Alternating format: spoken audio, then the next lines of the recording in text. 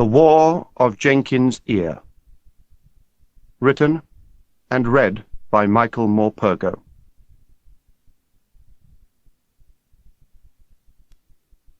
Time: Autumn Term, 1952. Place: Redlands Preparatory School, Sussex, England. Chapter 1. Benedicat nobis omnipotens Deus. The first grace of a new term.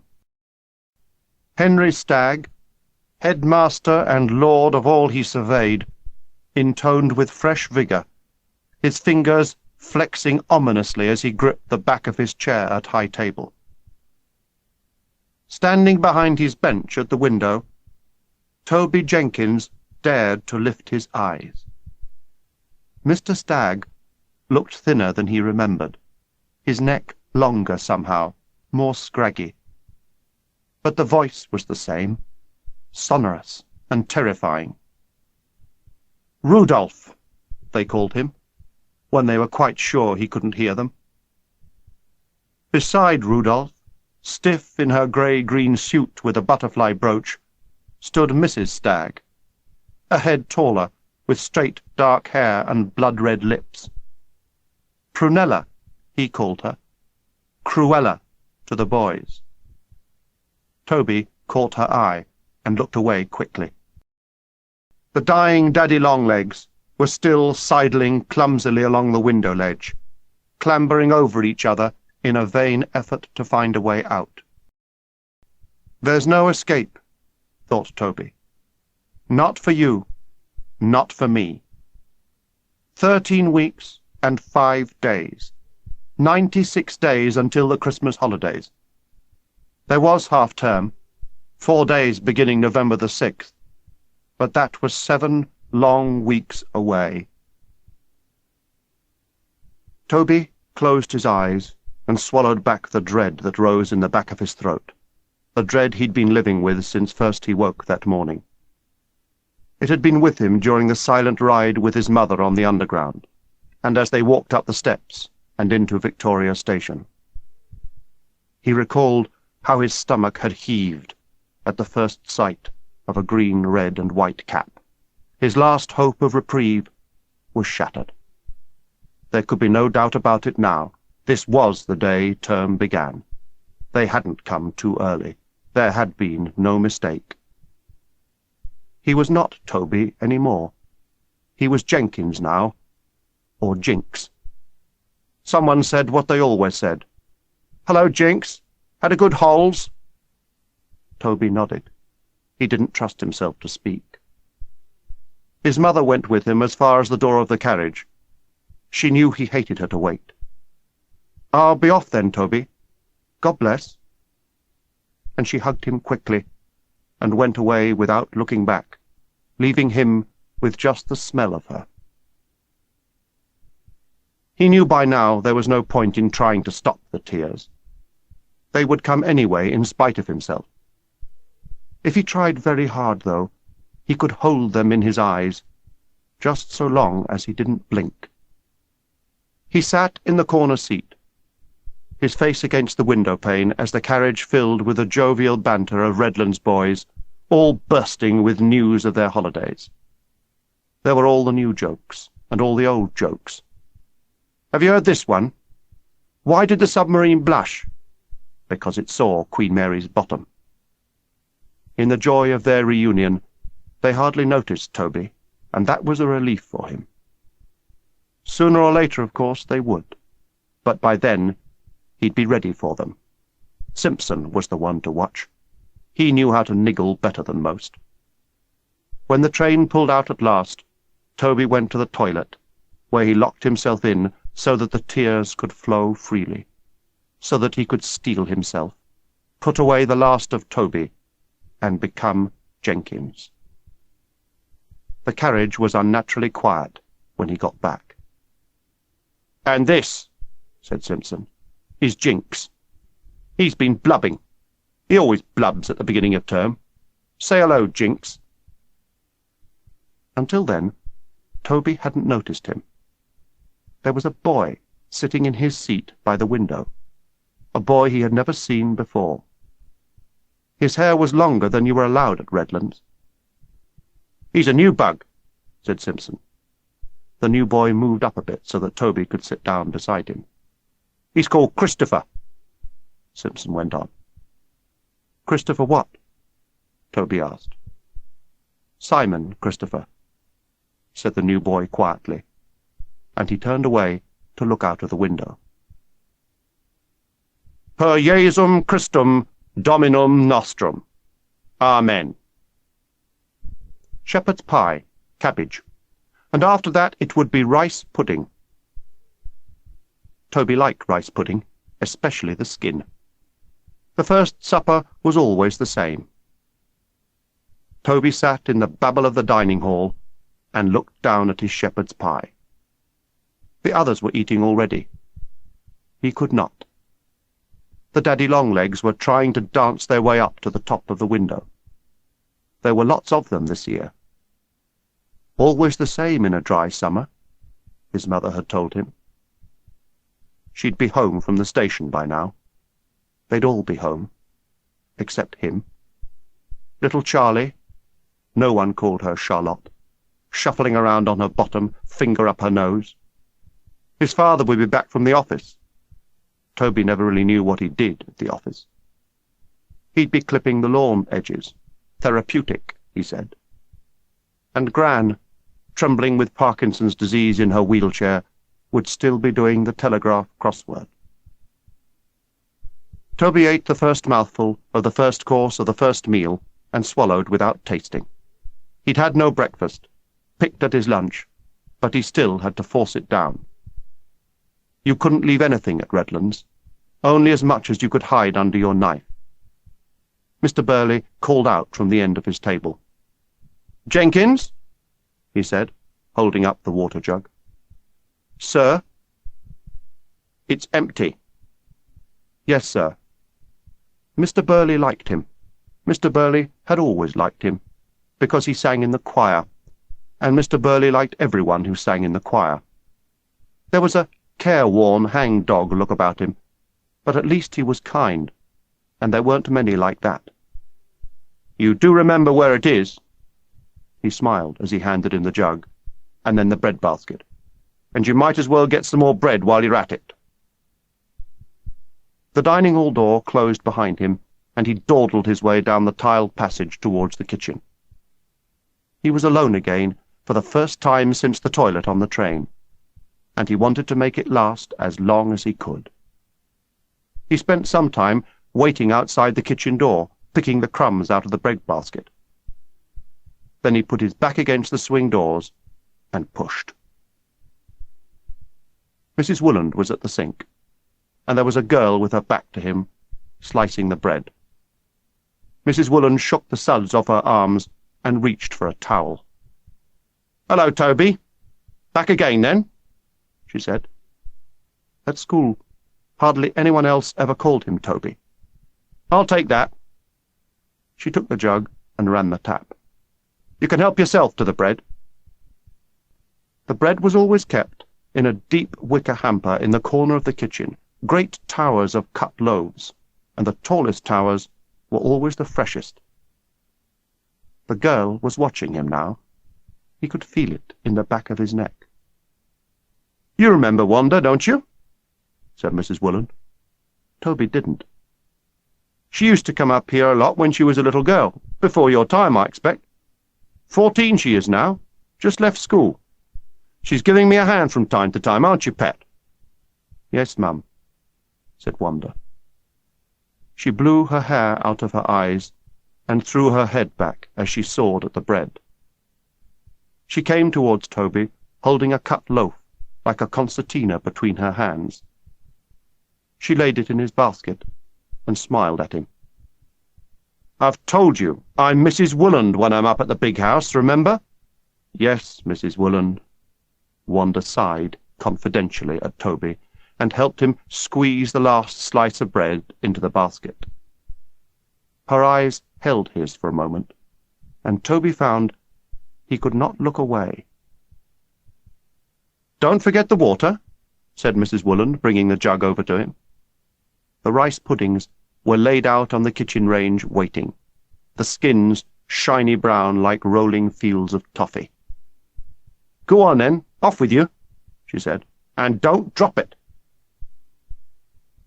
Toby didn't drop it, and he only slopped the water once as he turned the corner outside the music room. He inched his way along the corridor, the din from the dining hall louder all the time. But now he wasn't thinking about home, or about how miserable he was. He was thinking about Wanda's eyes, and wondered if they really could be green. The rice pudding was as good as it looked. It always was. Toby searched for a morsel of skin in his helping, his favourite bit, but found none. "You like skin?" said a voice from across the table. It was the new boy, Christopher. How he knew that Toby liked the skin, Toby could not make out.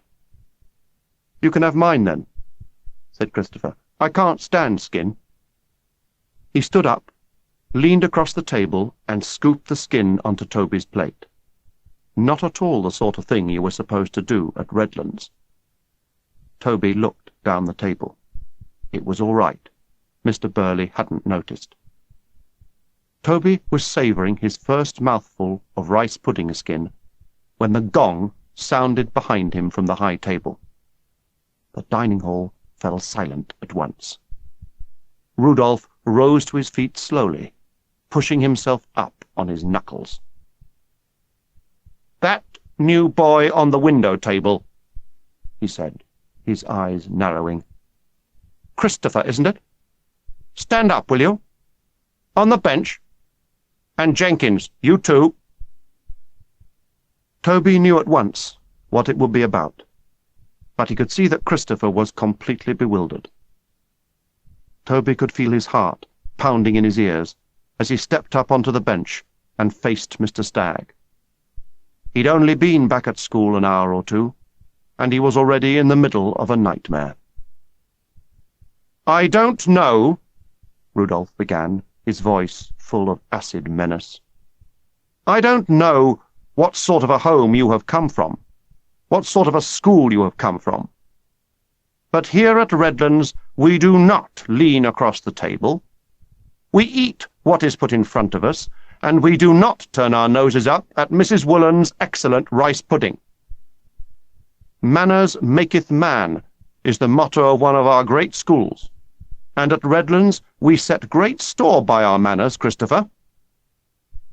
Now, as this is your first meal with us, I am prepared to turn a blind eye, but just this once. If I ever see you—" "I don't eat the skin, sir." Christopher spoke quietly. It was very matter-of-fact. There was no defiance in his tone. "I beg your pardon," said Rudolph, his brow twitching with irritation. "I like the rest of it, sir," Christopher explained coolly, "but I don't eat the skin. I never do." "Do you not?" Rudolph said, smiling thinly. "Well, I am afraid, Christopher, we will have to teach you an early lesson, and it is this. Here you will do what you are told to do, not what you feel like doing. Food at Redlands is always eaten, whether you like it or not, and without complaint. We do not waste our food at Redlands, do you hear me?" "Yes, sir. I know, sir. It was the same at my last school. That's why I gave it to him, sir, so it wouldn't be wasted." No one in the dining hall could believe what they were witnessing. It was quite unthinkable for a boy to argue the toss with Rudolph. With Rudolph there was safety only in silent, abject acceptance. Rudolph Roused was a very dangerous animal, and every boy in the school knew it. The staff at the ends of their tables sat amazed, but secretly delighted at this unexpected challenge. Not one of them would have dared face down Rudolph in public, nor in private come to that. It was more than their jobs were worth. They waited with darting eyes for the massacre of the innocent. It didn't come. You will both sit down again." Rudolph cleared his throat. "Jenkins, you will return the rice pudding skin to Christopher's bowl, and Christopher, you will finish the entire contents of your bowl, skin and all. Mr. Burley, you will please ensure that Christopher's bowl is clean. The window table will not leave the dining hall until Christopher has eaten every bit of his rice pudding skin. Is that quite clear?" Toby sat down and passed his bowl over to Christopher. Christopher's face wore no expression as he spooned up the rice pudding skin and laid it on top of his pudding. "You may talk now," said Rudolph as he sat down, and the dining hall buzzed with muted astonishment. Spoons clinked on dishes again, and the teachers rolled up their napkins and coughed away their embarrassment. On the high table, Rudolph sat brooding darkly, his fingers drumming on the arm of his chair. Toby finished what was left of his rice pudding and scraped his bowl clean. Christopher, too, was eating his way through his pudding. But as everyone could see, and almost everyone was looking, he was eating his way around the skin and under it. By the time the gong sounded for grace, the rice pudding skin was still there, stiff and cold at the bottom of his bowl. When everyone else had left the room, the window table stayed behind and sat in silence. Mr. Burley sneezed and blew his nose noisily. "Well, Christopher," he said, sniffing, "I think you'd better eat it. Otherwise we're going to be here all night. I have work to do, and these boys would like to unpack. Matron, maybe you haven't met Matron yet. Matron will get very ratty indeed if they're not upstairs soon, and then I'll get it in the neck. No one likes it in the neck from Matron." The boys laughed. "Come along now, there's a good fellow. Eat up." "I'm sorry, sir," said Christopher, "but I don't eat skin. I never have. I can't. It makes me sick." Mr. Burley sighed and put his hand to his forehead. "Now look here, Christopher," he said. "This has gone quite far enough already. This really isn't the way to get on here at Redlands, you know. All you have to do is close your eyes and swallow it, and then we can all forget about it." Christopher looked around the table, and then down at the skin in his bowl. He shook his head. "No, I can't," he said. "I just can't." Toby knew then, they all knew, that Christopher meant what he said, that he was not going to eat the rice pudding skin. They could be sitting there till the morning. He would not eat it. Even Simpson knew it, and Simpson was not very bright. He just talked a lot. "Why don't I eat it, sir?" said Simpson. "No one will know." "I will," said Mr. Burley. "He has to eat it. That's all there is to it. There are some things in life we don't like to do that we have to do, like teaching small boys. We shall just have to sit here in silence until Christopher decides to eat his rice pudding skin. I'm sorry, but Mr. Stagg made himself quite clear." He blew his nose again and examined the contents of his handkerchief. It was some minutes later when Mrs. Wooland put her head round the dining-hall door. "Can I clear, Mr. Burley?" she said. "Some of us have got to get home tonight." Toby hoped Wanda would come in and help Mrs. Wooland, but she didn't. Mrs. Wooland did it all on her own, put away the sauces and salts and peppers, wiped the tables and piled up the trolley. On her way out, she spoke her mind. "There's nothing wrong with my rice pudding, and the skin's the best bit." And then she went out, wheeling away the squeaky trolley, the plates and mugs clattering down the corridor. Toby watched the pair of daddy-long-legs struggling feebly in a cobweb at the bottom of the window, and felt sorry for them all over again. An hour or more later, and the daddy-long-legs had long since given up the fight. The spider was moving in for the kill, when Custer, padded into the dining hall. Custer was Matron's golden retriever. He browsed in amongst the tables, hoovering, nose to the ground, tail flourishing. Wherever Custer was, Matron was never far behind. "Mr. Burley," she called. "Are you in there, Mr. Burley?" And then she was striding in through the dining hall door. "Well, really, Mr. Burley," she said, shaking her head. "What do you think you're doing?" Mr. Burley knew better than to interrupt. "I mean, really, it's all too silly. The whole school's talking about nothing else except rice pudding. All this fuss over a bit of skin." She turned her gaze on Christopher. "So you're the troublesome new boy, are you? Bit old to be new, aren't you?" "I'm 13, said Christopher. "And you don't like rice pudding skin?" "No." "And you won't eat it?" "No." "Well, that's clear enough anyway. Mr. Burley, these boys have trunks to unpack, and I'm not going to do it for them. Somehow, some way, that bit of skin has to be got rid of. Do we agree on that?"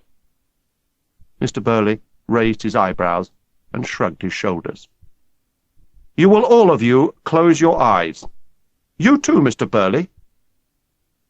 Toby waited until everyone had closed their eyes and then closed his. He heard Matron's starched uniform rustling behind him. Her hand was on his shoulder, and she was leaning over him. "Not a peep now, Jenkins," she said. "What the eye doesn't see, the heart won't grieve over." Quite where she went to after that, Toby could not tell. He could hear Custer skidding across the polished floor, and his tail thumping against a chair leg, somewhere up near the high table, he thought. Then Matron was clapping her hands. "All right," she said.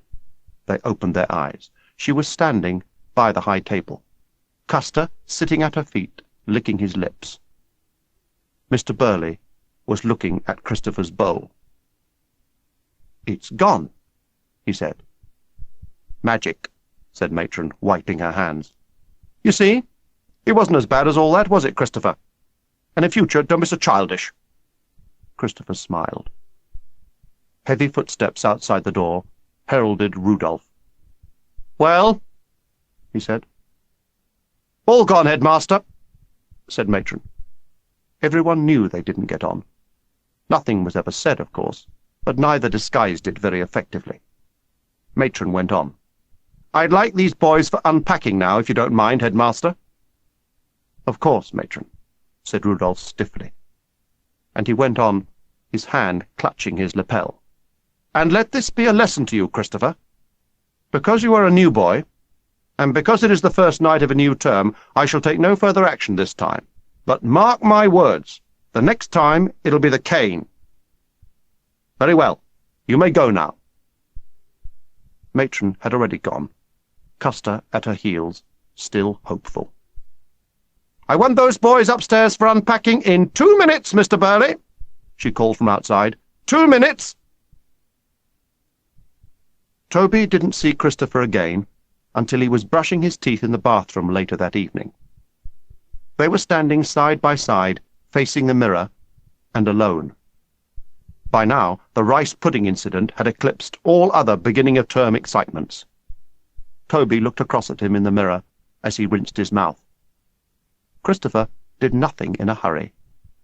Even when he spat in the basin, his movements were measured, almost elegant.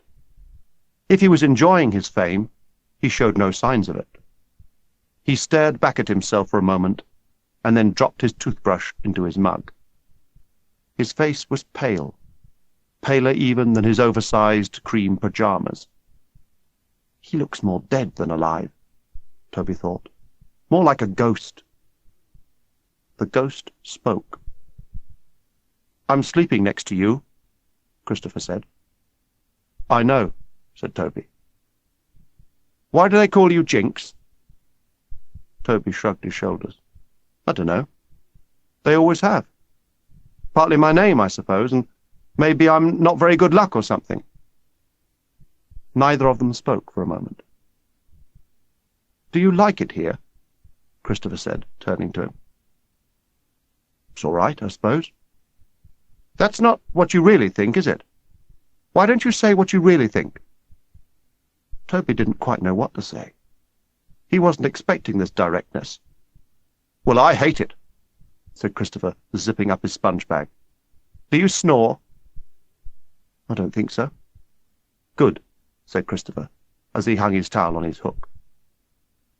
Toby asked the question he'd been longing to ask.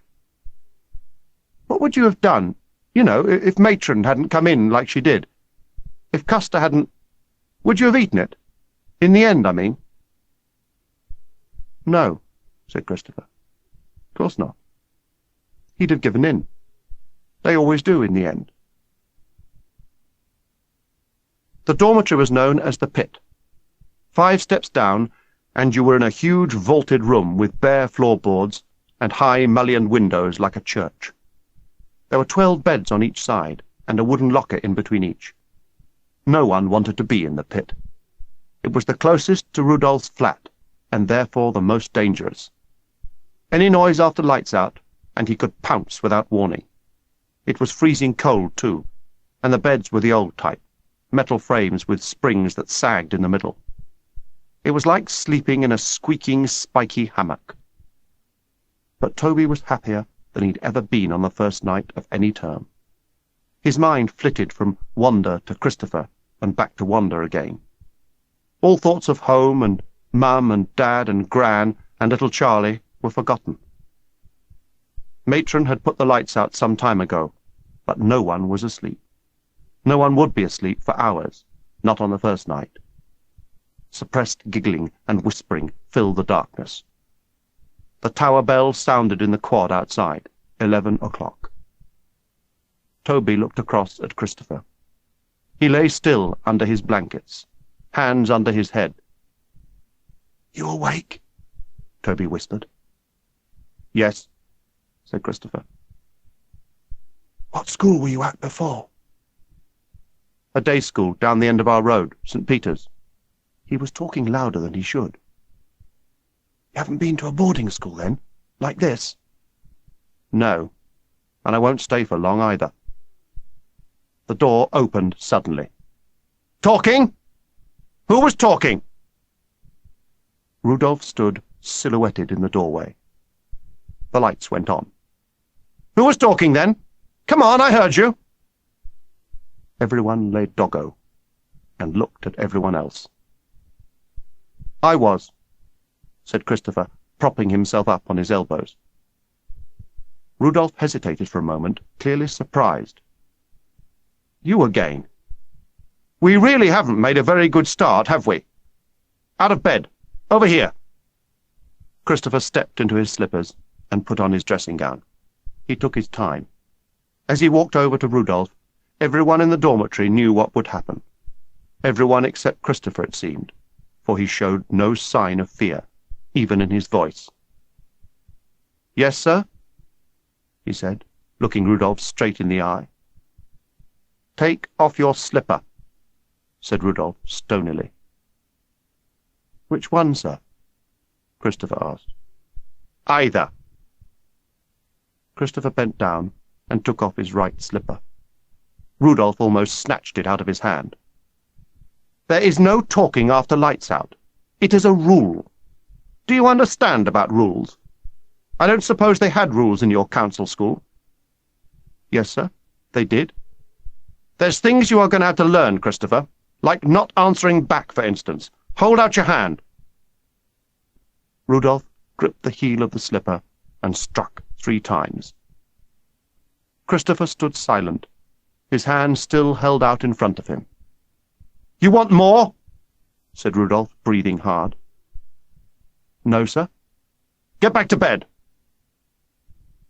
Christopher walked slowly back towards his bed, undoing his dressing-gown cord. He lay down in bed, pulled the sheets up under his chin, and stared up at the ceiling. The lights went out, and no one said a word until they could no longer hear Rudolph's footsteps, until the door of his flat shut behind him. "You all right?" said Toby. But there was no reply. When Toby woke next morning, the bed next to him was empty.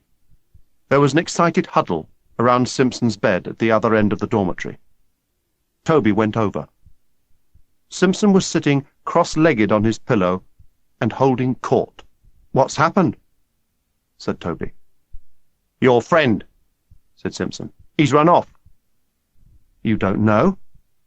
Toby said. "Oh, don't I? I only saw him go, that's all," Simpson retorted. "I was coming out of the bog early this morning, and there he is, fully dressed. He walks right past me with his suitcase, never says a word, never even looks at me, just walks down the stairs and out of the front door. I saw him from the bathroom window. He stops at the school gates, puts his suitcase down, takes off his shoes, shakes them, pushed them on again, and that was it. I'm telling you, he's gone. He's done a bunk." Chapter 2. Major Bagley taught Latin. He was harmless enough, unless you caught him in a bad moment, and then he could be quite unpredictable. The trouble was that he drank too much. Everyone knew it, and indeed he made little attempt to hide it. Latin lessons that ended at break always finished with the same flourish. He would close his battered Latin grammar book, Kennedy's Latin Primer, take his watch out of his waistcoat pocket, flick it open with his fingernail and announce, "Time for my tipple, and time for your milk." Milk, like everything else at Redlands, was administered with military efficiency. Miss Whitland, the thin-lipped assistant matron, stood stiff and unsmiling, arms crossed above her blue canvas belt.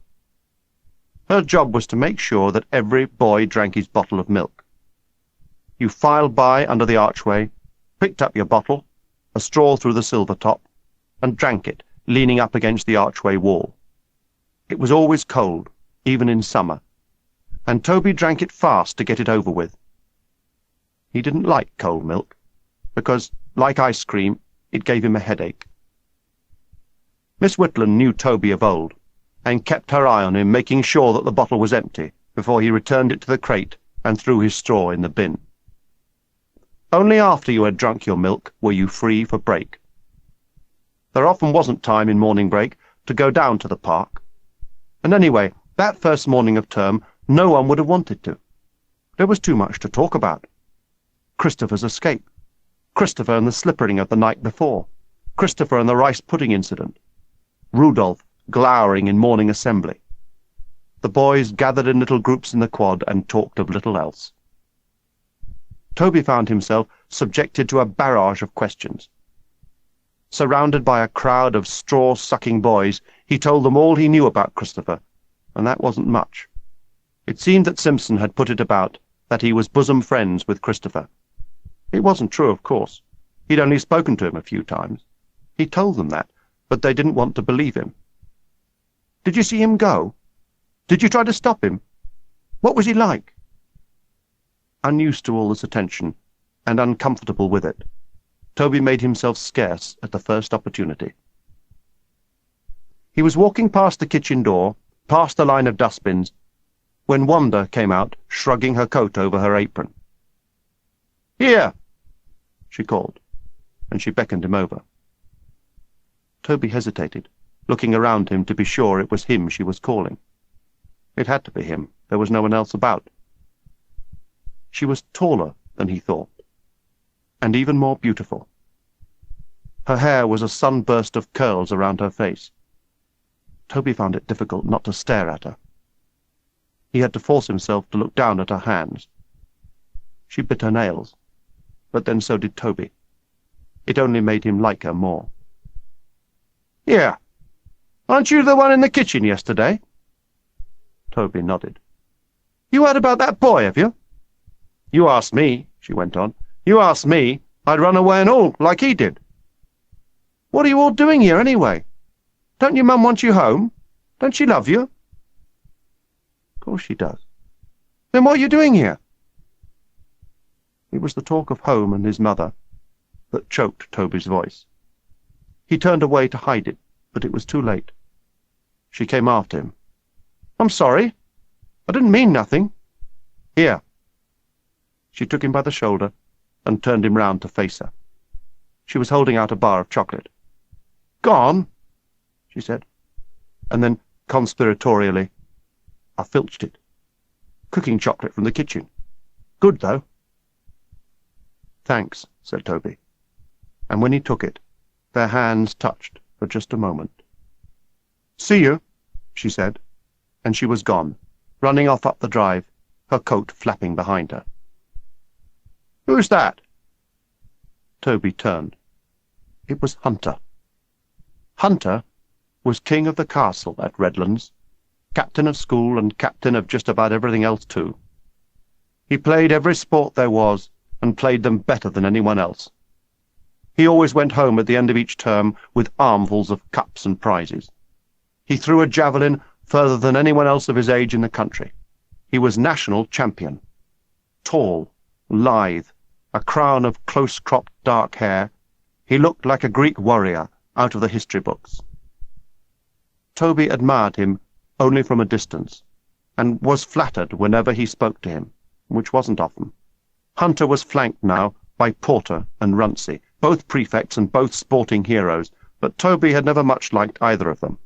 They could be vindictive. It was best to steer clear. "That girl," said Porter. "Who was she?" Toby was reluctant to tell them anything, but he knew he had to. "She works in the kitchen," said Toby. "Mrs. Woolen's daughter." "An oik, then, is she? You got your eye on her, have you?" Porter smiled his sideways smile. Toby denied it hotly, and began to walk away before they could ask any more questions. "Jinx?" Hunter never lifted his voice. He never needed to. Toby stopped and faced them again. "What's her name?" said Hunter. "Wanda, I think." Toby tried to sound casual. Hunter came over to him and looked down at him from the clouds. "You're on my side this afternoon. Scrum half. Are you any good?" "Think so," said Toby. "I was in the second 15 last year." "We'll see," said Hunter. Toby watched him as he walked away, hands deep in his pockets. Only prefects were allowed hands in their pockets. The idea of having to tackle someone that big was not at all appealing. He was just glad that this afternoon at least Hunter would be on his side. Toby liked rugby. At school there was little he really liked, just singing in the choir and rugby. That was all he was good at. He'd found out, almost by accident, that if you were small, and you wriggled, and sidestepped and jinked, you could run past, run through or round much bigger boys, and there was no feeling in the world he liked better than to dive over the line to touch the ball down for a try. After he'd scored a try, he could face even Mr. Kramer for a double maths period and not worry about it. Every try you scored meant you were instantly popular. Temporarily, maybe, but temporarily was better than not at all. That afternoon, on a hard pitch freshly mowed, freshly marked out, Toby slipped in for 2 tries from the base of the scrum. He tackled ferociously and threw Hunter long and accurate passes. He grazed his knee in the process and had his knuckles hacked by Runcie, deliberately, he thought. But as he trotted back across the gravel drive from the playing fields in his new boots, Hunter came up alongside him. "You were all right," he said. "You go on like that, and you could make the first 15. Toby glowed inside. He knew that there was little enough hope of that. Hetherington was faster than he was, and tougher. He was off games at the moment. He'd been in the first team the year before, and he was bound to be the first choice again for scrum half. Still, Toby could hope. He knew how pleased his father would be if he could get in the first team, even get his colours. He wanted so very much to make his father proud of him, but he rarely managed it. His school reports only made him angry. Maybe if he could get his rugby colours. He could dream. He was still dreaming when he heard the sound of a car slowing outside the school gates and turning in onto the gravel. Mr. Price, Pricey, the referee and rugby coach, pink-kneed in his long white shorts, shouted to everyone to stand back. A large black car came crunching slowly down the drive past the rhododendrons, and everyone strained to see who it was. Toby heard before he could see for himself. "It's that new boy," said Hunter. The car came to a stop outside the front door, and Christopher got out, pulling his suitcase behind him, and shut the door. His mother, Toby imagined she must be his mother, was being greeted by Rudolph and Cruella at the front door. She beckoned Christopher towards her, but Christopher was looking at the crowd of boys now gathered on the edge of the playing field. "Simon!" Toby could hear the anger in his mother's voice. Christopher's eyes lingered on the boys for a moment or two. Toby felt a flicker of recognition and half lifted his hand in welcome, in sympathy. Christopher didn't seem to notice that. He walked around the front of the car and followed his mother indoors, Cruella leading the way. "Right," said Pricey, slapping the rugby ball. "Enough gawping. Bath, and hang your kit up. Properly, mind." He could turn his Welsh accent on like a tap. The car stayed parked outside the front door all that afternoon. There was only one way Toby was going to find out what was going on, and he was determined to try. His classroom opened into the oak-panelled hall that was the heart of the school. It served variously as an assembly hall every morning, a cinema on Sunday evenings, and a library. The wide steps that led from the hall were known as the Bloody Steps. Carpeted in deep crimson, with polished brass stair rods, they led to Rudolph's apartment, Rudolph's study. To be summoned up those dreaded steps meant only one thing: the cane. Everyone knew that if you stood at the bottom of the Bloody Steps by the bookcases and pretended to be looking for a book, you could often hear what was going on inside the study. But how was he going to manage to bluff his way into the hall in the first place? Mr. Kramer may have looked doddery, but he was wily, and you didn't get out of his maths class that easily. He wasn't going to be fooled by the usual timid excuses. They might prove effective with the younger, greener teachers, especially with the French mistress, Madame Lafayette, who taught art too, and who wore sandals and long, flowery skirts. Either she believed anything she was told, or she didn't mind half the class being absent at the same time. Mr. Kramer wasn't like that. "Can I go down, sir?" meant you needed a short trip to the lavatory and were expected back soon. "Can I go down successful?" implied a need for a longer absence in the same place. Both had been tried already on Mr. Kramer that lesson, and both had failed. Toby wasn't the only one who wanted to find out what was going on. Greater ingenuity was needed. It took Toby half an hour to think up his scheme. It had risks, but it was worth it. He would try it. He put up his hand. "Please, sir." He coughed and sniffed as best he could. "Please, sir, it's my hay fever." "I didn't know you had hay fever, Jenkins." "Only sometimes, sir. Matron says that if I feel it coming on, I've got to take my tablets." He hoped he didn't need to say any more.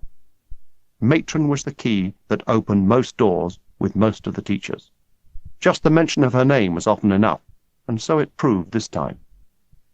"Very well, Jenkins. 2 minutes." Toby closed the classroom door behind him and found himself alone in the hall. He was quite confident that Mr. Kramer wouldn't check his story with Matron. He could already hear voices from inside the study, but he could not make out what they were saying. He stole across the polished floor, unable to stop his sandals squeaking as he went. He peered round the corner. Christopher was sitting outside the study on the settle, motionless, his hands on his knees like the statue of an Egyptian pharaoh. The study door opened suddenly, and Christopher's mother was coming out. Toby had just enough time to back out of sight along the bookcase.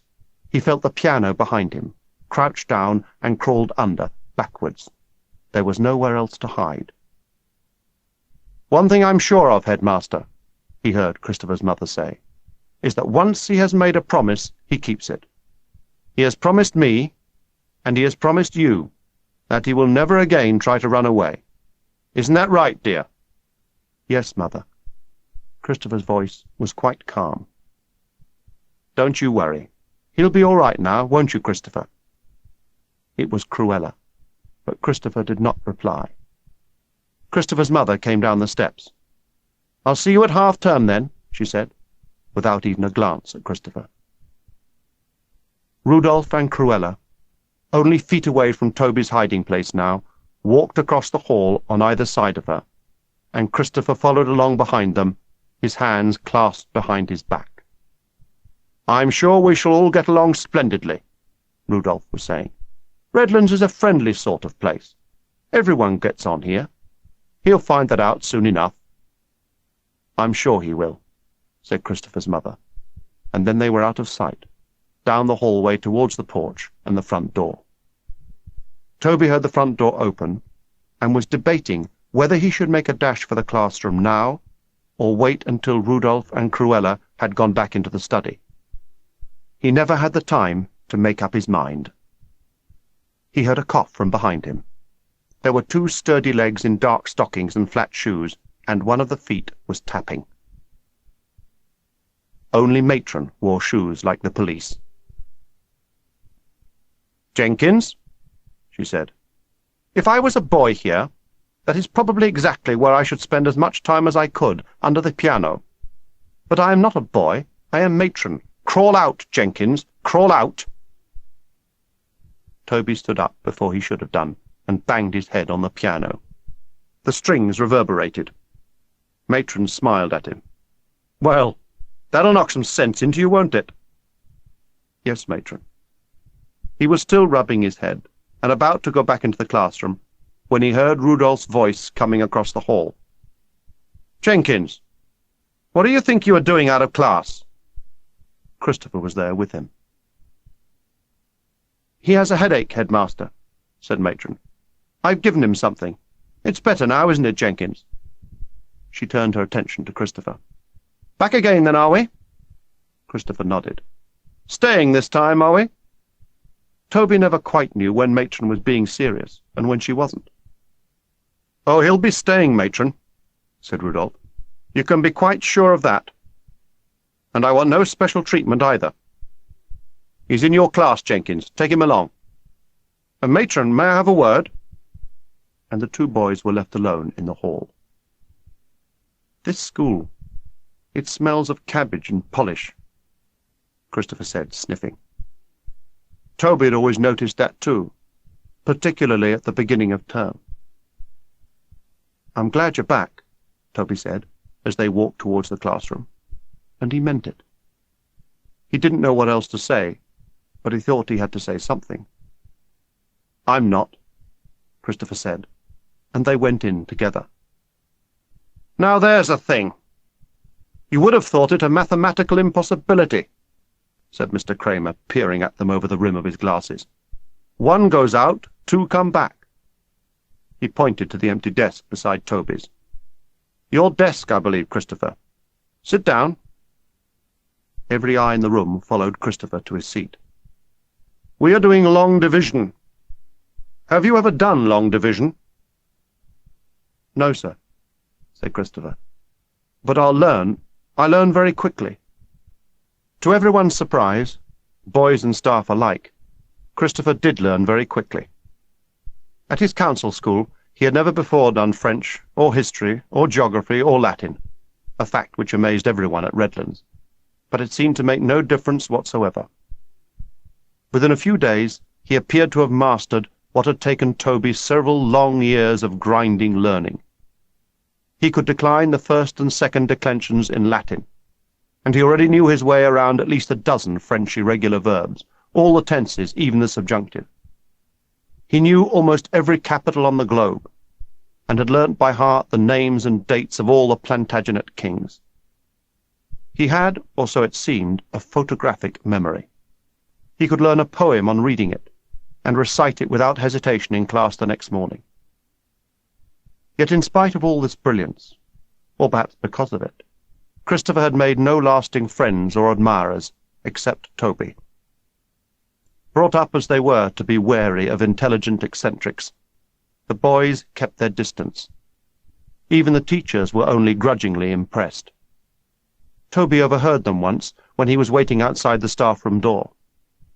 Madame Lafayette was proclaiming enthusiastically that she had never had such a brilliant student either in France or in England. "It's just like as if he has the French blood in him," she said. "You say a word just once, and he pronounces it like a French person. Mind you, he can't paint for toffee."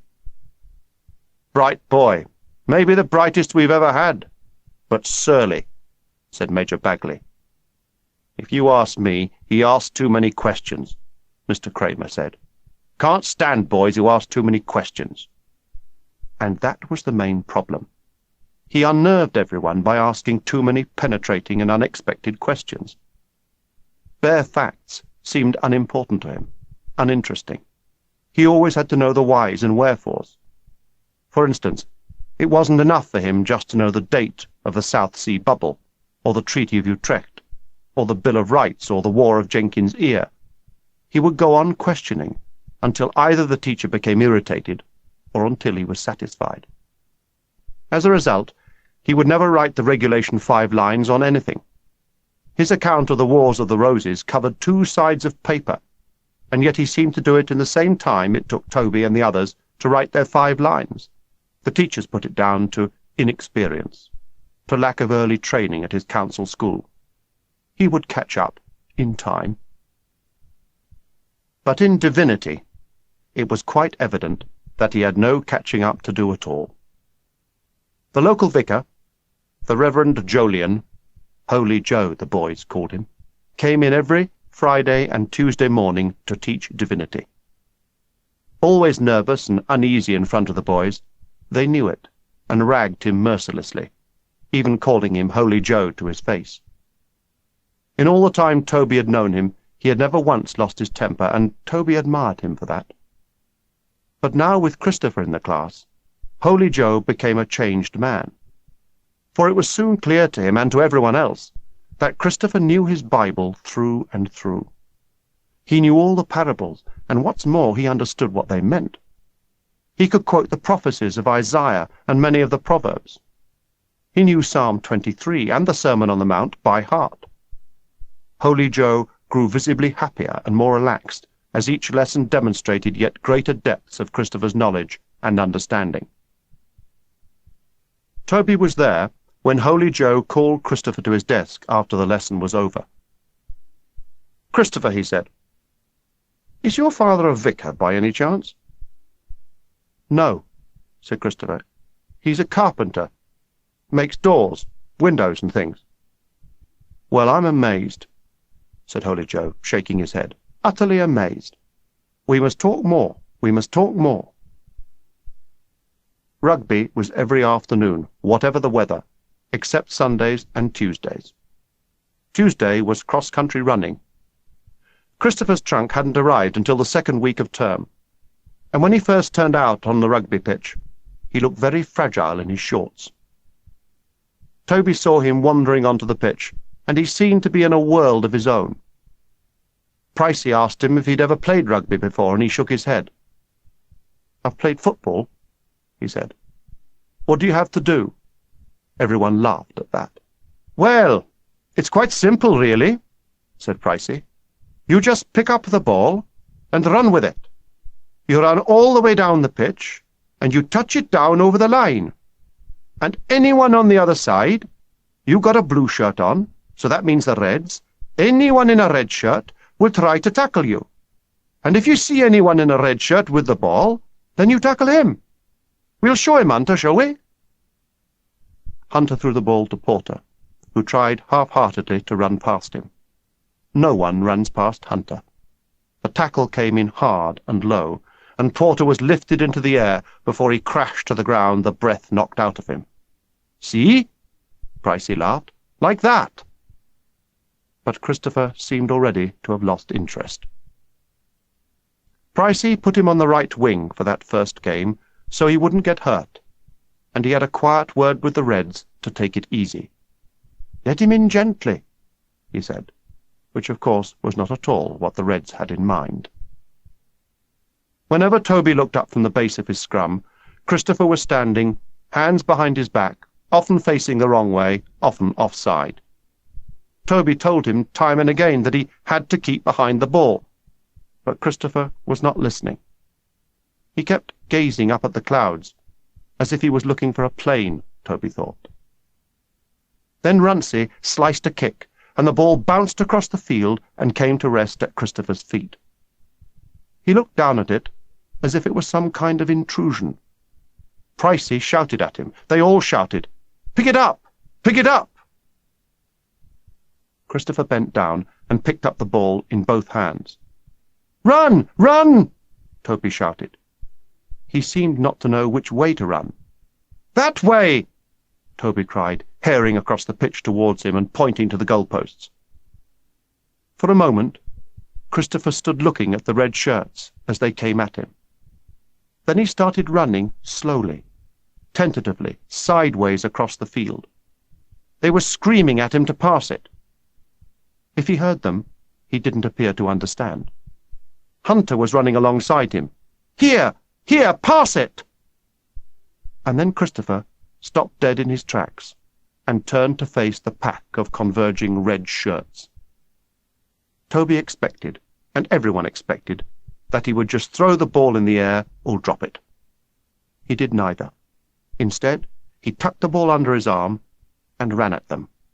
He sliced his way through them, going like the wind for the corner flag. When the cover came across to tackle him, he simply bounced off his outside foot and wrong-footed them all, including Porter, who was left floundering by the touchline. Christopher touched the ball down under the posts and stood wiping the mud off his hands. There was no whistle. Pricey was so stunned he had forgotten to blow it. The boys stood, gaping and silent, except for Toby, who ran up and clapped him on the shoulder. He felt suddenly very proud of Christopher, and very fond, too. "Well done," he said, picking up the ball. He noticed that Christopher was hardly breathing. He'd just run 50 yards, and he was hardly breathing.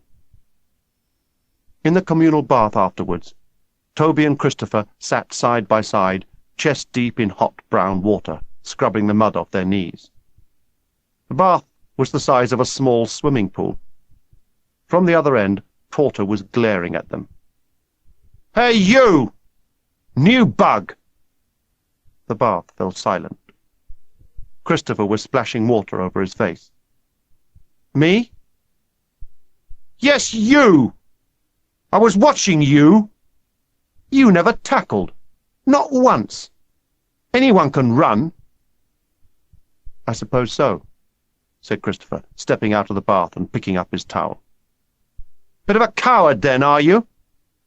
Porter had his blood up. Toby knew how it would end. He got out too and tried to lead Christopher away, but Christopher would not leave. "No," he said. "It's not that. I just don't want to tackle, that's all. There's no point in hurting someone, not if you don't have to. Doesn't help." "Doesn't help what?" Porter was out of the bath now and advancing towards Christopher, flicking his towel at him. "Leave him be," said Toby, surprised at his sudden surge of courage. "He hasn't done anything." Hunter tried to restrain Porter from behind, but Porter shook him off. They were nose to nose now, Runcie egging Porter on. "Fight! Fight!" The cry went up from all around the changing rooms, and the washroom filled with boys, silent with eager anticipation. Christopher stood, his towel around his waist, and looked back at Porter, unflinching. "It's always the same with your kind," Porter sneered. "You're an oik, aren't you?" And he pushed Christopher in the chest. "Come from an oik school, didn't you?" "Using force is a sign of weakness," Christopher replied coolly. "Think about it. Just because you knock someone down doesn't make you right, does it? You can hit me if you like. Whatever you do, I won't hit you back. So there really isn't any point in starting anything, is there?" And he walked away. Porter blurted a few words of vicious invective, stabbing his finger at the departing Christopher. "Next time, oik!" he bellowed. "Just you wait! Next time!" Toby followed Christopher out. "Jesus!" Toby said, whistling through his teeth. "You got lucky." Christopher stopped suddenly and turned on him. "Please don't blaspheme," he said quietly. And understand this, Toby. With me, nothing is lucky. Nothing is unlucky. Everything is meant. Each day at school was a ritual of meals and lessons and games, and more lessons and more meals and prep and bed. Toby dreaded them all, but of all of them, Tuesday was the day Toby dreaded most. And he wasn't alone. The Tuesday run was compulsory, like most things at Redlands, unless you were off games. Matron's surgery was always unusually busy on Tuesday mornings. It took place, rain or shine, snow, ice or fog. It was 3 miles up around the village, running the gauntlet of the village boys, the oiks as they called them, dodging their insults and sometimes their stones. It took you past the village school, past Mr. Woolen's farm, and back through the school park. You weren't allowed to stop, even on the hills. There was always a master about to ensure that. Anyone caught trying to take a shortcut had to repeat the whole run, escorted by a master on a bike. But as much as Toby hated the pain in his legs and the stitch in his stomach, this term he had something to look forward to, something to take his mind off it. There was always a chance that he might catch a glimpse of Wanda in her garden. If she was there, she would wave to him, and he would wave back. It was a moment worth any amount of suffering. Sunday was the only day Toby really looked forward to. There would be no lessons to survive, and no prep he couldn't do. There was chapel in the morning, of course, but Toby sang in the choir and liked the hymns and the anthems and wearing a surplice. It made him feel good. In chapel, you could think your own thoughts and be alone, even with everyone sitting around you. There was letter writing after that, and then lunch, Sunday roast with apple or rhubarb crumble afterwards, and custard with lots of brown sugar. But best of all was the long afternoon in the park below the school. The boys shared it with Mr. Woolen's cows and sheep. There were rabbits and slowworms, and even the occasional roe deer. It was their paradise. There'd be blackberries to plunder, forests of oak and elm to explore, trees to climb, and conkers to collect. In the evening, there'd be a film in the hall. Cartoons, Tom and Jerry or Popeye, followed by Charlie Chaplin or Buster Keaton. Then story time with Matron or Miss Whitland in the dormitory, and then sleep. The only trouble with Sundays was that they ended, and they were followed by Mondays. But they came round again, so Toby always had something to look forward to. 2 Sundays into the term, and Christopher had volunteered for the choir. Toby found himself sitting next to him in the choir stalls, not by arrangement. They just liked being together, content if silent in each other's company. Christopher seemed to know all the hymns, and followed the service avidly in his prayer book. He prayed properly, with his eyes closed, Toby noticed, as if he was really praying. Toby envied him that. He could never finish a prayer without his mind wandering off long before the Amen. Toby's letter home that Sunday was typical. You had to write one side at least neatly, and have it read by the master on duty. Pricey it was this Sunday. Toby wrote it in large handwriting. You covered the paper more quickly that way. He could never remember what he'd written the week before. His mother often said he told them the same news again and again. Dear Mum and Dad and Charlie and Gran, I am well. How are you? I am in 4A this term, and my desk is near the window. I am in the pit, and a new boy called Christopher is next to me. Matron says, can I have cod liver oil and malt again? So can I? And can you send me more name tapes, she says. And Mr. Kramer says, I must have extra maths again. So can I? I played rugby yesterday and scored a try. That's 4 in all I've scored this term so far. Hunter says that maybe I'll be in the first 15. I hope so, but there's another boy, and he's very good, so I probably won't. I hope Gran is better, and that there's no more greenfly on Dad's roses. I hope Charlie's been good. I've eaten all my tuck box biscuits, so could you send me some more? Garibaldi are my best. I've got a new friend. He's called Christopher. He's the one that sleeps next to me in the pit. Lots of love, Toby." The letter passed Price's inspection, and he was free. That afternoon found him showing Christopher the park.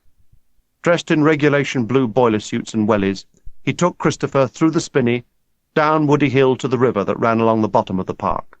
From there, you could look back and just see the chimneys and castellated walls of the school, and the bell tower with the weather vanes stuck pointing north. Turn around, and on the other side of the river, up across 3 fields, and on the far side of a heart-shaped wood, Innocents' Copse they called it, there was the village. It was just a few houses, a pub, a church, and a chapel. "That's Ickham," Toby said. "You see the grey-roofed farmhouse below the church? That's Mrs. Woolen's house, and Wanda's." He hadn't meant to mention her. It had just slipped out. "Wanda?" said Christopher. "You know, the girl in the kitchen." He was as nonchalant as he could manage. "Her father farms most of the land over there, and our park. They're his cows. We go beagling with him sometimes, in the winter, after hares. That's his hay barn, just across the river." Later they found a slowworm basking on a stone behind the swimming pool hut. "Runcie killed one last term," Toby told him. "Bashed it over the head. Said he thought it was a baby adder, but he knew it wasn't. He just wanted to kill it, that's all." Christopher crouched down, picked it up gently, and let it curl round his wrist. "We'll hide it then," he said. They made sure no one was around, and then released it into a bank of long grass and dusty nettles, and watched it disappear. A red admiral caught Toby's eye as it sunned itself on a bramble bush nearby. "You like blackberries?" he said. They picked from the long, low bushes beyond Willow Copse. They weren't the best blackberries in the park, but Toby knew the best had already been picked clean. They were shriveled with autumn and pippy, but that mattered to neither of them. They gorged themselves until there was none left worth eating. Suddenly Christopher was coughing and laughing, his eyes watery. "I swallowed a fly," he gasped. "I don't know why you swallowed a fly," Toby quipped. "Perhaps you'll die." And he banged Christopher on the back until the coughing and spluttering subsided. They had had enough of blackberries. They reached the rhododendron forest at the top of Woody Hill, and Toby decided to show him his camp, long since abandoned. Toby pulled aside the branches that had grown across the opening and crawled in. "We make camps sometimes, in the summer mostly. There's lots of them like this. We have wars." "What for?" Christopher asked. "Well, fun, I suppose," Toby said. Sometimes Christopher's questions made him feel uncomfortable. He never said what you expected him to say. Toby was standing in the middle of the camp now, looking up at the canopy of rhododendron branches and leaves. It was so thick you could scarcely see the sky beyond. "There's a nest up there," Toby said, pointing. "Blackbird, I think. See it?" Christopher didn't reply, and when Toby turned round, he saw Christopher stagger and fall. "God! Dear God!" he cried, and fell forward onto his face, his arms outstretched in front of him. Toby ran to him and turned him over. Christopher was unconscious, his hair matted with earth, leaves clinging to his face. There was blood trickling from his nose. Toby brushed away the earth and leaves and shook him. "Christopher? Wake up! Wake up!" Christopher lay still. Toby put his ear to his chest, and then to his mouth. Christopher was not breathing.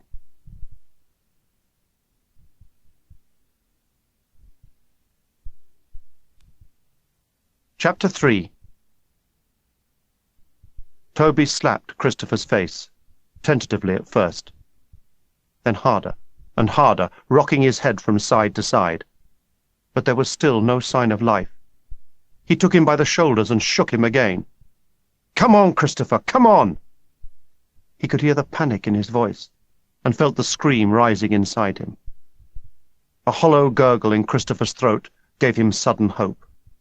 But in spite of all the shaking and shouting, it came to nothing. A death rattle, Toby thought. Jesus, he's dead. He's really dead. He stood up and backed away, unable to take his eyes off Christopher's face. He was sobbing now, his hand in his hair, pulling at it. "Please, God, no!" he cried. "Please, God!" Blurred by tears, Christopher seemed to Toby to melt and then to move, his leg first and then his head. Toby wiped his eyes clear and saw that Christopher was on one elbow and trying to sit up. He watched him, still backing away, still not believing the evidence of his own eyes. Christopher was coughing and looking around him, blinking. "Help me," he whispered, holding out a hand. "Help me up. Are you there, Toby?" Toby hesitated, only because he could not get it out of his head that Christopher was dead, quite dead. He was sure of it. It flashed through his mind that this could be Christopher's ghost climbing out of his body. Christopher was squinting up at him. "Is it you, Toby? I can't see you properly." He was rubbing his eyes. Toby found his voice at last. "I'm here," he said. "What happened?" And then he was by Christopher's side, helping him to his feet. Christopher steadied himself, his hands on Toby's shoulders. "It's better now," he said. I can see you better now." "I thought you were dead," Toby said. "Do you get fits?" Christopher shook his head and took a deep breath. "You must promise," he said. "You must promise me never to tell anyone about this. I can trust you, can't I?" "Of course," said Toby. He could feel Christopher's fingers digging into his shoulders. "What I'm going to tell you," Christopher went on slowly, "I have never told a living soul." Toby looked down to escape the intensity in Christopher's eyes. "You must look at me," said Christopher, shaking him. "Otherwise you will not believe me." Toby made himself look up. "I have visions. Do you understand me? I see visions. This wasn't the first time, Toby. I've had them for years now. It's always the same, a blinding light, and then he comes through it and stands as close to me as I am to you now, so close I could reach out and touch him." "Him?" "Jesus," said Christopher. "It's Jesus. I know it is. He was there, right there in the corner. I swear it. And he isn't at all as he is in the pictures. He's small and dark, with eyes that go right through you." "But how do you know it's him?" Toby asked. "Because he told me. He told me he was. And I believe him." "Well, maybe it's just sort of a dream," Toby said.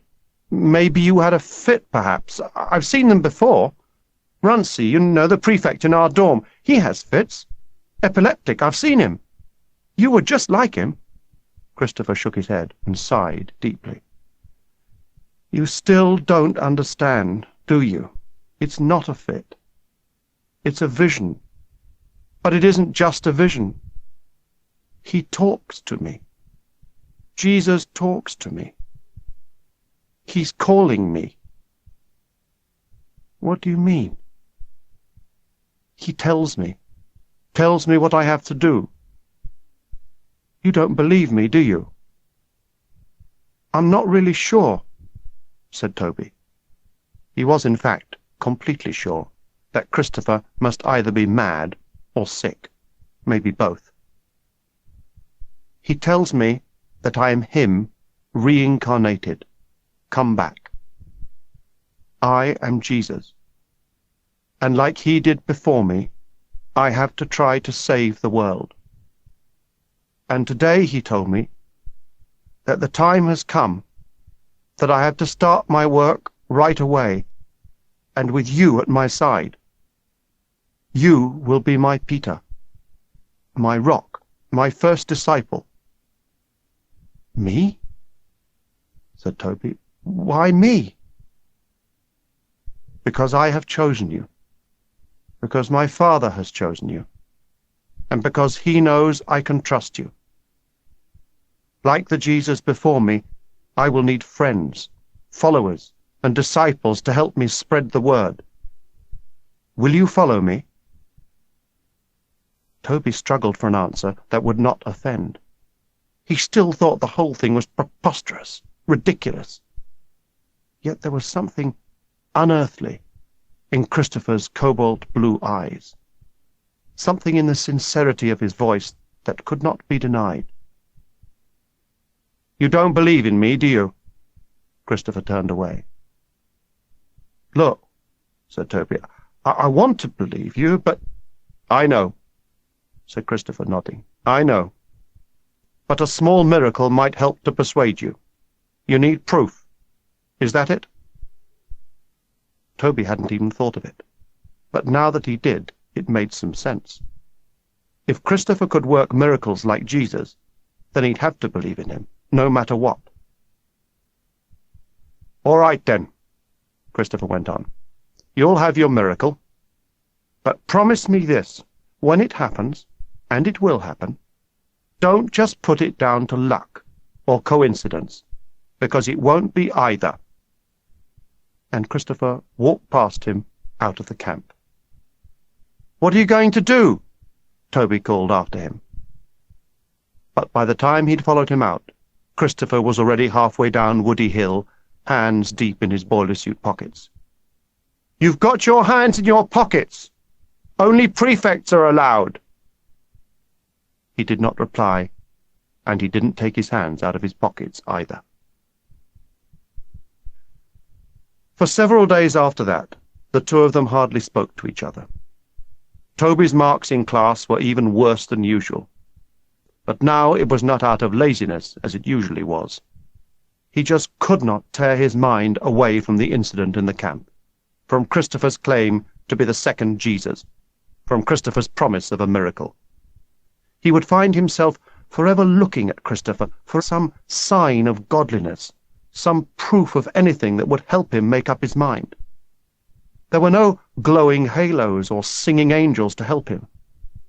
In choir practice, he didn't look any more angelic than anyone else. All he saw was a silent, solitary boy who was almost always reading or studying. And still the promised miracle hadn't happened. Even Toby's rugby went to pieces. Hetherington came back from the sick room and took Toby's place as scrum half in the first-team probables. Toby was relegated to the possibles. Nothing was going right.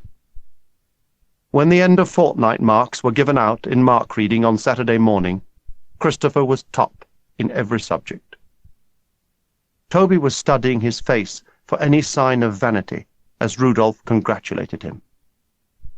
"The highest mark in divinity ever recorded at Redlands. Excellent. Quite excellent." And beside him, Holy Joe nodded and beamed his delight. On Christopher's face, Toby saw not even a glimmer of pride. Toby himself was third from bottom of the class and was put on report, which meant that every lesson during the next fortnight had to be graded, and he had to report to Rudolph at the end of each day to show his report card. He knew it would be the cane for him if he was ever given a black mark, and he knew from experience that whatever he did, he could not now avoid a black mark. Once you were on report, you never could. The clouds were gathering. The team list for the first match of term went up on the board outside the staff room. Toby didn't even bother to look. He didn't want to have his own failure confirmed. He saw Porter and Runcie clapping Hetherington on the back, and Pricey laughing with them. Toby turned away and made for the chapel. The chapel was the only place at Redlands where you could be miserable in peace. There were the lavatories, of course, but they smelt, and people were always coming in and kicking open the doors. He sat where he always did when he came to the chapel on his own, under the stained-glass window where Christ was rising from his tomb, and the helmeted Roman soldiers, big-toed in their sandals, were sleeping at his feet. The red sacristy light flickered on the altar. The chapel was dark. An owl hooted outside, so close that it could have been inside. And then there was silence, blessed silence. Toby laid his head on his hands and wished he was dead. There would be no triumph now to report to his father. No rugby colours, only the same dreaded reports. Idle. Toby could do better. Inattentive. A wasted term. They echoed in his head, and he found the back of his hands were wet with tears. "Toby?" said a voice behind him, Christopher's voice. "You wanted a miracle, remember? Well, you won't have to wait long now." Toby swiveled round. Christopher was standing at the chapel door. "Tomorrow," he said. "It'll be tomorrow." And he was gone. Toby did not sleep much that night. Beside him, Christopher slept as he always did, on his back, sheets pulled up neatly under his chin, his hands folded on his stomach. He hardly seemed to be breathing. All night Toby watched him, and by morning he had convinced himself that Christopher must be a fraud, that it was all too unlikely, too impossible to believe, that there would be no miracle, that he had to forget about Christopher's story, to dismiss it utterly from his mind. He had just dropped off when he heard the bell. Miss Whitland breezed through the pit. "Rise and shine! Rise and shine!" And Toby wondered where the night had gone. As he brushed his teeth, he could not help watching Christopher washing his face. Their eyes met in the mirror. "I don't believe you," Toby said quietly. "I know you don't, but you will," said Christopher, as Simpson came yawning into the bathroom. "What's up with you, Jinx?" he said, running the tap in the basin next to his. "Nothing." "Your lady love, is it?" "What?" "Oh, come on, that Wanda. Everyone knows you're stuck on her. You can't take your eyes off her, can you? Porter told me." The truth was that he hadn't given Wanda a second thought since the incident in the den, but he knew better than to deny it. He shrugged. "She's all right," he said, and thankfully Simpson brushed his teeth, gargled, and made no more of it. By break time there was still no miracle. Toby had cheated his way through a French dictation. It was the only way he could do it.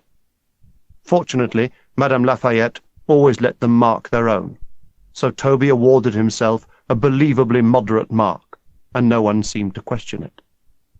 Perhaps, he thought, perhaps everyone else is doing the same thing anyway. At break, the straw in his milk closed itself and wouldn't suck properly, so he took it out and drank straight from the bottle. The milk was so cold that morning that he didn't realize he had nicked his lip on the bottle. He was leaning up against the kitchen wall, whittling his stick with his sheath knife, when he saw Wanda coming towards him, wiping her hands on her apron. "Hello, stranger," she said. "Your lip's bleeding. You've been in a fight?" Toby touched his mouth with the back of his hand and wondered how it had happened. He shook his head. "Here, I'll do it," said Wanda, and she licked her handkerchief and dabbed his lip gently. "Nothing much," she said. She was very close to him. She smelt of pastry, and there was flour on her cheek. "Why so glum, Toby?"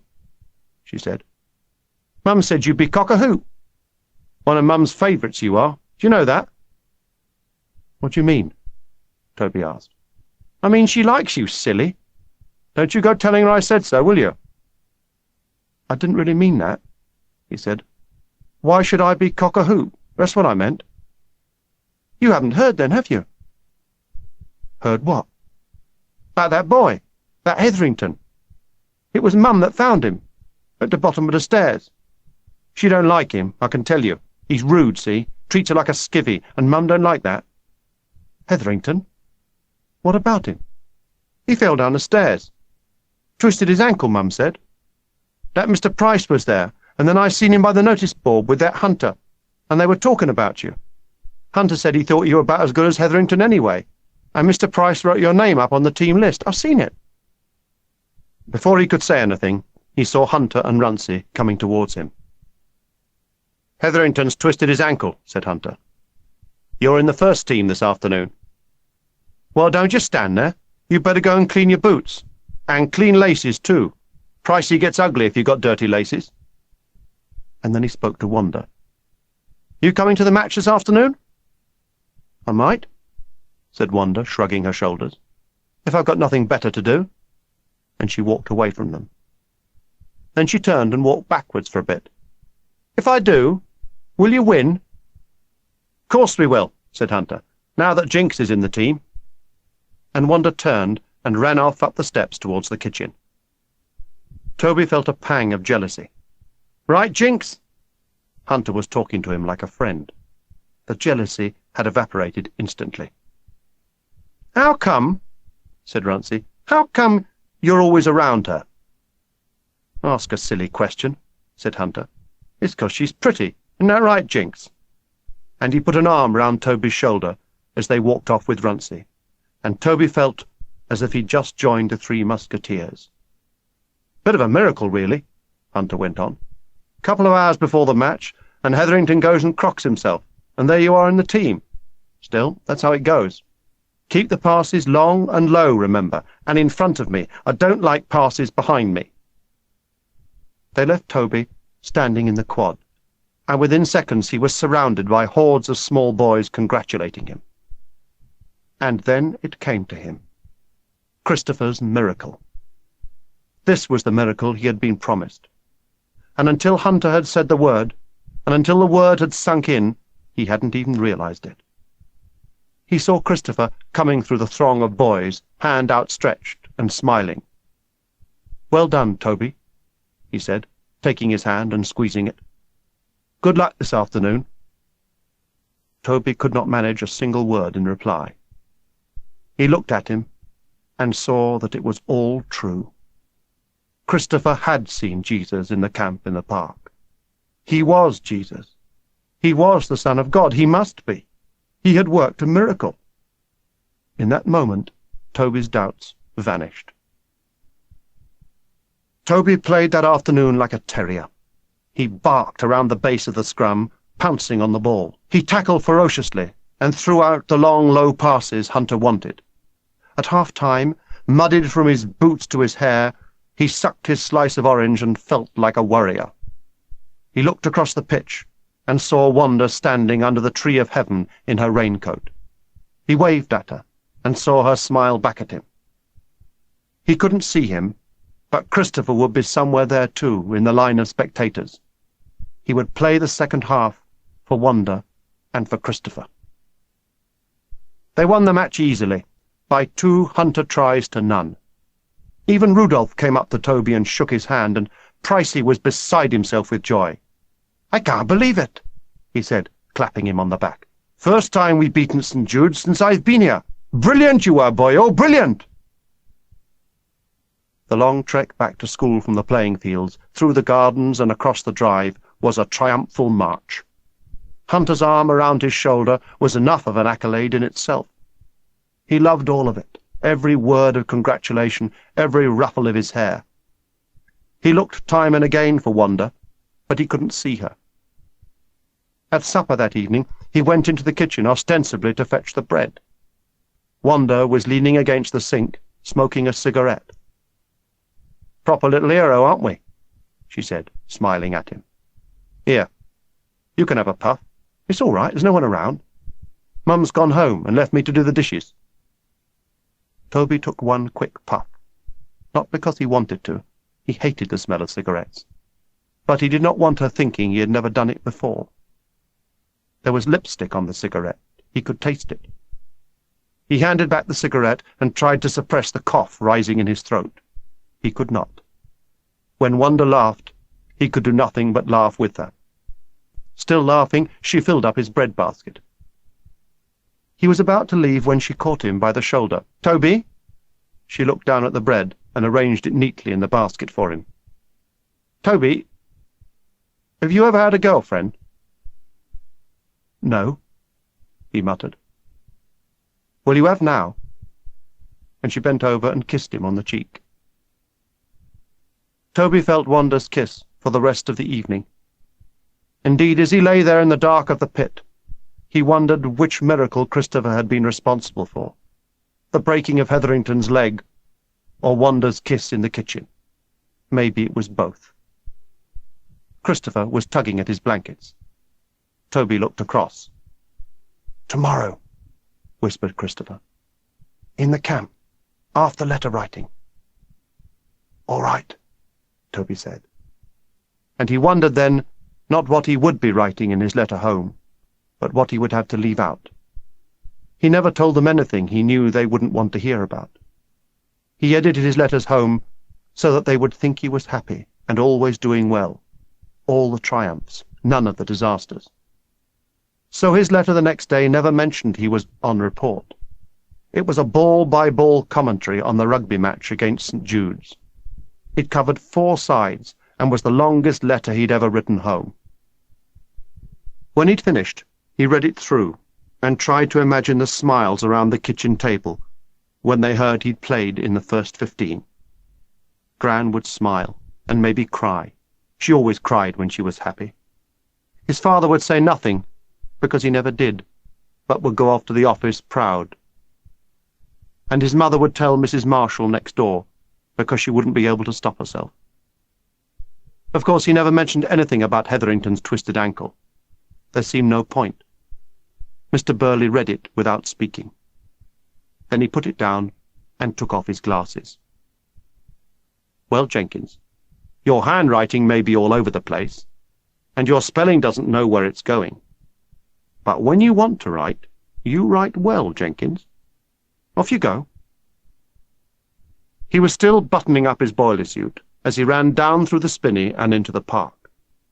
By the time he reached the camp and crawled in, he still hadn't finished doing up his belt. Christopher was waiting for him. "Now do you believe me?" said Christopher. "Yes," Toby replied, and he meant it. "You believe I am the Son of God, the second Jesus?" "Yes," Christopher went on. "So you won't ever doubt me again, no matter what anyone says, no matter what happens?" "No," said Toby. "Not after yesterday I won't." Christopher held out his hand and placed it gently on Toby's head. "You are my first friend, and my first disciple. Welcome, brother." The warmth of his hand made Toby shiver. Christopher was looking up at the roof of the camp. "And this will be our secret place of prayer, our chapel. We'll build an altar here, over there where Jesus appeared to me." The tone of his voice hardened. "But you must never tell anyone what happened here. You must never tell anyone who I am. No one must ever know unless I tell them. Swear before God." "I swear," said Toby. Suddenly Christopher was on his knees, his hands together in prayer. "Dear God, dear Father, I see all around me injustice, hunger, disease. I see people fighting each other all over the earth. Misery multiplies as greed multiplies. We have forgotten you. The gospel of the Son of God is the same as it always was, that we should love one another. Only then will there be peace and joy on this earth. You have sent me, Father, to bring once again the same message of hope. And I promise that from this church of leaves and branches, your word will go out all over the world. Peace on earth, goodwill towards all people. Amen." There was such passion in his prayer, such commitment. Every word he uttered left Toby ever more convinced that Christopher must indeed be who he claimed he was. Toby knelt down and prayed beside him, not because he felt he had to, but because he wanted to.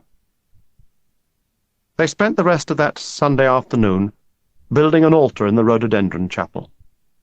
It was a laborious process, carrying in the logs from the spinney. By the time the quad bell rang for supper, they had found a couple of corn sacks and laid them out over the pile of logs as an altar cloth, and Christopher had crafted with Toby's sheath knife a crude wooden cross that he first kissed reverently and then placed on the altar. They stood back and admired it together. "It's all we need," said Christopher. And he went on, "Father, bless this place, and give faith to all of us who gather here to pray to you." Toby waited a while before he spoke. "Will there be others, then? I mean, besides you and me?" He paused. "If you tell anyone else, they won't believe you. I know they won't." "You didn't believe me. Not at first, did you?" Christopher said. "And nor will they. But they will in time, just like you did. When the time is right, I'll choose who to tell. But meanwhile you and I will bind ourselves together as blood brothers in Jesus. Let me have your knife again." Toby unclipped his sheath knife from his belt and handed it over, hilt first. He looked on as Christopher felt the blade with his thumb. "Still sharp," he said. "It's better if it's sharp." Then there was blood trickling down from his forefinger into the palm of his hand. "Your turn," Christopher said, and he took Toby's right hand in his, turned it palm uppermost, and drew the blade slowly across his forefinger. Toby watched his own blood run out, and wondered why it was not hurting. Before he knew it, Christopher was pressing their two fingers together. "Blood brothers forever," he said. And when Toby looked up into his eyes, he found he could not look away. "You are in me," said Christopher, "and I am in you." At that moment a browsing cow stuck her head in at the entrance to the camp and chewed her cud at them. The quad bell was still ringing, and Toby's finger was beginning to throb. "We'd better be getting back," said Toby, trying to put a brave face on it. "They'll put us in detention else." Suddenly he wanted to be gone, to be out of this place, to be free of Christopher. But he knew somehow he never could be. Toby's finger would not heal. It was the index finger of his writing hand, and for some days afterwards it opened and bled every time he had to write. If he got knocked in rugby, it always seemed to be on that finger. In the end it began to turn puffy red, then yellow along the cut, and he went to Matron for a plaster. "A sheath knife, I suppose," she said, putting his finger under the hot tap and holding it there forcibly. Toby winced and bit his lip to stop himself from crying out. "Why they let you young savages have knives I cannot imagine. I mean, really, what did you think you were doing?" "Just whittling, Matron," said Toby. "Making a spear, I suppose?" Toby nodded. "See?" said Matron, smiling. "Savages! Savages, just like I told you." She dipped some lint in iodine and laid it round his finger. It was cold and comforting. Matron, for all her brusque toughness, had a gentle touch. The pink plaster reached halfway down his finger, which was now twice as big as before, and Toby was able to flaunt it and use it. If he couldn't finish his prep, it was his finger. If he hadn't washed his hands before lunch, it was his finger. If he was late into class because he couldn't do up the buckle on his sandals, it was his finger. Like everyone else, Wanda wanted to know all about it too. "You should be more careful," she said. "Can spread, that can, all about your arm and into your blood poisoning. We've had a cow die of it on the farm, honest." And she went on to tell him all about other diseases you can catch on the farm, and then about her father's ram that had jumped in with the ewes at the wrong time of the year, and so they'd be having lambs before Christmas now, and how he was furious with her and said it was her fault because she left the gate open when she hadn't. It was a monologue that lasted until they reached the gate that led out of the playing fields onto the village road. Toby opened the gate for her. "Do you want to kiss me again?" she said. "Or do you want a cigarette?" Toby took the kiss and smelt the baked beans she had cooked for their supper in her hair. "Hope your finger gets better," she said, and went off into the dusk. Christopher, though, never remarked on the plaster on Toby's finger, not until that night when everyone else in the pit had gone to sleep. "Toby," he whispered, "you should have told me about your finger." "Went poisonous," said Toby. "I know. I could have healed it for you. Is it better?" "No. Worse, if anything." Toby could feel it throbbing. "Then I shall heal it," said Christopher. "But how?" "Hold your hand out towards me. Closer," said Christopher. Toby felt his hand taken and held for a brief moment. "You can heal?" Toby whispered. "If you believe I can, then I can. Good night, Toby." And the hand was withdrawn. Toby tucked his arm back under the blankets and felt his finger. It was still throbbing. It always throbbed worse at nights. He laid there in the dark and tried to believe in Christopher's healing powers. He kept saying to himself over and over again, "I believe, I believe, I believe." But he couldn't concentrate long enough or hard enough to be sure that he really believed he believed. So he tried to pray for more faith, but Wanda's smiling face kept breaking into his prayers, interrupting them. Instead, he tried to think deliberately for someone to pray for, someone whose face he could picture in his head. He prayed for Gran in her wheelchair. He prayed that her Parkinson's disease would go away forever, that her shaking would stop, and that she could be smiling and happy again. He was wondering who Parkinson was when he fell asleep. He was still half asleep at breakfast when Matron tapped him on the shoulder. "Come and see me after breakfast. I want to change that dressing of yours." When, half an hour later, she pulled it off in the surgery, she frowned and bent to look at it more closely. "I always knew I was a good nurse, but this, though I say it myself, this is unbelievable. Will you look at that?" Toby looked at his finger. There was scarcely a mark on it. All the swelling had gone, the yellow had gone, and the cut had closed almost completely. "Well, there's no need to waste any more time on you," Matron said. "Off you go, and don't go messing around with that knife of yours, silly child." Toby was still examining his finger, marvelling at it as he went downstairs. Christopher passed him, going the other way. "Better, is it?" he said, and he never even waited for an answer. He knew already. Toby was sure of him now, quite sure. There was nothing Christopher couldn't do, nothing he didn't know. Morning lessons passed without Toby even noticing, but he kept checking his finger to remind himself that what had happened had really happened. In geography, Pricey gave them a test on the tundra, which was difficult for Toby, because he couldn't even remember what the tundra was. In Madame Lafayette's French lesson, he couldn't concentrate enough to remember whether you put colour adjectives before or after the noun. All he could think of was his finger, and Christopher, the second Jesus, the Son of God, Christopher the miracle worker, the healer. He found himself staring yet again at Christopher, when the door of the classroom opened and Cruella came in. Everyone stood up, and then sat down again as she waved them back into their seats.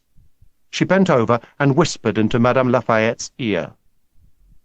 Madame Lafayette nodded, and then she was looking straight at him. "Jenkins," she said. She could never pronounce her J's properly. "The headmaster, he wishes to see you." Toby stood up, a sickening weight of fear in the pit of his stomach. It would be his report card. That's all it could be. Someone had given him a black mark, and he wondered which of the teachers it had been. He'd done nothing else wrong, or nothing anyone had found out about, so far as he knew. He felt Christopher looking up at him, and took courage from the sympathy in his eyes. He felt his strength return, and summoned up the presence of mind to look unconcerned as he followed Cruella out of the classroom. "Come along into the drawing-room, dear," she said quietly, an arm around his shoulder, as they went up the bloody steps. Not the study, the drawing-room. No one goes into the drawing-room except for parents and staff. He'd never been in there in his life. Something was wrong, worse than wrong. Rudolph sat in an armchair by the fire, a tea tray in front of him on a table. He motioned Toby to the sofa opposite, and Cruella sat down beside him and took the tea cosy off the pot. "Tea?" she said. "And how about a chocolate biscuit?" Rudolph said nothing as the tea was poured out through a silver strainer. He lit his pipe, brushed the tobacco off his tweed suit, and sat back, crossing his legs. Toby tried the tea, but it was still too hot, so he ate the biscuit instead. The silence was too long to be comfortable. "Jenkins! Jenkins!" said Rudolph, getting to his feet and standing with his back to the fire. Toby felt Cruella take his hand. "Your mother rang me this morning, and she asked me to tell you. She wanted to say—" He cleared his throat, coughed, and looked away. "Jenkins," said Cruella beside him. "Jenkins, it's your grandmother, dear. She died last night. I'm very sorry, dear. So sorry."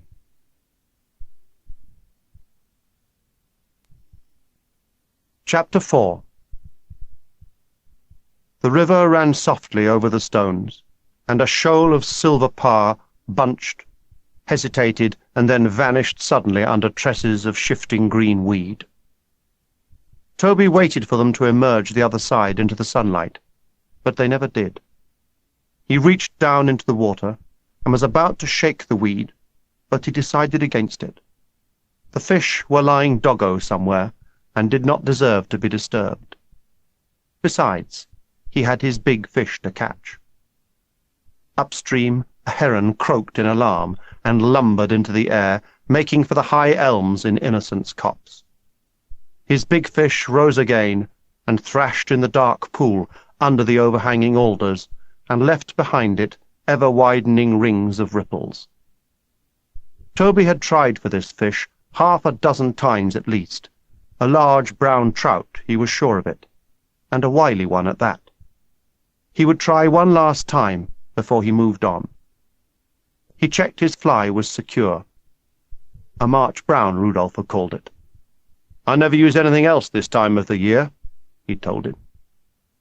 It had all been Cruella's idea, not Rudolph's. "You'll need time on your own, dear," she had said. "Time to get over the shock. A long walk, perhaps, or fishing, maybe. Do you like fishing? Henry, he could have your rod for the day, couldn't he? And I'll get Mrs. Woolen to make up a nice picnic for you. How would that be?" Toby liked the idea. He liked it a lot. He'd miss French and geography and Latin. Rudolph looked none too happy about lending his rod. But after a bit of a bluster about what a fine fishing rod it was, split cane, 10 foot long, best rod on the river, he agreed. He let Toby have a box of flies, a priest, a net, and his map of the fishing.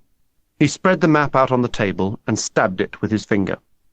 "I've got the fishing all along the bottom of the park, from the brook here to the old ash tree there, the one that blew up in the gale last year, and that's the best pool, under the alders. Difficult to fish this side, a lot of branches in the way. Take care you don't get caught up. And Jenkins, don't cross over. Village fishing on the other side. They stay their side, we stay ours. You know the rules. You can go in the river, but you can't cross over." Toby knew that much already. Every boy in the school knew you never ever crossed the river. The first thing you did as a new boy was to walk the bounds with Rudolph, the road behind the sports field, the spinney beyond Madame Lafayette's cottage, the brook, the river, and the iron fence up to the road again. You go out of bounds, and it was the cane. Toby was thinking about the cane. He'd only been up the red-carpeted steps into Rudolph's flat 3 times in his 4 years at the school. Twice was for the cane, and once was this morning, to the drawing-room, to be told that his grandmother was dead. Given the choice, he decided on balance that he would prefer to have the cane. When you had the cane, you had it with other people usually. You suffered together. You felt sick. It hurt, and you cried. It was somehow simple and straightforward, and something everyone had to go through. He had tried to cry about his grandmother, but he couldn't. He knew he ought to be more upset, but he wasn't. All he cared about at this moment, if he was honest with himself, was catching that brown trout. He tried to picture Gran dead in her chair, and wondered if that was where she died, or had it been in her creaky bed down at the end of the passage beside the photograph of grandfather that she kept on the bedside table. He wondered if that was the last thing she looked at, and hoped it was. He'd never known grandfather, but he looked kind in the photograph. He tried to make himself cry, forcing the tears out of his eyes, but they refused to come.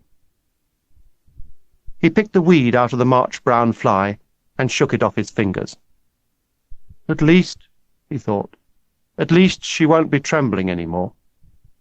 She won't cry any more because she drops teacups, or because she's too weak to push herself up out of her chair to go to the toilet. And then he remembered his prayer of the night before. Hadn't he asked for the shaking to stop? Hadn't he prayed again and again that she could be free of it, and happy and smiling like she was before? And hadn't his prayers been answered? Gran had gone to heaven, and was happy. He wouldn't see her again, not for some time anyway, but she was happy, and she wasn't shaking any more. There was no Parkinson's disease in heaven. It was then that he felt the tears filling his eyes at last. He welcomed them and sat down against the trunk of the old ash tree and cried out loud, the tears rolling into his mouth so that he could taste their saltiness. He heard something moving behind him. He didn't bother even to look at first, for he knew what it would be. There were cows browsing in the park. He turned now to be sure they weren't too close. He was always a bit wary of them. They had a wild and wicked look in their eyes. But it wasn't the cows. He was surprised to see Wanda coming down past the swimming pool. He turned away at once, brushed the tears from his face, and tried to compose himself. "Hello," she said cheerily, and she tucked her skirt underneath her and sat down beside him. For several moments she said nothing more. She took out a cigarette and lit it. "I've got the day off. Helping Dad, supposed to be. Mum said you'd be down here," she said. "Want a puff?" Toby shook his head. "My Nan died," she went on. "Last Christmas. Christmas Day it was. I never liked her much, and she didn't like me. But it don't matter, do it? I'll still miss her. Cancer. She had cancer. I've got this ring." She held out her hand to show Toby and waggled her fingers. "It's gold. Honest. Left it to me, she did. You like it?" Toby tried to smile, but he wasn't very good at it. She put her hand on his arm. You want me to go away, do you?" Toby shook his head. "You caught anything yet?" she said, noticing the rod lying in the grass. And he told her then of his long duel with a big brown trout under the alder trees. "I keep getting caught up in the branches," he said. "You know, when you cast." And he demonstrated how it was done. Wanda smiled and got to her feet, brushing the grass off her skirt. "If you want to catch anything in that pool, you've got to fish from the other side. Come on, I'll show you." She held out her hand for him and hauled him to his feet. She kicked off her shoes and began to wade across the river. "Don't forget the rod," she said, without looking back. "He's cold! He's cold!" she squealed, and then she began to run. Toby watched her skipping and splashing through the shallows. Just being with her had made him forget everything else. All thoughts of his grandmother had gone. All worries of breaking the out-of-bounds rule were of no consequence. He followed her across the river. She used the rod so easily, like an extension of her arm, sending out the fly to land at the far end of the pool and allowing it to float back across. "Benji taught me," she said, reeling in slowly. "That's my brother. Taught me to shoot and all. Can you shoot?" "No," said Toby. "He snares rabbits, foxes. I don't like that. I told him, but he don't listen. Don't get me wrong, killing's all right, as long as it's quick, as long as you can eat it afterwards, that's what I say. Benji kills anything that moves. Don't tell no one, will you? But he does a bit of poaching on the side. You know, a torch and a gaff. Brings back whopping fish." She looked at him and smiled. "And he don't like you lot up at the school either. Toffs, he calls you. It's what we all call you. You call us oiks, don't you?" "Only sometimes." Toby admitted it reluctantly. "You think I'm an oik, do you?" said Wanda, bunching the line in her left hand. "Of course not," Toby insisted, and when he ventured a look at her, he found her still smiling at him. "Yes, you do," she said. "But it don't matter," and she cast out again. "You're all right, Toby," she went on. "Like I told Benji. There's nice toffs and nasty toffs. You're a nice toff. And anyway, you're my toff, aren't you? I'm your oik, and you're my toff. And I've caught a fish! He's on! He's taken it! He's a big un, Toby, a fighter!" The line suddenly tightened, weed dangling and dripping all along its length. The reel rasped as the line ran out. Wanda reeled in gently and shouted for Toby to fetch the net. He'd left it on the opposite bank. He floundered across the river, found it, and floundered back again. One slippy, shifting stone was enough to send him face down in the river. When he picked himself up, he was soaked from head to foot, and his Wellingtons were full of water. Wanda pealed with laughter as he squelched up the bank towards her. The fish was only a few feet from the bank now, its tail flailing in a last, desperate effort to break free. Wanda, still laughing, took the net from him, scooped the fish out of the water, and emptied it onto the bank. She dispatched it quickly, one blow with a stone to the back of the neck. She took the hook from the mouth and sat back on her heels, admiring the fish. "That's not a brown trout," she said. "That's a sea trout." She grinned at Toby. "Fancy a bite to eat?" she said. She made a small fire from the driftwood they found on the stony beach opposite the fishing hut. She gutted the fish with Toby's sheath knife, skewered it, and turned it slowly over the fire. Toby sat watching in his shirt and shorts.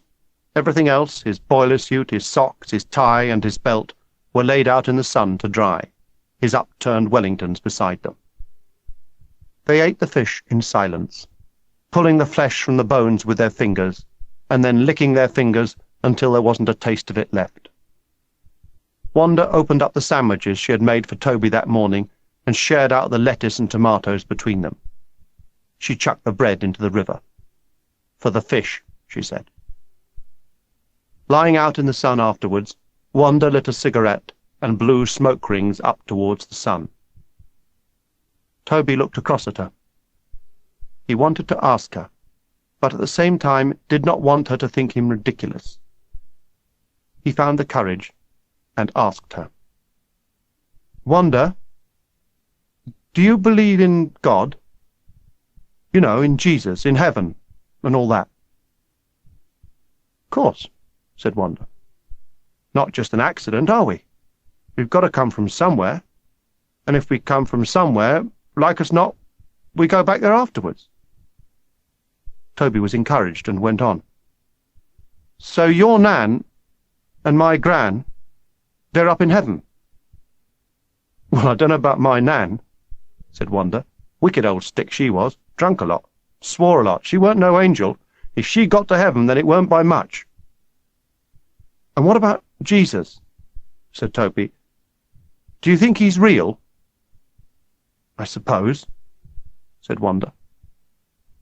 It says in the Bible," said Toby, "it says he'll come back one day." Toby would probe as far as he could.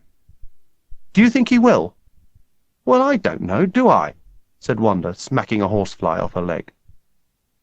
"I think he will," said Toby. Wanda raised herself onto her elbows and looked down at him. "You don't half say some funny things," she said, and then she leant over and kissed him on the cheek. "My little Toff," she said, and brushed the hair out of his eyes. The school bell rang out from across the park. Wanda sighed. "I'd better go. Mum'll be after me. You'll be all right now, will you?" She was on her feet now, and walking away, talking as she went. "Your Gran, did she play cards?" "Yes," said Toby. "So did my Nan. Poker. Gin rummy and that. She loved her cards, she did. Maybe it's like you say. Maybe they're up there now. Your Gran and my Nan, and playing pontoon or something. God help your Gran if they are." "Why?" "'Cause my Nan's an awful cheat, that's why." Toby needed to say what was in his heart. He wanted to say it, and he would say it. Wanda was wading back across the river. "Wanda!" he called out. He was going to say that he loved her. That's what he was going to say. "Yes?" she said. "Thanks," said Toby. "For the fish, I mean." "Little Toff," she laughed, and she picked up her shoes and ran off across the park. Toby watched her until he could see her no more, until he was quite sure she could not hear. "I love you!" he shouted.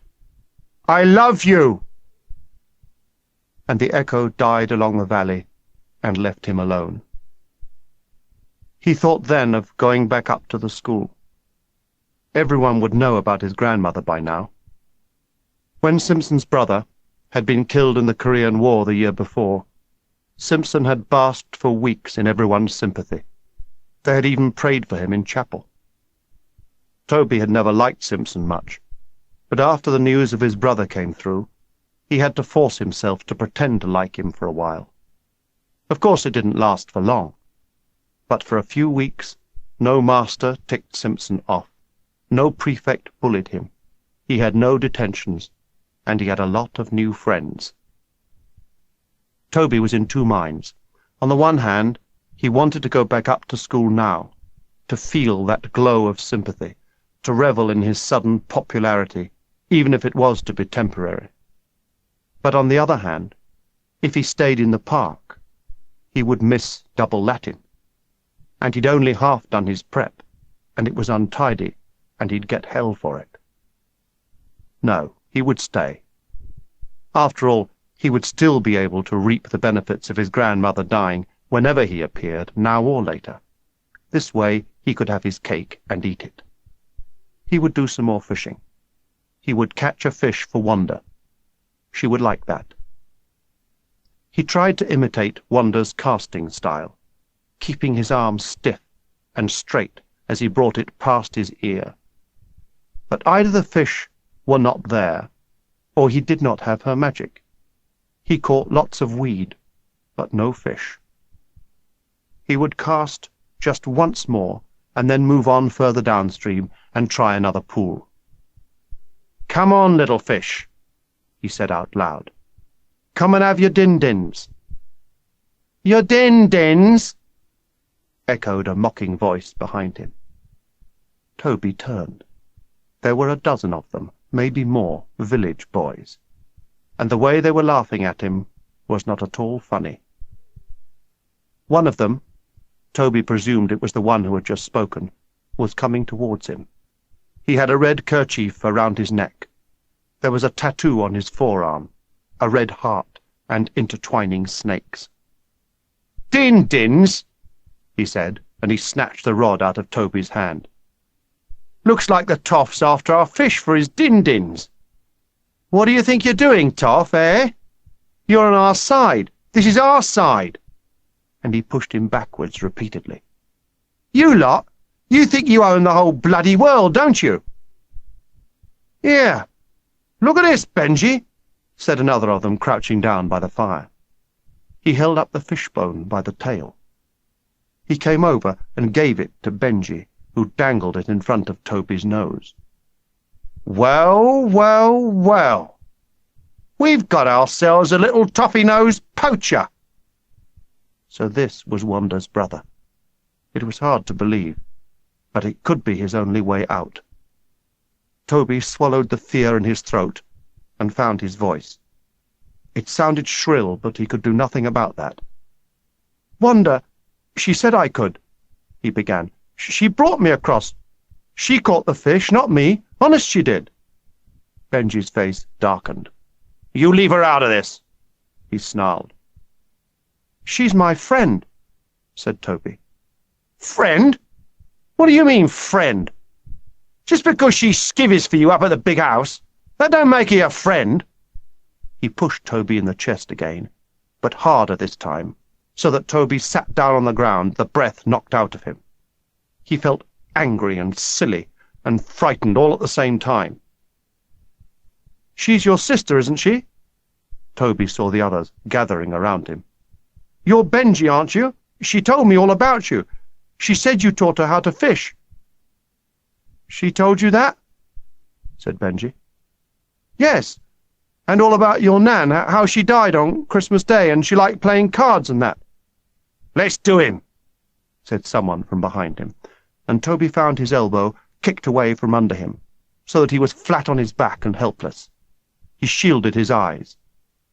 He looked up at them, the circle of their heads a dark halo around the sun. One of them was crouching down behind him, and before Toby could pull his head away, he was caught by his ear. Toby cried out as he felt the skin tear. Someone spat at him. "Stinking little toff! Poacher! Thief! Let's duff him up!" Toby gripped the hand that had hold of his ear and tore it away. They were all around him now. There was no way out. Instinctively, he curled himself into a ball, his knees drawn up, his hands over his ears. He'd done it often enough when he'd been caught in the middle of a rugby scrum. He closed his eyes and braced himself for the first kick. They were yelling now, egging each other on, and the kicking, when it began, struck his shin, and then his back, and then his arm. Benji was shouting, "That's enough! That's enough! Leave him be!" And Toby felt himself dragged to his feet. Benji towered over him, still holding him by the scruff of his neck. "You Toby, are you?" Toby nodded. Benji seemed to be searching for the words. "She said you were all right." He turned to the others. "Wanda, she says he's all right." And then back to Toby again. "But that don't give you no right to come fishing our side. Just 'cause she's a friend of yours don't mean you can take liberties. You understand me, Toff? We're letting him go." There was some murmuring. "I said we're letting him go." He pulled Toby closer to him, so that Toby could smell his breath. "But just so as you won't ever do it again, Toff, watch this." And he pushed Toby away from him. He picked up the fishing rod in both hands, held it up in front of Toby's eyes, and then brought it down over his knees, snapping it in two. "Don't you never come over this side, do you hear? And you tell your toffee friends what happens if you do."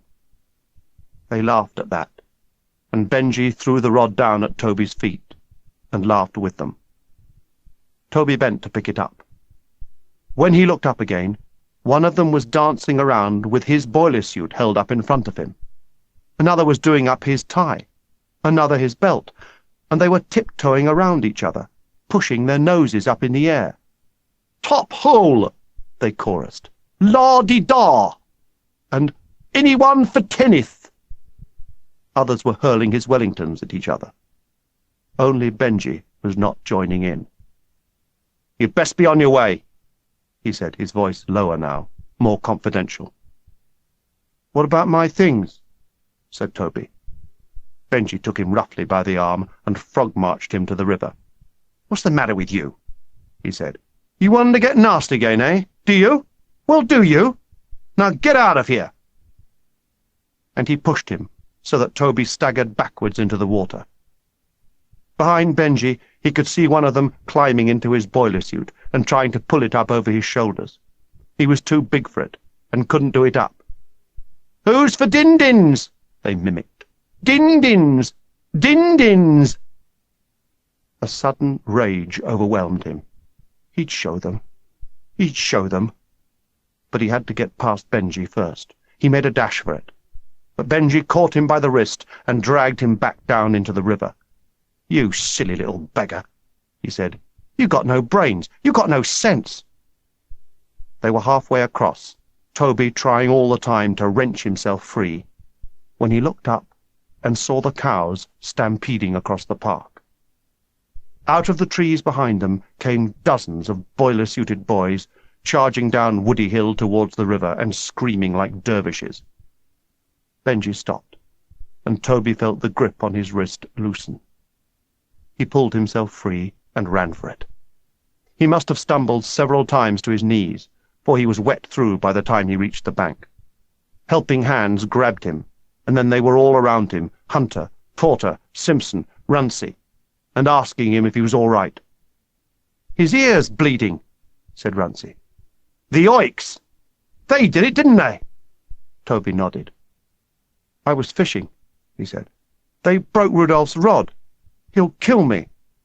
"We'll kill them first," said Porter, and he bent and picked up a stone. Benji was still standing in the river looking at them, and the other village boys were coming down to the river's edge behind him. For some moments the two sides said nothing. They glared sullenly and silently at each other across the river. Benji spoke first. "He came across our side. He shouldn't have come across. He was poaching our side." "So?" said Hunter, stepping forward. "So? What do you want to go and beat him up for?" "Hardly touched him," said Benji. "Just taught him a little lesson, so's he wouldn't come across again, so's none of you would. What do you want to come to our side for? Haven't you got enough of your own? All them football pitches, tennis courts, swimming pool, ain't that enough for you? This side's ours, you understand? You keep your toffee noses on your side, and you won't come to no harm." The chant around Toby was a murmur at first. Then it became rhythmic and swelled. "Oik, oik, oik, oik, oik, oik, oik, oik." The crescendo built slowly, and from the other side came the reply. "Toff, toff, toff, toff, toff, toff, toff, toff." Toby looked around him, at the faces of his friends. They were contorted with fury, their eyes blazing, their feet stamping, their fists punching the air, and he noticed that many of the fists held stones. He was about to join in the chorus, and would have done so, when he noticed Benji looking straight at him. He was the only one on the other side not chanting. Gradually the chanting lost its rhythm, as it was interrupted by a barrage of insults, lavatorial to start with, then an exchange of filthy invective, each side trying to outdo the other. When the supply of insults was exhausted, both sides reverted to the rhythmic chorus of hate, in an attempt to shout each other down. It would have gone on forever, had not Benji waved his hand imperiously over his head to silence his army. Hunter did the same, and the river fell quiet again. "His boiler suit, his things," said Hunter. We want them back." Benji nodded slowly, and then turned away and began to wade back through the river to his bank. Toby did not see who threw the stone. He saw it hit Benji on the head, and he saw Benji go down on his knees in the water.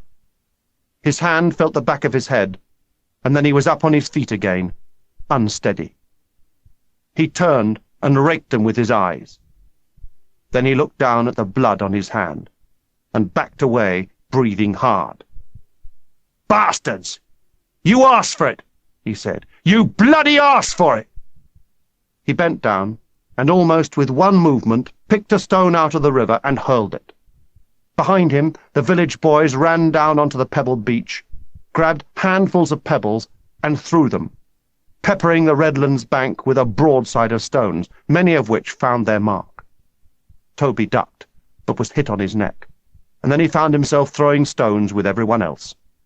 They threw anything that came to hand, flotsam from the river, tin cans, clods of earth, sand, anything.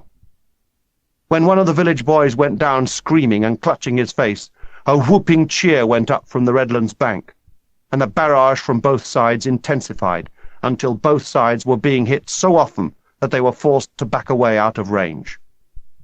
They would dash in now, in groups, pick up their stones, throw them wildly, and then run back before they could be hit.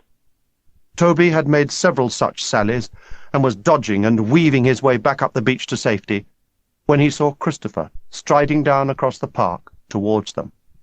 He was shouting something, but he was too far away, and Toby couldn't hear what he was saying, not until he was closer. "What are you doing? What's going on?" And then when he came right up to him, "Toby! Your ear! What's happened to you?" Simpson did all the explaining that had to be done. "They beat him up," he said. "They beat him up, and they smashed Rudolph's fishing rod." "And they took his clothes," said Porter, tossing a stone up and down in his hand. He took a short run and hurled it across the river. Christopher looked around him for a moment at the battle, and Toby saw there were tears running down his face. He ran forward to the river's edge. "Stop it! Stop it!" he cried. He was wading out into the river, the stones falling all around him. "Stop it! Stop it, everyone!"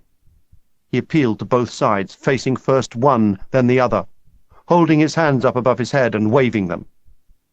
Gradually the barrage subsided, until at last there was silence. Christopher still held his hands in the air. "Drop your stones," he said quietly. "Drop them, and there will be peace." He turned to Hunter. "Your side first." "Why us?" said Porter. "They started it. They beat Toby up, didn't they?" "Do as he says," Hunter said.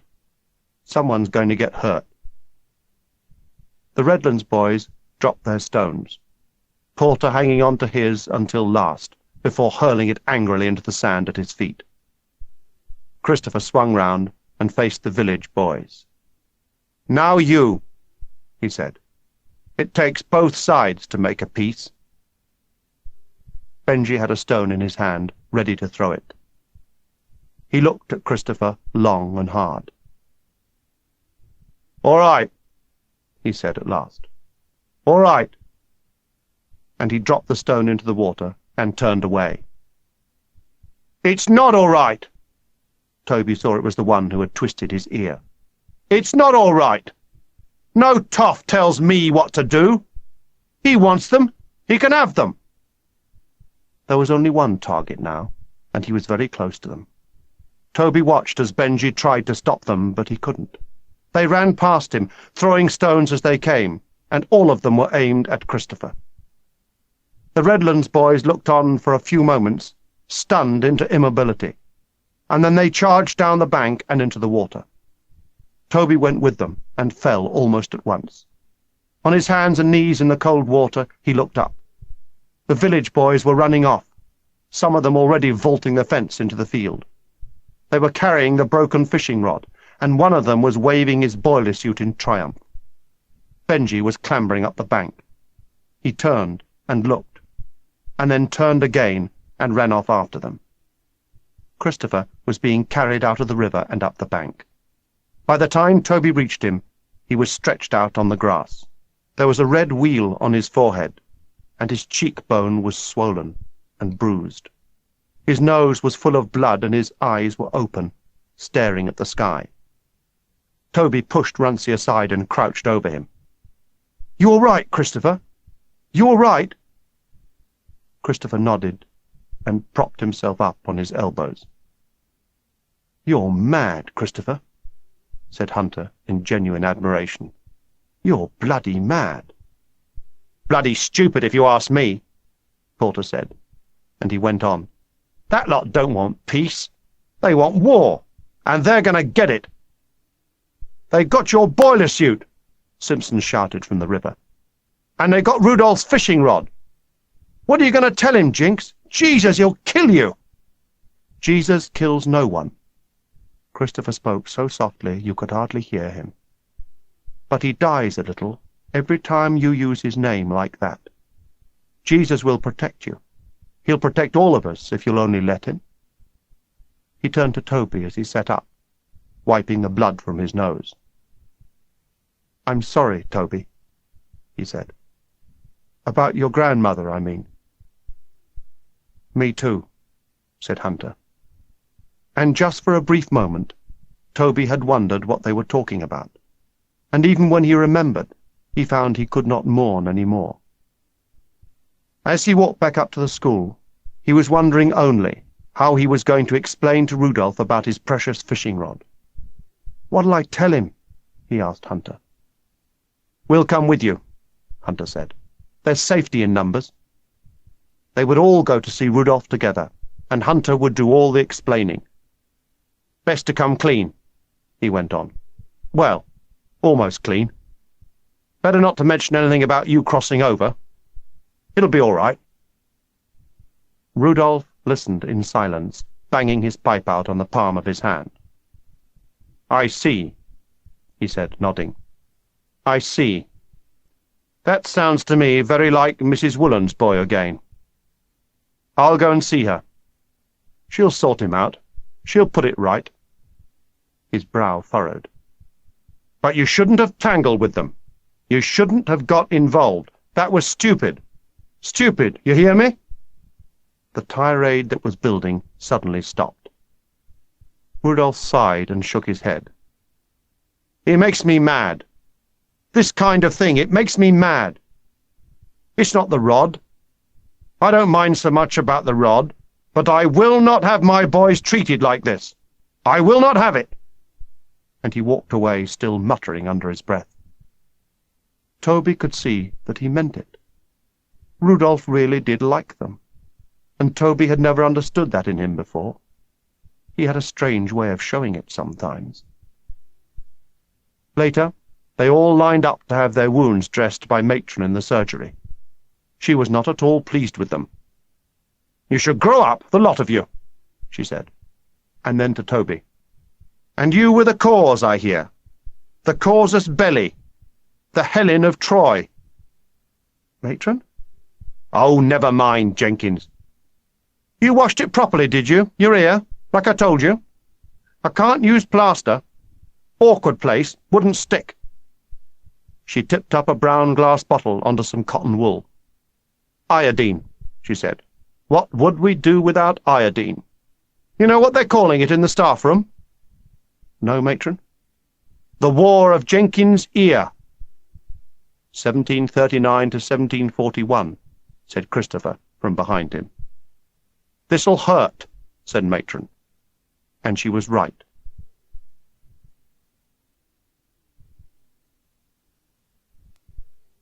Chapter 5. Toby wasn't the only one who had forgotten about his grandmother dying. No one ever mentioned it. Neither did there seem to be any sign of that groundswell of sympathy that Toby had been expecting and was so looking forward to. The school was buzzing with other excitements. Toby found he had the most celebrated ear in the school, and he was called upon repeatedly to give his account of the battle against the Oiks down by the river, blow by blow. Matron was right. They were calling it the War of Jenkins Ear, and he liked that. But he soon discovered that he was not the real hero. Ever since Christopher had emerged from the surgery, a white bandage round his head like a Japanese kamikaze pilot, he had been mobbed by a flock of adoring small boys. Benedict Swan, 7 years old and the smallest boy in the school, took to following him about the school, quite uninhibited in his hero worship. Toby saw him on several occasions tugging at his jumper just so that Christopher would look at him. Word had got about that it was Christopher who had saved the day, that it was the fury of the charge following his stoning that had driven the oiks back to their side. But everyone did not tell quite the same story. Porter, Runcie and their friends proclaimed noisily that the oiks had chickened out and been chased off, that they wouldn't dare show their faces again, not in a million years, not if they know what's good for them. They said little or nothing of Christopher's part in it all. By supper, Toby was wearing his iodine-yellow ear like a medal and relishing the acclaim. They were lining up in the corridor as usual outside the dining hall, prefects pushing them into line, when Pricey came up to him, took him by his tie and pulled him towards him. Automatically, Toby showed him his hands, front, then back. Everyone knew Pricey was a stickler for clean hands before meals. But he slapped away Toby's hands and ruffled his hair cheerfully. "Listen, Jenkins, you want to get yourself all busted up? Then do it on the rugby field, there's a good boy, where it'll do us all some good, eh? Let's have a look, then." And he examined Toby's ear closely. "Nasty," he said. "Still, you saw the blighters off, didn't you?" "Yes, sir," said Toby, and preened inside. "Good for you, boyo," he said, moving away. "We don't want their sorting our patch, do we?"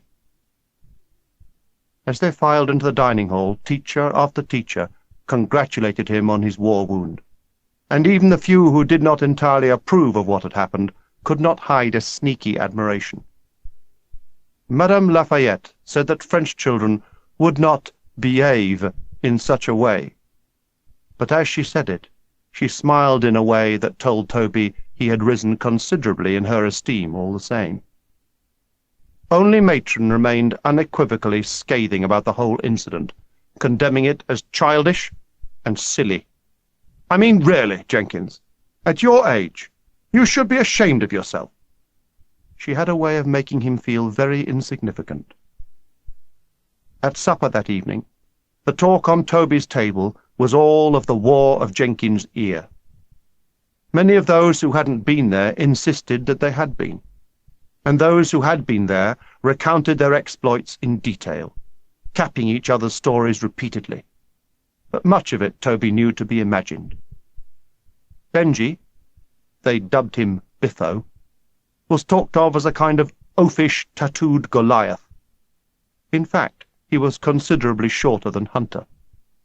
All the oiks grew in stature and strength as the stories multiplied and the battle took on epic proportions. It soon became clear that Christopher's peacemaking attempts were not universally appreciated. "If he hadn't stuck his oar in, we'd have beaten him to pulp," said Simpson, deliberately speaking loud enough so that Christopher might hear them at the far end of the table. Christopher, who had said nothing at all during the meal, did not react. He sipped his water and looked out of the window, unconcerned, uninvolved. Toby longed for him to get up on the bench and tell them all who he was. If he hadn't been sworn to secrecy, he'd have done it himself, or so he liked to believe. He yearned for someone else to believe in Christopher as he did, someone with whom to share the great secret. Jesus had come back. He was sitting at this table, in their school. If this was what God's Son looked like, Toby wondered, what would God himself look like? Older, that was obvious. So he tried to imagine Christopher old, very old, with a long white beard and skin like tissue paper. And then he found Christopher looking back at him, holding his eyes, drinking him in, reading his thoughts. Flustered for a moment, Toby reached for his glass of water and knocked it over. At the other end of the table, Mr. Burley seemed preoccupied. He hadn't yet noticed the spilt water, and Toby wanted him to notice. He needed an excuse, any excuse, to see Wanda. He had to explain. He had to tell her how it had all happened. "Please, sir," he said, leaning forward. "Please, sir, can I get a cloth, sir?" Mr. Burley looked up vacantly and nodded. As Toby walked down between the tables and out of the dining hall, he felt that everyone was looking at him, and flushed to the roots of his hair. A brief glance towards the high table confirmed it. Rudolph was looking him over, leaning his chin on his clasped hands. He was suspicious. Toby could feel it. He was sure of it. Did Rudolph know he had crossed the river? How could he know? Who could have told him? Once outside the dining hall door, he ran for the kitchen. Inside, he could hear Mrs. Wooland, shrill with anger. Toby stood on tiptoe and looked through the glass pane in the door. Mrs. Wooland was pouring the custard out of a huge saucepan into a line of waiting jugs, and Wanda was following her along with a cloth, wiping the spills from the sides of the jugs and from the worktop. The stewed rhubarb waited in glass bowls on the trolley. There was no one else in the kitchen. He pushed open the door. Mrs. Wooland looked up, her brow furrowing as she saw who it was. She put the saucepan in the sink and ran the tap. "Toby! Just the one I wanted to see."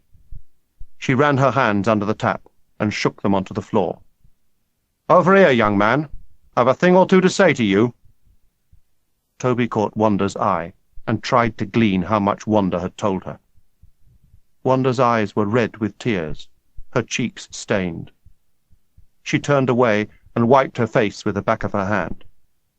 "Now," said Mrs. Wooland, looking over her shoulder to make sure no one else was coming. "What I got to say to you, Toby, goes no further than this kitchen, you understand? You was across our side of the river this afternoon, weren't you? And don't you bother to tell me otherwise, neither. Wanda tried that, and I didn't believe her, and I won't believe you neither. I know my Benji. I know him inside out. There's a lot wrong with him, I know that. But one thing he ain't no liar. Never has been. He told me what happened, what went on down by the river this afternoon, and I believe him. Next thing I know, I've got His Majesty in there, knocking on my front door. Village lads have been causing trouble, he says. They broke his fishing rod, he says, beat up his precious boys. And what was I going to do about it? And if I couldn't put it right, then he'd have to take it to the police. Well, I told him straight. I said first I'd ask about a bit, and then I'd put matters right. And that's just what I'd done. Seems His Majesty only knows half the story. The half that suits him, if you know what I mean. Toby knew well enough. One day here, after a bit of encouragement, she tells me her tale, and I listens. All about her taking you across the river, where you ain't allowed, and catching the fish. It were my fault, she says, and she's right. Don't tell him, don't tell Mr. Stagg, she says, else Toby'll get beat. She's got a soft spot for you, young man, like I have. But I'm not letting my Benji take all the stick. Wouldn't be right, would it? No. I'll have to tell His Majesty the truth, I says to myself. The whole truth and nothing but the truth. And then I remember about your gran, and I thinks to myself that you've got hurt enough for one day already. So I decided I'm not telling him nothing about you going across the river, not this time. But I want no more of this fighting. You understand? No more of this name-calling. You hear me? It's not good for any of us. I'll tell Benji that he's got to pay for the rod. I'll dock it from his money, 'cause he shouldn't have done what he did. Two wrongs don't make a right, do they, Toby? And I'll make sure you get your clothes back. and that'll be an end of it. You hear me?" "Yes, Mrs. Woolen," said Toby, greatly relieved, but still trying to piece it all together. "Well, don't just stand there. Give us a hand with these custards." Together, he and Wanda pushed the trolley back down the corridor towards the dining hall. Wanda said nothing until they reached the door. "You've got a yellow ear," she said. "Does it hurt?" Toby shook his head. She ran her finger up the side of a jug, wiping off a dribble of custard, and then licked her finger. "What you said, you know, when I went off this afternoon, what you said," and she looked straight at him. "I heard you." And she pushed the door open with the trolley and wheeled it into the dining hall. Toby was sitting down again and staring at the puddle of water on the table in front of him before he realized he did not have the cloth he was supposed to have fetched from the kitchen. Mr. Burley hadn't noticed. He was gazing down into the bowl of rhubarb he still had to serve out. The boys were looking at him, waiting for him. Mr. Burley was a world away. He seemed to be more and more vacant these days. School assembly the next morning followed the usual pattern. They stood silent in the hall, waiting for the staff to file onto the platform in their gowns. Major Bagley's gown was brown with age and tattered at the edges, an ancient, wind-whipped battle standard. At the piano, Miss Wicks, the assistant music teacher, waited and watched for the moment Rudolph reached his central throne on the platform and announced the hymn. Everyone looked forward to Miss Wicks' days at the piano. She didn't play very well, but she pumped the pedals with great verve and enthusiasm. Miss Wicks made assemblies bearable, even enjoyable for the boys and teachers alike, hitting discordant notes regularly, and often launching into one more verse of a hymn than she needed to, and then stopping in mid-verse full of confusion. She did that this morning, and came to an embarrassingly abrupt halt, coughed, and cleaned her glasses agitatedly. During the prayers that followed, it was difficult to suppress the sniggering, and many failed, hiding their crime under their hands. Toby knew that the only way not to catch the giggles was to shut your eyes and pretend they weren't happening. He'd caught a glimpse of Simpson biting his knuckles. Another look, and Toby knew he'd be giggling too. He tried to concentrate on the Our Father, and managed it. He would not open his eyes till all the prayers were over. It was the only way. And then he heard the words at the end of a prayer he'd been dreaming through. "Until his coming again. Amen." He ventured a look at Christopher beside him, who was deep in prayer. He has come again. He has come again. The new Jesus is right here beside me, and I am his disciple. I'm his St. Peter. His thoughts ran on like this all through the prayers. Once they were over, they sat up and waited for Rudolph to speak, as he always did after prayers. And today, everyone in the hall knew what it would be about. "Yesterday," he began, "yesterday something very foolish happened. Some boys from this school became involved in a fight with local boys from the village. It is not the first time this has happened in my time here, but I wish it to be the last. Certainly there was provocation, but that is no excuse. Redlands boys do not, and will not, behave like a pack of roughs. I don't care who started it. You do not retaliate. They do not know any better. We do. In future, I shall be forced to beat any boy who gets involved in this kind of thing. There will be no excuses, no extenuating circumstances."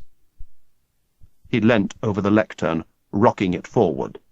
"Do I make myself perfectly plain?" He stood back and took a deep breath. "Very well, very well. Jenkins, I shall want to see you in my study after this." Every head in the hall swiveled, and Toby looked down at his feet, longing for the moment to pass.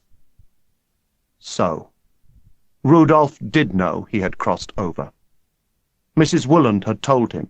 She'd said she wouldn't. She'd said. But then maybe, he thought, maybe it wasn't her after all. Maybe someone else had sneaked on him. It didn't make much difference. The consequences would be the same. Toby hoped it would be just 2 strokes, but he knew if you were caught breaking bounds that 4 was more likely. Perhaps Rudolph would take pity on account of Gran. It wasn't likely. The waiting would be the worst part, the sweating behind the knees, the dry tongue, the nausea. Then the lecture as he reached for the cane behind the rolled-top desk in the corner of the study, and the stag's head would be gazing down at you from the wall. You had to kneel on the severed elephant's foot that served as a stool. There was the smell of the leather armchair you had to bend over, and then the burning pain. Toby stood in the hubbub of the milling boys and wished he was dead like Gran. Christopher was suddenly beside him, an arm around his shoulders, and walking him across the emptying hall towards the bloody steps. "It'll be all right," he said. "Have faith." And he was gone, and Toby was alone. Toby climbed the steps, trying to have faith, but it was not easy. He sat down on the settle outside the study to wait. The grandfather clock, with the sailing ship on the face, read 9:10. He read the face as he'd done before, anything to keep his mind off Rudolph's study. J. Edgecombe, Fake It, 1802, Bristol.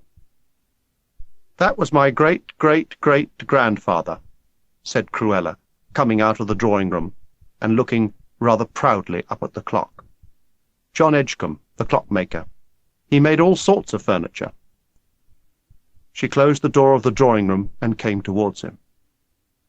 "Well, Jenkins," she said, "I've had your mother on the phone this morning. She wants to have you home for the funeral, and Mr. Stagg says it's all right. It'll be the day after tomorrow. I'll take you to East Grinstead Station, and your mother will meet you at Victoria." Toby went down the steps, his heart singing with relief and joy. Home. He was going home. Here was proof positive, if any more were needed, that Christopher was everything he said he was. Hadn't he said it would be all right? Hadn't he said? Toby didn't even mind the Tuesday run that afternoon. It was driving rain, as they all gathered in the drive, shoulders hunched against the cold. The wind tore at the trees and sent the leaves swirling down the drive. Benedict Swan was standing under the trees and crying, his hair flattened on his head, his ears and chin dripping. Toby watched as Christopher walked over to him and crouched down so that he could talk to him face to face. Toby followed him. Swan was nodding, sniffling, and trying to smile. "He all right?" Toby said. "He's fine," said Christopher. "I told him he can run with us. We'll look after him." The whistle went, and the boys stampeded up the drive, pushing and shoving to get ahead of each other. Pricey always ran at the front. No one had ever yet beaten him home, not even Hunter. Pricey liked to brag about that. Behind them came Mr. Burley on his bicycle to mop up the stragglers. They were glad it was Mr. Burley. Unlike the other masters, he didn't mind if you walked a bit, just so long as you kept ahead of him. Toby got into his stride beside Christopher. There was no hurry. All you had to do was finish. And there was always the chance he'd see wonder. And that was worth a lot. Toby found it didn't hurt nearly so much when you had someone else to encourage. Little Benedict Swan pattered along the wet road, glancing up every now and again to see if Christopher was looking at him, and this Christopher did often enough to keep him going. They came into the village, passing the churchyard on the left, and took the short cut across the village green. It saved you going round by the telephone box, and any saving was better than none. Much to everyone's relief, there were no village boys there today. There rarely were when it was raining. Toby couldn't feel his feet below the ankles now, and his fingers were curling up with the cold. They swung up the lane towards the village school. From there on, it was downhill mostly, and easy. Toby had a map of it in his head, every telegraph pole, every postbox, every road sign, anything that marked off the distance, that sliced it up to make it more bearable, that brought you nearer to the end of it all. Toby was passing the school sign when he heard the shouting up ahead. He knew then what he would have to face, and took precautions. He ran across to the other side of the road to get as far away as possible from the playground fence, and it was just as well he did. As he came round the corner, he saw the chain-link fence was crowded with village children, some laughing, some putting out their tongues, all of them shouting and jeering and whistling. Toby quickened his pace, leaving Christopher and Swan some distance behind him. When he turned, he saw that Swan was walking now, and crying again. Christopher was beckoning him back to help, and Toby ran over to him, put an arm round Swan, and began to lead him away. "Look after him," said Christopher, and he walked over to the school fence and began to talk to the village children. Within moments, the barracking had quietened, and some were even smiling and laughing. A teacher came running out of the school across the playground. She was waving Christopher away as if he were a dangerous dog. "Go away!" she shouted at him. "Go on, go away! You don't belong here. You only cause trouble." And then to her own children, "Inside! Inside! Wet playtime! Wet playtime!" And she hustled them all away, looking over her shoulder and grumbling at Christopher as she went. Mr. Burley cycled up and stopped, glad of the rest. "Christopher," he said, trying to catch his breath. "I saw that. What did you say to them?" "Nothing much," said Christopher. "I was just friendly. I asked them if they wanted to come on the run, and they laughed. I don't think they liked the idea very much." Mr. Burley nodded and sniffed. "No more do I," he said. "Trying to talk Mr. Price out of his Tuesday run is not easy. Not easy at all. Still, at least the rain's easing off a bit. That's something. You all right, Swan?" "He's fine," said Christopher. "Aren't you, Swan?" And Swan smiled through the last of his tears and nodded.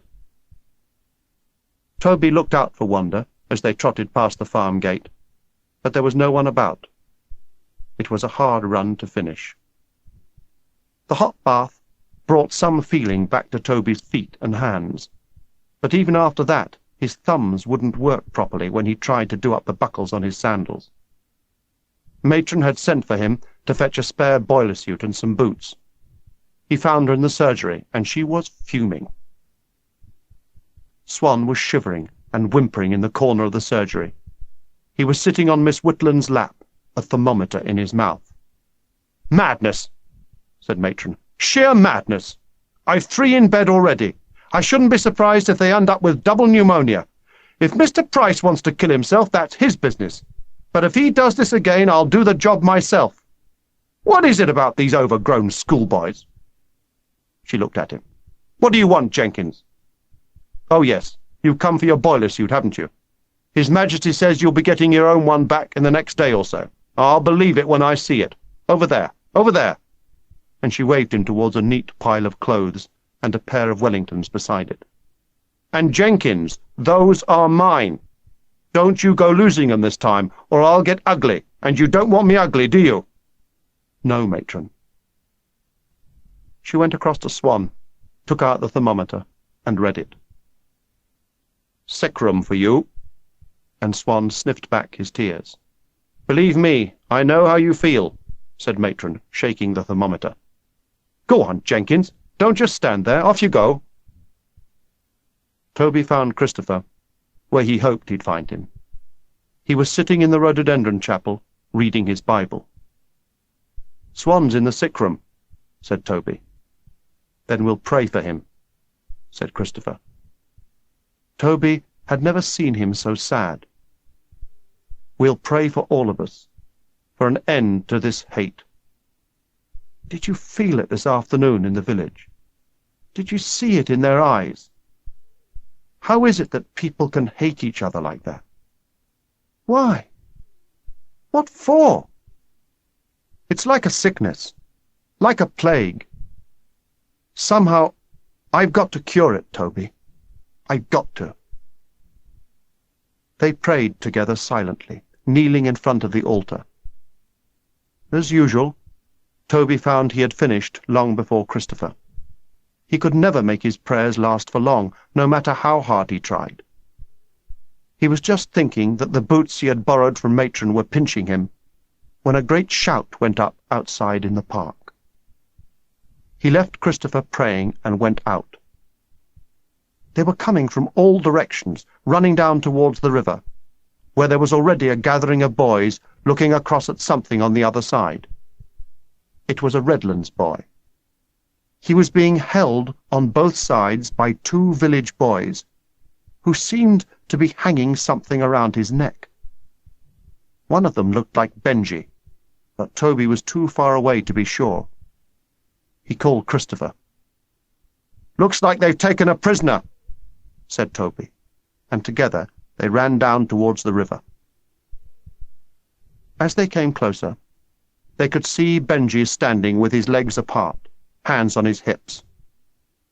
It was then that they saw that the boy in the boiler suit they were holding was not a boy at all, but a scarecrow dressed up in a boiler suit, Toby's boiler suit, and it was wearing his tie and belt and boots. There was a notice written in red chalk on brown corrugated cardboard around the neck. It read, "Toff." Benji was shouting something at them, but Toby couldn't hear what it was.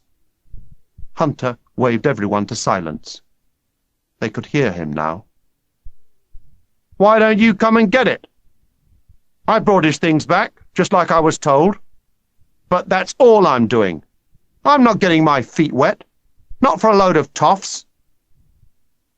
Everyone was looking at everyone else. "See?" said the other village boy, his thumb in his belt. "Chicken, like I told you. They're chicken." "We're not chicken," Hunter called back. "We're not allowed to cross, that's all. I'll meet you in the middle." "Don't do it," Porter whispered. "It's a trap. You can't trust them." "I told you," said Benji. "I'm not getting my feet wet. You want it? You're going to have to come and get it." "I'm coming." It was Christopher. He was walking down into the river. In stunned silence they watched him wade across and climb the bank on the far side. As he reached the top, the undergrowth shivered and suddenly came alive. A dozen, 20, 25 village boys emerged and moved towards him. In an instant, Toby found himself leaping down the bank with everyone else and charging through the river, yelling his fury. "No!" cried Christopher, turning on them and holding up his hands. "No!" And they stopped where they were, the river tugging at their legs. He ignored the village boys and walked straight up to Benji. "Thank you," he said. And then he reached out, took the label off the neck, and gave it back to him. "I think you'd better keep this," he said. He picked the scarecrow up, tucked it under his arm, and walked back through the river. Someone started cheering, and then they were all cheering. They surrounded him and carried him out of the river and across the field. Toby could see he was begging to be put down, but no one would listen. Simpson and Runcie pulled the straw out of the dummy, and Toby found himself loaded with all of his missing clothes and his boots as he followed along behind the triumphant cavalcade. He looked round just once, and saw Benji and the village boys still standing, unmoving, on the far bank. And he knew then from their faces that this was not the end of it. Cruella drove Toby to the station the next morning. She asked after his ear, and said that the best thing was to avoid the local boys if they were going to be like that. "It's like Mr. Stagg said," she went on. "They just don't know any better." Mr. Stagg was very upset, Toby. That rod was his pride and joy. Still, Mrs. Wooland is as good as her word, isn't she? You got your clothes back like she said you would, and Mr. Stagg will be paid for his fishing rod, I'm sure of it. She's a brick, our Mrs. Wooland. They don't make them like her any more. She didn't wait to put him on the train. She bought his ticket, handed him his brown leather case, and took him to the platform. "I have to dash back," she said. "Mr. Burley's away today, and I have to take his lessons." Poor Mr. Burley. It's his little girl again, little Jenny. She's been in and out of hospital ever since she was born. "Don't you worry. I'll be here tomorrow to collect you off the 2:30 train. You'll be all right now, will you?" And she was gone, hurrying away over the footbridge. Toby thought then that Cruella was not at all the right name for her. She was tall, and she was thin, her legs like bean poles, more like olive oil in Popeye than Cruella. Toby loved to lean out of the carriage window and smell the smoke and feel the speed. But just outside East Croydon he got a smut in his eye and spent the rest of the journey trying to get it out. When his mother met him at Victoria, she thought he had been crying. She comforted him on the platform, wiping his face with a handkerchief and telling him that he wasn't to be upset, that Gran hadn't suffered. She died in her chair, listening to the radio. Desert Island Discs, her favourite. And we've all got to die sometime. She had a good long life. And then she cried herself, and hugged Toby close. Toby breathed in the smell of her, and closed his eyes. He was home. He didn't care about the funeral, or about Gran. He was home for only a short time, but even a few hours away from school was better than nothing at all. Tonight he'd be in his own bed. For one day at least there'd be no bells, no lining up, no detentions, no tests. He would make the best of it. Gran was buried that afternoon in the graveyard of St. Thomas's Church just down the end of the road. It was raining hard, and the noise of the rain on the umbrellas made it difficult to hear what the vicar was saying at the graveside. Toby couldn't help thinking of Gran inside the coffin. He didn't want to, but he couldn't help himself. "Dust to dust!" The vicar raised his voice as the rain drummed on the coffin. Toby thought of Christopher. He'd ask him when he got back. He'd know the answer. He knew the answer to everything. If, like the vicar had said, we are dust to start with, and we are dust afterwards, then where's the point in living? If Gran had come from heaven, and now she's gone back there, then why does God bother to make us live on the earth at all?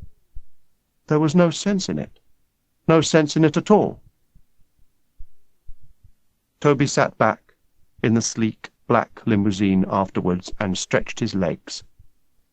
His father sat beside him in his heavy, black, rain-spattered coat, his shoes muddy and wet from the graveside.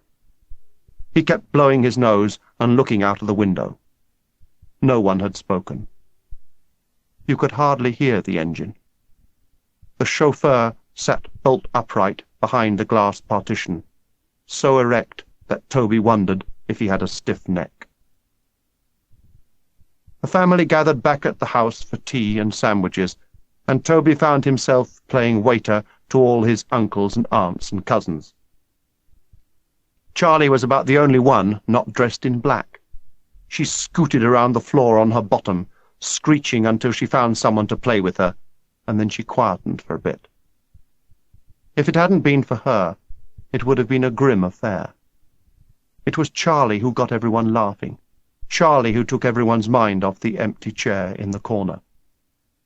But it was Toby's ear that proved the main talking point. His father broadcast proudly the story that Toby had told him. It was a rugby injury. Toby was in the first 15 now, scrum half. "Playing for England next, I suppose," said his Uncle Bob, picking through the sardine sandwiches till he found one that didn't have a crust on it.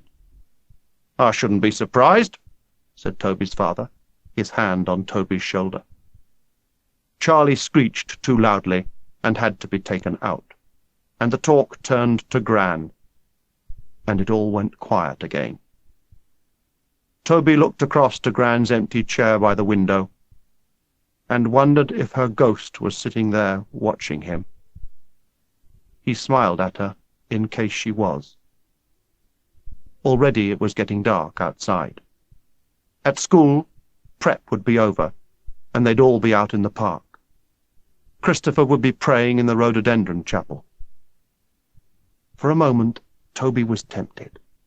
He felt like telling everyone, shouting it out loud, that Jesus was true, that heaven was true. So Gran would be there. She really would be.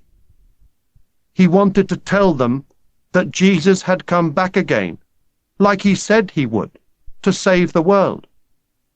And me, Toby Jenkins, I'm his first disciple. He looked again at the empty chair. You know already, Gran, don't you? In heaven, everyone would know by now that Jesus was back on earth again, and that Toby was his Peter. They'd be talking about it. They'd be watching.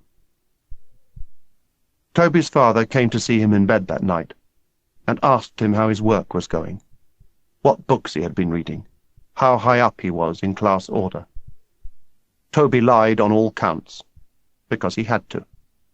And when his father had gone out, he thought again of the watching dead in heaven, and maybe on earth, and hoped they had not been listening in.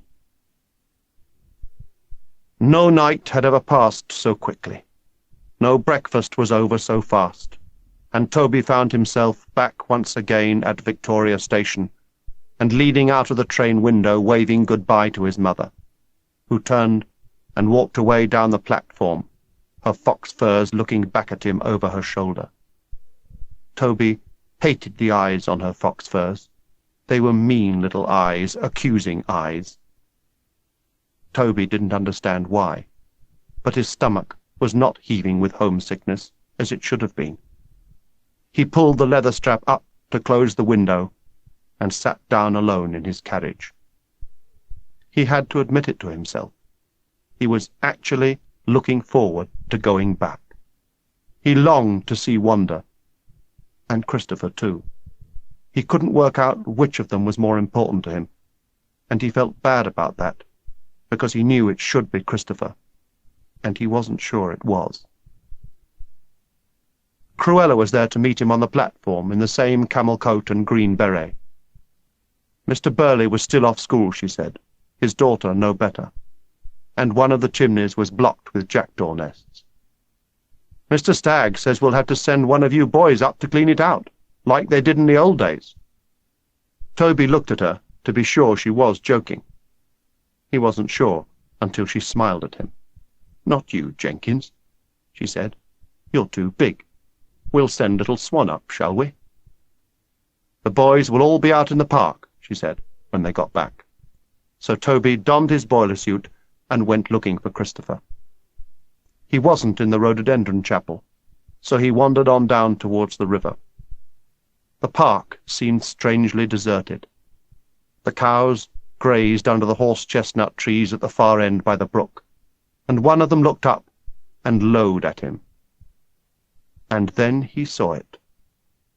Standing near the fishing hut was a scarecrow, dressed in dungarees with a check shirt and a red kerchief around its neck. He recognized them at once, Benji's clothes. There was a notice hanging round his neck. Toby didn't need to look, for he knew what it would say. Something moved in the undergrowth behind the alder trees. It was Porter, waving him over, and then waving him down. There were others, Runcie, Simpson, dozens of them, lying in ambush, some behind the fishing hut, and some in the long grass by the fallen ash tree. "For Christ's sake!" Porter hissed at him. "Over here! Over here! They'll see you!" And then Toby noticed he had a long stick in his right hand.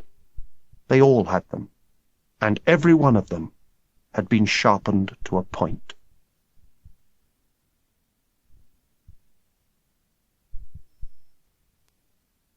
Chapter 6. The cows watering in the dew pond were suddenly spooked, and came galloping out from under the trees, their tails high with alarm. At first, Toby could not see why they should be behaving like this. He put it down to biting flies or a swarm of bees, perhaps.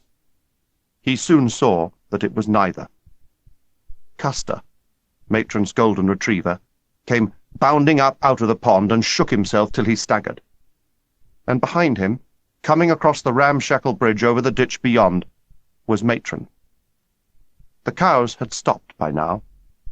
They turned and faced the dog, their heads lowered. One or two of them began to trot purposefully towards him, skipping and tossing their heads. Matron waved her stick and shouted at them, and they kept their distance. Custer came gambolling on towards Toby, his tail circling in welcome. He jumped up at once and slobbered on Toby's arm, his pink tongue dripping. He had been rolling in something that smelt like a farmyard, so Toby backed away at once and pushed him down. Rejection was not new to Custer, and he was not hurt by it. He simply looked around for other amusements and then ran off towards the fishing hut, where he pounced on a stick and carried it off proudly to Matron, who ignored him. She had seen the scarecrow. "Jenkins," she said, pointing her stick. "What on earth is that?" She had only to turn round and look, and she must see them. Porter was cowering behind her in the undergrowth, and Toby could make out at least 5 others lying face down in the grass by the fallen ash tree. Sooner or later, Toby knew that Matron must see them. "Cat got your tongue, Jenkins?" she said. Custer was whining and snuffling at the door of the fishing hut. Matron called him, but he was too intent on the door to pay her any attention. She was standing right in front of the scarecrow now and reading the notice around its neck. "Oik," she said. "It says, Oik." "Did you write this, Jenkins?" "No, Matron." Custer was up on his back legs and scratching frantically at the door. "What is he after?" She was frowning. There was a muffled cry from inside. "Jenkins," she went on, her voice calm and measured. "I think there's maybe someone in His Majesty's fishing hut, don't you?" "Yes, Matron." "Then I suggest, Jenkins, that you go and open the door and let him out. I think that might be a good idea, don't you?" Suddenly she wheeled round. "And I suggest, Porter, yes, I can see you, Porter, and you, Runcie, I suggest that you and your silly friends stand up and show yourselves. You're like a bunch of ostriches. Do you hear me, Porter?" Porter stood up sheepishly, his spear in his hand. "All of you," she said. They stepped out from behind every bush, it seemed, and every one of them was clutching a spear. "Jenkins, get that door open." There was an edge to her voice now, an edge she used only rarely, but when she did, you knew that her patience was wearing thin. Matron Angry was a volcano, and Toby felt an eruption was close. He was trying his best to pull back the bolt, but Custer was scrabbling beside him, jolting the door and making it impossible for him to shift the rusty bolt. He pushed the dog down and kicked him away with his boot. "Jenkins, the door!" Toby bent down, picked up a stone and hammered furiously at the bolt until at last it flew back. He opened the door. Benji was lying on the floor in his underclothes, a gag in his mouth, his wrists and ankles tied with binder cord. Toby tried to ignore the fury in his eyes as he knelt down beside him. He shouted at Custer to keep the dog away and fought with the knots, cursing his bitten fingernails. In the end he had to use his teeth, but still he could not loosen the knots. It was only then that he remembered his sheath knife. As he took it out, Benji shrunk back against the wall. Toby shook his head to reassure him, bent forward, and cut the string. Benji was on his feet in a flash, rubbing his wrists, pulling at his gag. He glared down at Toby and then ran barefoot out into the field. Toby followed him. Several of the boys were kneeling down beside the scarecrow and undressing it, Porter amongst them. Matron was standing over them. She turned to Benji, who was hugging himself. "These your clothes, are they?"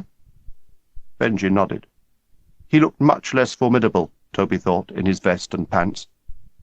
"Then you'd best put them on, hadn't you? Else you'll catch your death." Benji snatched at his shirt and buttoned it with venom. He pulled his dungarees on and was sitting down tying up his boots before Matron spoke again. "One guess," she said, and she pointed her stick at Porter. You're behind all this, aren't you, Porter? It's your speciality, this kind of nonsense." "But, Matron," Porter protested. "And don't bother to deny it, Porter. It won't wash. Lying is so boring." "But, Matron, we were just doing back to him what he did to us, what he did to Jinx." "Porter," said Matron firmly, "you will apologize to this young man. At once, Porter, or I will take you to Mr. Stagg and see what he has to say about all this." Porter did not think for long. "Sorry," he mumbled, looking down at his boots. "Louder," said Matron, and prodded him in the stomach with her stick. "So he can hear it." "I'm sorry," Porter repeated grudgingly, louder this time. "That's better," said Matron, and then she turned to Benji. "I've seen you before, haven't I? You're Mrs. Woolen's boy, aren't you?" "What if I am?" said Benji. "You came over into school grounds, did you? Is that what started all this?" Benji was fiercely indignant. "I did not," he said. "I was fishing over on our side, that's all. They were waiting for me. They ambushed me, busted my rod, they dragged me over." Matron was nodding. Did they now? Did they indeed? And she reached out and took Runce's spear. "And what were these for? Playing Indians, were we? A little bit old for that, don't you think?" Porter looked away. "Or were we planning a little ambush with the scarecrow as bait? Well, speak up, speak up." "Only for a joke," someone mumbled. "A joke? You sharpened these spears for a joke?" Benji was on his feet and going. "Before you go, young man—" Benji stopped and turned around. "Before you go, I should like you to watch these boys throw their spears away into the river. You first, Porter." Porter hesitated, looking at the others for support. "Do it, Porter, or it'll be the bloody steps and His Majesty's study for the lot of you." Porter walked to the river bank, threw his spear way downriver, and watched it floating away. The rest followed suit, the spears chasing each other over the rapids beyond the fishing hut, and then they were gone out of sight. "There we are," said Matron. "That's that, then.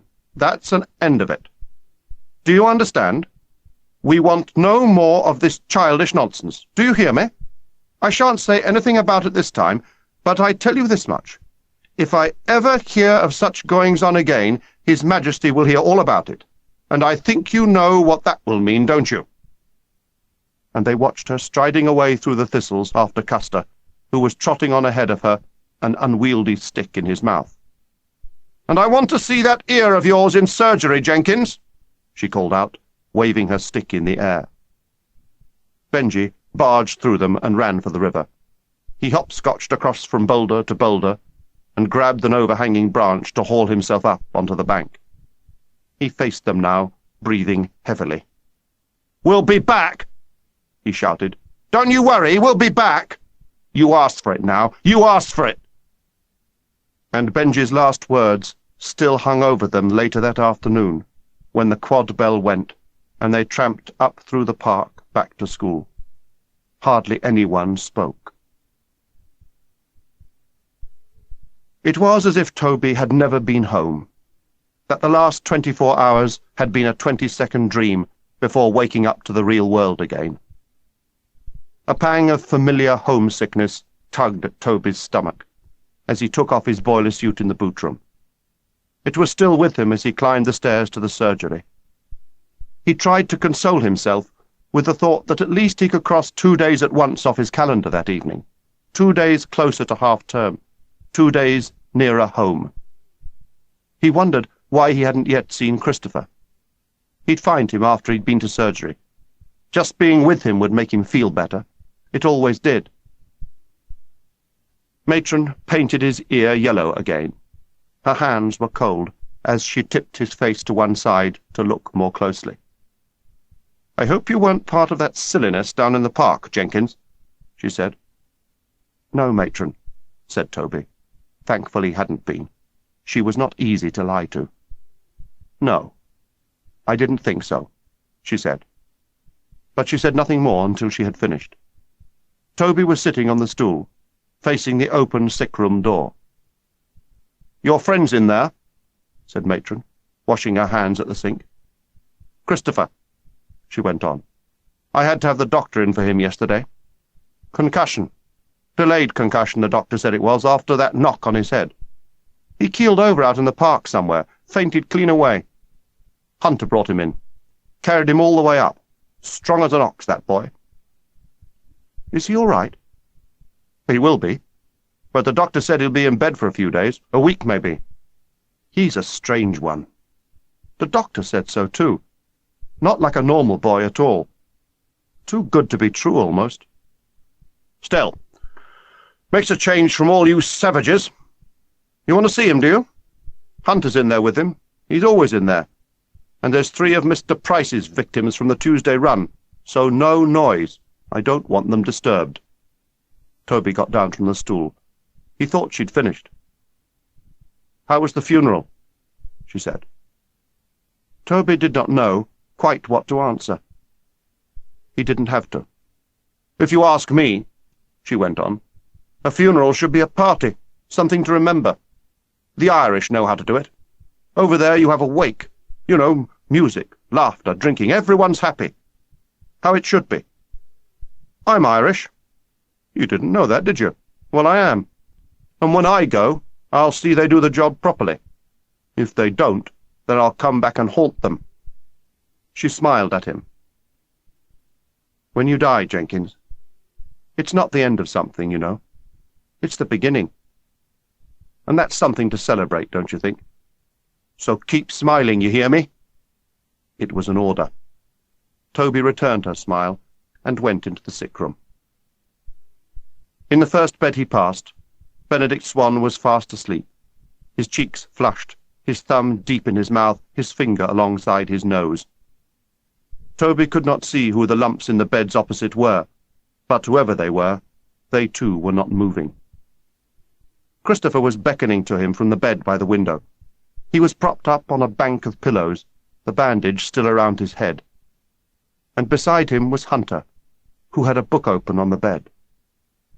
Christopher put a finger to his lips and waved him into the chair opposite Hunter. Toby saw that the open book was a Bible. It was open at St. Matthew. His eyes met Hunter's, and he found a fellowship there that had not been there before. He turned to Christopher for confirmation of what he now suspected. "Yes," said Christopher. "He's one of us now. I had another vision. Jesus told me, my voices told me, that I should choose whoever was there beside me when I woke up. It was just the same with you." "He knows?" said Toby. "He knows about you?" Christopher smiled. "Yes," he went on. "He knows. We are all brothers in the Lord, blood brothers." He took Hunter's hand from the Bible and laid it on the bed. There was a cut across his finger. Toby was torn inside. Hunter was one of them. He was with them. He was his brother now. And except for Christopher, there was no boy in the school he admired more. Yet he felt suddenly envious that his place alongside Christopher was no longer unique, that he had been somehow usurped. He tried to banish such thoughts before Christopher sensed them. Christopher took his hand and laid it on Hunter's, and then covered their hands with his. "Between us," he said, "between the three of us, let there always be absolute trust. Bind us by faith, Father, and by love, and let nothing ever divide us. My voices have told me, and I know now this is a prelude to the work I must do when I am older. This hate must be exorcised. I must do it before it is too late. Last time it was stones. Next time it will be spears. I know it. I tell you I know it. My voices have told me." His voice was raised now, and Toby felt his hand gripped so tight that it hurt. Behind him, someone groaned and a bed-spring creaked. He turned and saw Swan lying on his back, his thumb firmly in his mouth. "It's all right," Hunter whispered. "He's still asleep." They could see Matron at the sink in the surgery, her back to them. Toby had to confess what was in his mind. He was doubting Christopher's honesty. He shouldn't be. He knew he shouldn't be. But he was. "Matron told you, didn't she?" he said. "Told us what?" Hunter said. "About this afternoon, about what happened. Down by the river, about the spears." "Has it happened already?" said Christopher, gripping his arm. "Did they fight?" "Well, no. Not exactly." "Then what?" Hunter was leaning forward anxiously. "Well, it nearly happened. It would have if Matron hadn't been there."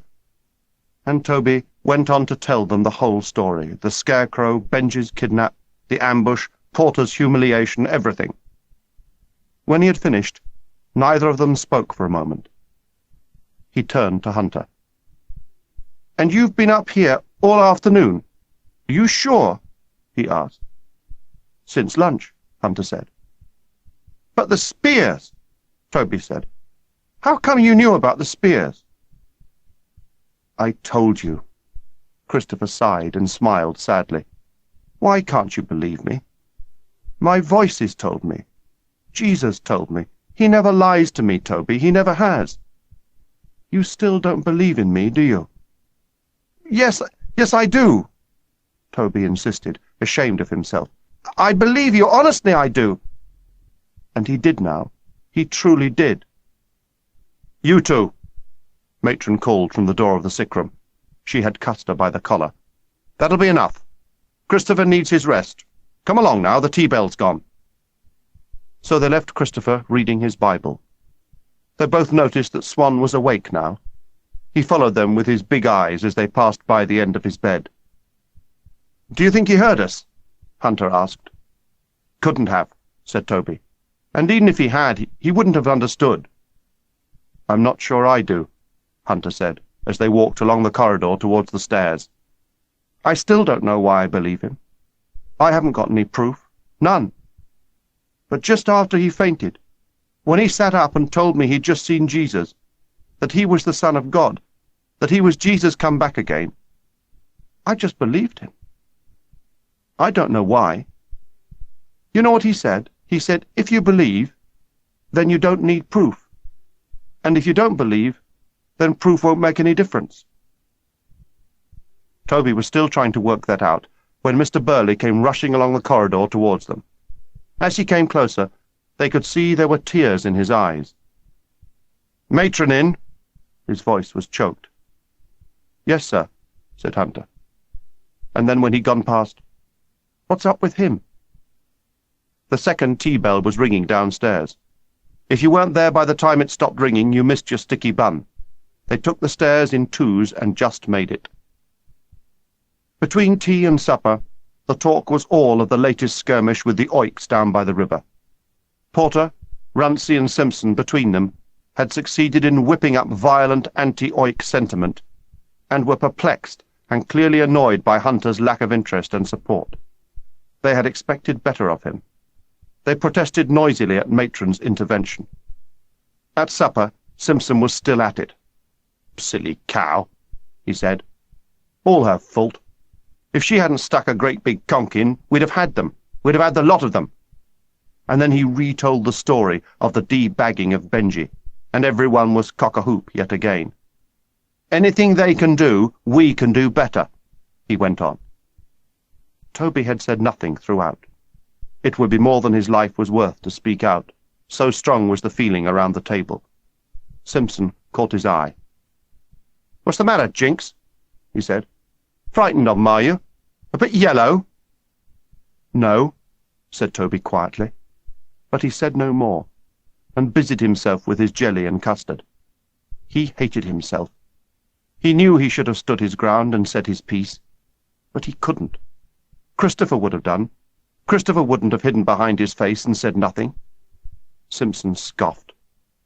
"Look at him," he was saying. "He's going to blub in his jelly." And Toby felt a fierce anger welling inside him. He would tell them. He would tell them all that it was wrong. To do what they had done to Benji was wrong. He took a deep breath, and at last found the courage he needed. He looked up, but then he saw that Simpson wasn't talking about him. He wasn't talking about him at all. Everyone was peering towards the end of the table. Mr. Burley sat gazing into space, his eyes vacant and watery. They were nudging each other and giggling surreptitiously. Mr. Burley looked down at his jelly and sighed. He pushed the bowl away from him and got to his feet. "Excuse me," he said, and he turned and left the dining hall, almost colliding with Wanda as she backed in through the door, pulling the trolley. As she turned the trolley and wheeled it up towards the high table, Toby waited for her smile. But she never even looked in his direction. He ignored Simpson's barbed ridicule about Jinx's bit of stuff, Jinx's heart-throb, and kept his eye on her as she collected the dishes from Madame Lafayette's table. She tossed her hair back out of her eyes as she stood up from behind the trolley, and then their eyes met at last. Toby had to look away. He could not endure her cold anger, her sudden disdain. She hated him. She blamed him for what had happened. He hadn't even been there, and yet she blamed him. All through Grace, he had only one thought in his mind. He had to tell her he was not responsible for what had happened to Benji. It wasn't his fault. She had to know. It was his table's turn for changing-room duty. One table did it every evening after supper and before prep. They mopped down the washroom, hung up any games clothes lying around on the changing-room floor, and swept it from end to end. They weren't allowed to go until the duty-master had inspected it. Toby knew Major Bagley would pass it. He always did. But he would be slow, horribly slow, and so it proved. By the time he reached the kitchen, half an hour later, Wanda had already gone. He had to be in prep in 5 minutes. He'd be late, but didn't mind. He had to find her. He raced out across the playing fields to see if he could catch her before she reached the road. A flock of starlings lifted off the rugby pitch and became a dark, swirling cloud before settling in the treetops beyond the tennis courts, their thunderous chattering filling the evening air. There was no sign of Wanda. He ran on towards the field gate, climbed over and jumped down into the road. Wanda was walking towards the village, pulling up the collar of her coat. Toby called after her. She turned, saw him, and then walked on even faster. Toby went after her. "Wait, Wanda! Wait, please wait!" She stopped then, and let him catch up with her. For some moments he was too breathless to gather his thoughts, let alone speak. "You're just like the rest of them, aren't you?" He had never seen her angry like this. "It's what Benji said all along. He told me, and he was right. I didn't believe him. I thought you were different, you know that? And I was wrong. What you done to him, but I didn't. Honest, Wanda, I didn't do anything. I wasn't there." What are you lying for? Benji told me. He said you was there in a fishing hut. He told me. He told me everything. He ain't told Mum, though, and you know why? Because he's got plans of his own, and he don't want her getting in the way. He's going to sort you out. You and your poxy, toffee-nosed school. And I'll tell you something else for nothing. When he does, I'll be laughing. You hear me? Laughing. Please, Wanda, said Toby, the words spilling out of him. Christopher and Hunter and me, we're going to stop it. I promise you we are. They shouldn't have done what they did to Benji. It's not us. It's just Porter and his lot. But we'll stop them. Honest we will. Christopher, he can do anything. You'll see, anything. He's got powers. Honest, he has real powers. And then he stopped. He'd said too much. Powers? What do you mean, powers? Toby yearned to tell her the truth, the whole truth. But he knew he couldn't. He'd promised. He'd sworn. And besides, she'd only laugh at him anyway, so he backtracked as best he could. Well, he's clever, that's all. He'll tell them, persuade them. I promise he will. He'll stop it. I promise on the Holy Bible. I swear. For a moment, Wanda seemed to believe him. Then she shook her head. It's what I hate about you people. You've got the gift of the gab. You've got all the words. You know how to string 'em together. You know how to spell 'em. But you don't know what they mean, do you? You said you loved me, didn't you? Well, you couldn't have, because if you did, you wouldn't have let that happen to Benji. What he did to you, that was a mistake. What you done to him, that was meant. Planned, that was. So don't you come around me no more with your fancy words. You hear me? Every word she spoke was a knife in Toby's heart, draining him, numbing him. He saw Benji coming along the road towards them on his motorbike, and he knew he had every reason to be frightened. But he was not. Benji turned the engine off. He bothering you, is he? I'll leave him be, Benji. Hey, you ain't told him nothing, have you? Benji said. Course not. 'Cause you know what, Toff? You lot down at school, you got a bit of a surprise coming your way after what you done. You sure you ain't said nothing, Wanda? Wanda was walking round the side of the bike. What would I tell him for? She said. You were sweet on him, weren't you? Yes, said Wanda, looking straight at Toby, as she swung her leg over the bike and sat down behind Benji, her hands on his shoulders. Yes, I was sweet on him, but I ain't any longer. Benji smiled at him, a smile of pure venom, kicked the engine into life, and roared off. As the bike leaned into the bend in the road and disappeared, Toby felt his soul melting away. He was just a body, standing in the road, and it was beginning to rain.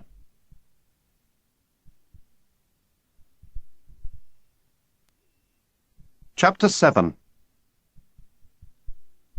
Wide-eyed and unseeing, Toby moved across the playing fields like a sleepwalker. The wind-blown crows cackled darkly as they flew home to the high elms behind the pavilion, and the cold whipped through his shirt and chilled him. He heard himself sobbing, and wondered how that could be, because there was nothing in him but emptiness. He was beyond misery. Someone had left a solitary rugby ball on the pitch. It was something to do, so he walked over to it and kicked at it. The ball skewed off, caught the wind, and flew into the rhododendrons in front of Mr. Burley's house. Toby thrust his hands into his pockets and thought about the detention that he knew was waiting for him when he got back. He was already late for prep, very late now. And if he was very late, then he might as well take his time.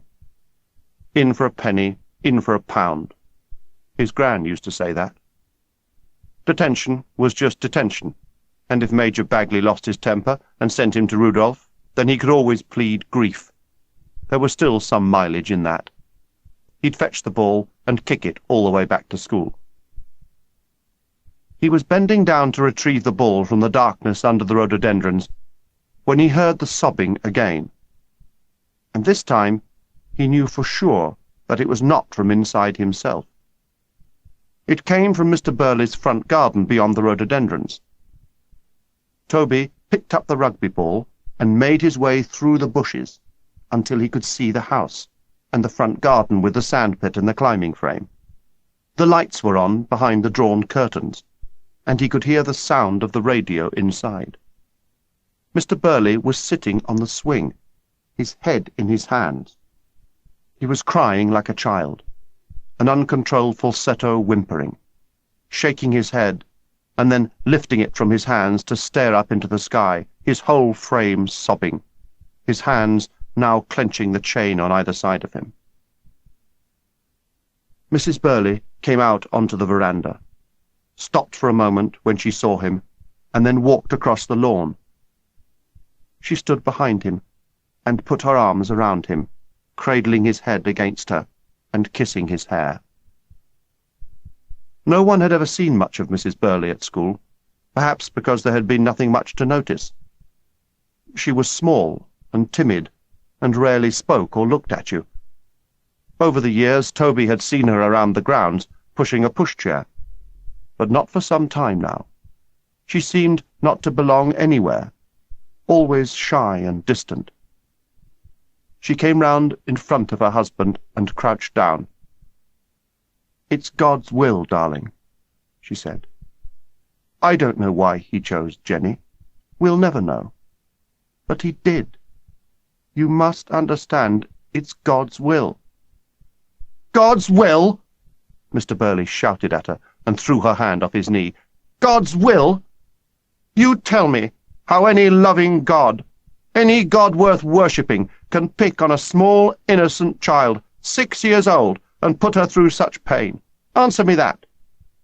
Do you really imagine that there's a kindly, white-bearded old man up there in the sky who pointed his finger at our Jenny and said, 'I'll take her young. I'll take her before she's had a chance to enjoy life'? I'm telling you, there is no God up there, nor anywhere. There can't be." "Did you ever hear her complain?"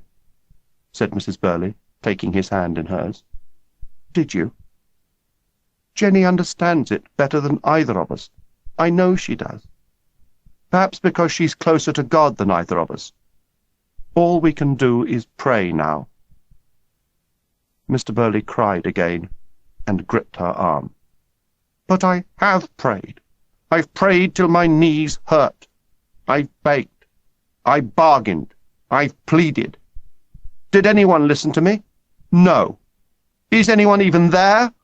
No. Did she get better? No. I tell you this, and it's something I've thought long and hard about. If there is a God, and I doubt it, I really doubt it, then he's a monster. He's a cruel, unfeeling monster. Don't say that. You mustn't. And don't cry so. She'll hear you. You know how it upsets her." "Well, she won't be hearing me for long, will she?" he said bitterly. "I haven't given up hope, my darling, and you mustn't either. I won't let you. For God's sake, you heard what the doctor said." Mrs. Burley stroked his hands and kissed them. "Doctors have been wrong before." She spoke so softly that Toby could hardly hear. He crept a little closer, and a twig cracked loudly beneath his foot. He crouched low. Both of them were looking in his direction now. Mr. Burley got up off the swing and was coming towards him. "Who is it? Who's in there?" Toby thought of running, but he knew he'd be seen. He'd have to brave it out as best he could. "Me, sir," he said, emerging from the bushes. I was just collecting a ball. I kicked it, sir." "Jenkins, isn't it? You should be in prep. Come over here." As soon as he was near enough, he took him roughly by the arm and pulled him closer. "You've been listening, haven't you? Eavesdropping." "I didn't mean to, sir. Honest I didn't, sir. I didn't mean it." "He's telling the truth, Arnold," Mrs. Burley intervened. "You can see he is. Let him go. Let him go." The grip on his arm relaxed. "I'm sorry, Jenkins," Mr. Burley said. and he turned away. "I'm sorry." "You heard? About Jenny?" Mrs. Burley said, as she drew Toby aside. "Well, Mr. Burley and me, we don't want anyone else to know. No one. You understand? People know she's ill, but they don't know how bad she is. It's private, and we want to keep it that way. You understand, don't you?" "He understands," said Mr. Burley. "He is the boy I was telling you about.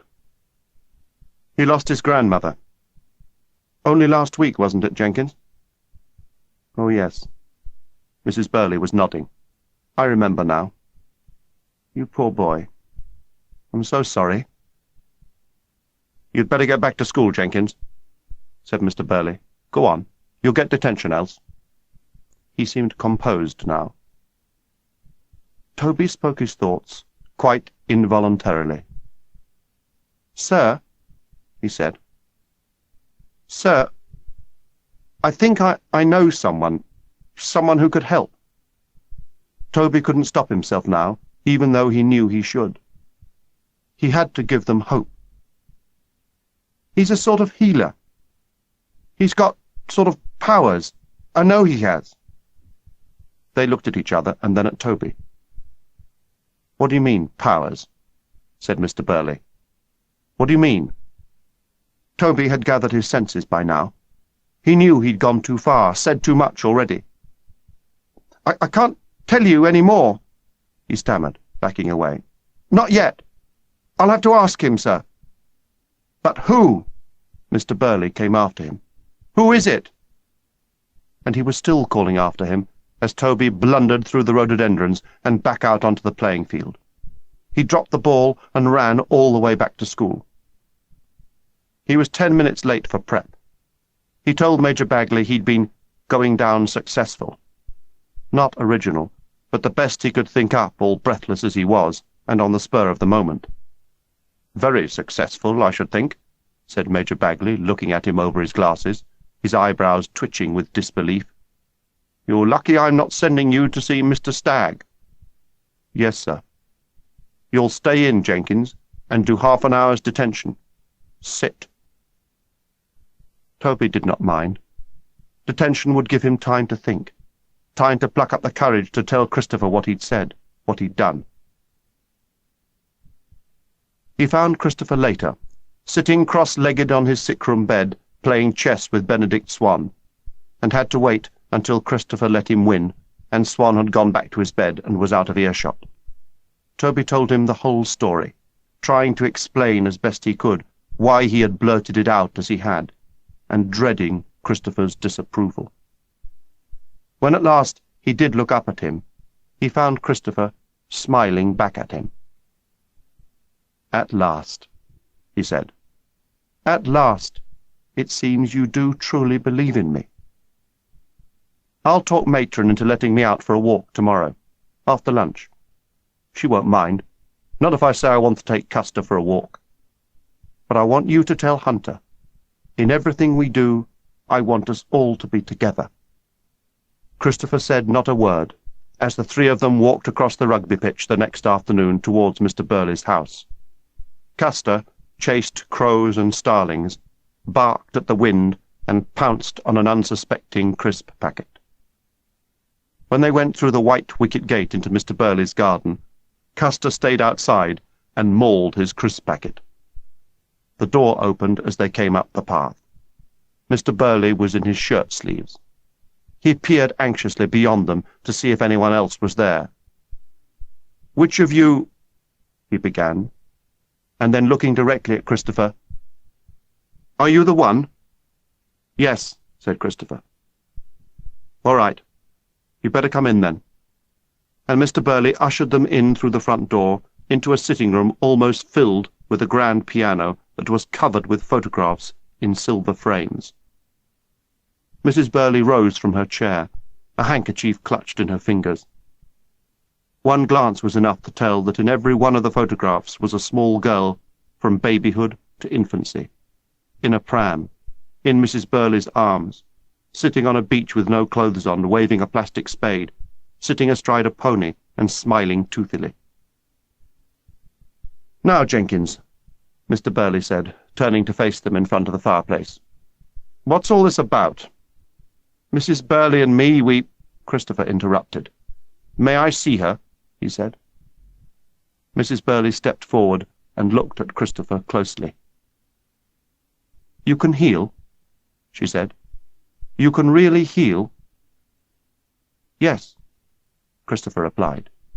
"Yes, I can." "I don't know that I like this," said Mr. Burley.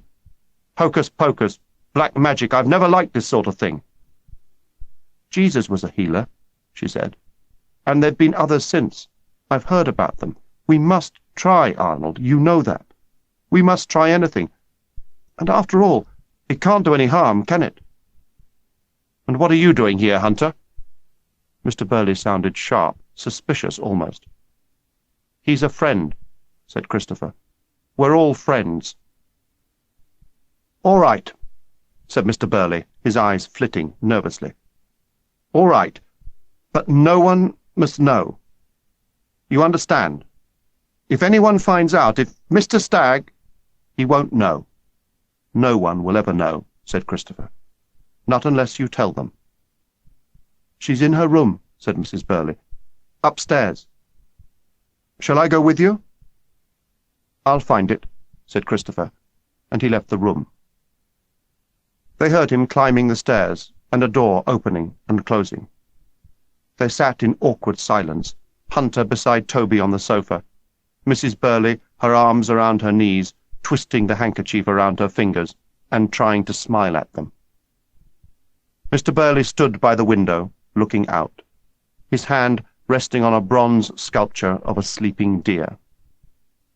Toby thought of telling them something more about Christopher, to reassure them, but he thought better of it at once. There'd be questions he couldn't answer if he was to maintain his vow of secrecy, and above all he had to do that. He kept quiet. A grandfather clock ticked loudly in the corner of the room, and was hammering out 3 o'clock, when they heard Christopher's voice upstairs, and then a door shutting. Christopher came into the room, his face fatigued and pale. He nodded at Mrs. Burley. "It's all right," he said. "She'll get better." "You're sure?" said Mrs. Burley, her hand to her mouth. "You're quite sure?" "Quite sure. She'll be fine. I promise." Toby and Hunter followed him out of the house, down the path to the playing fields, where Custer was still busy at his shredded crisp packet. He had to be dragged away from it.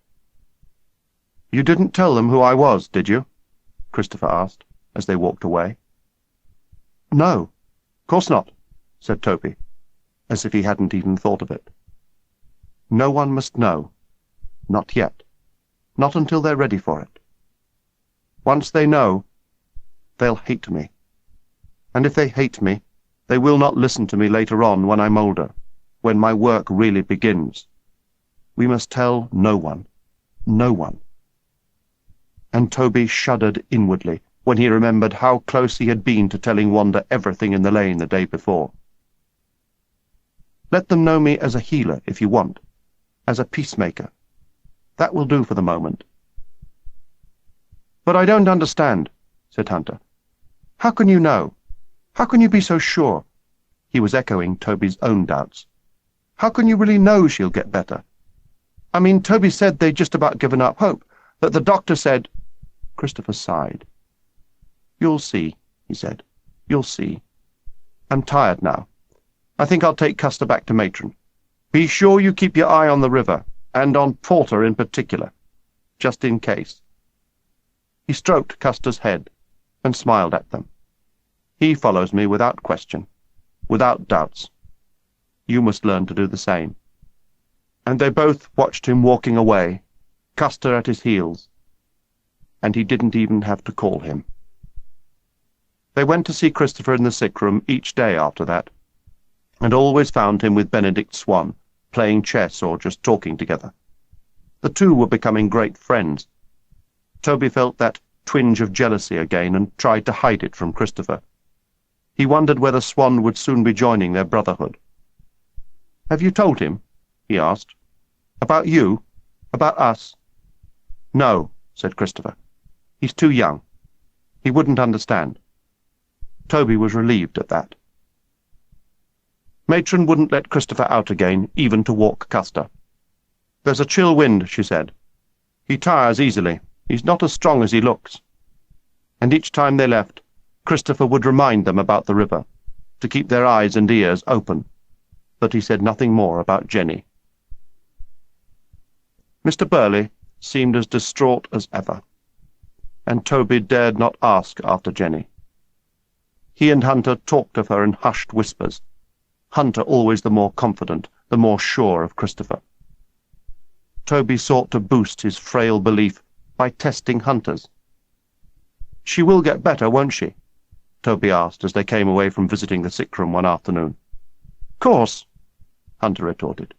"Course she will." The secret alliance, the growing bond between Hunter and Toby, seemed to affect even their partnership on the rugby field.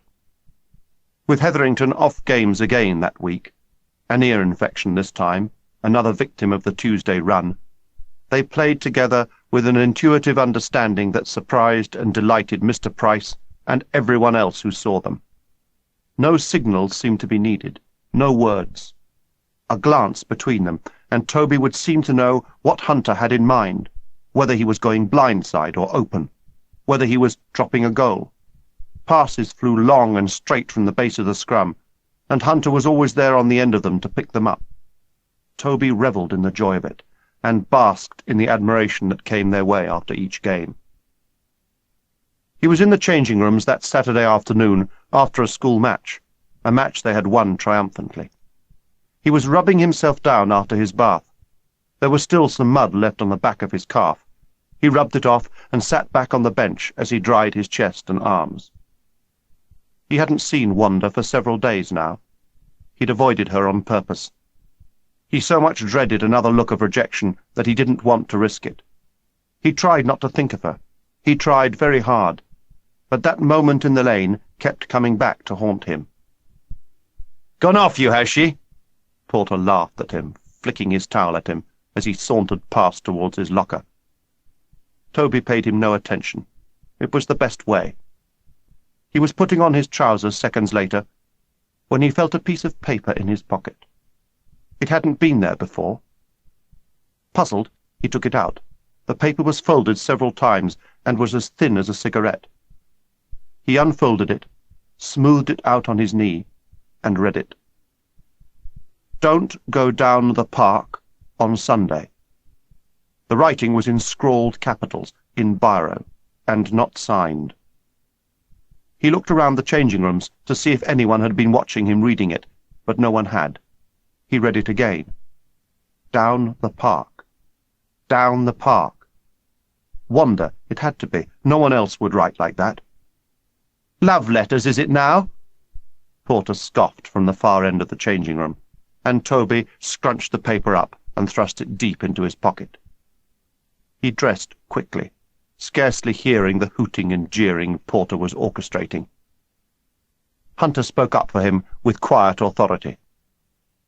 "Porter," he said, "why don't you just shut up?" You could see that Porter thought for a moment about challenging Hunter.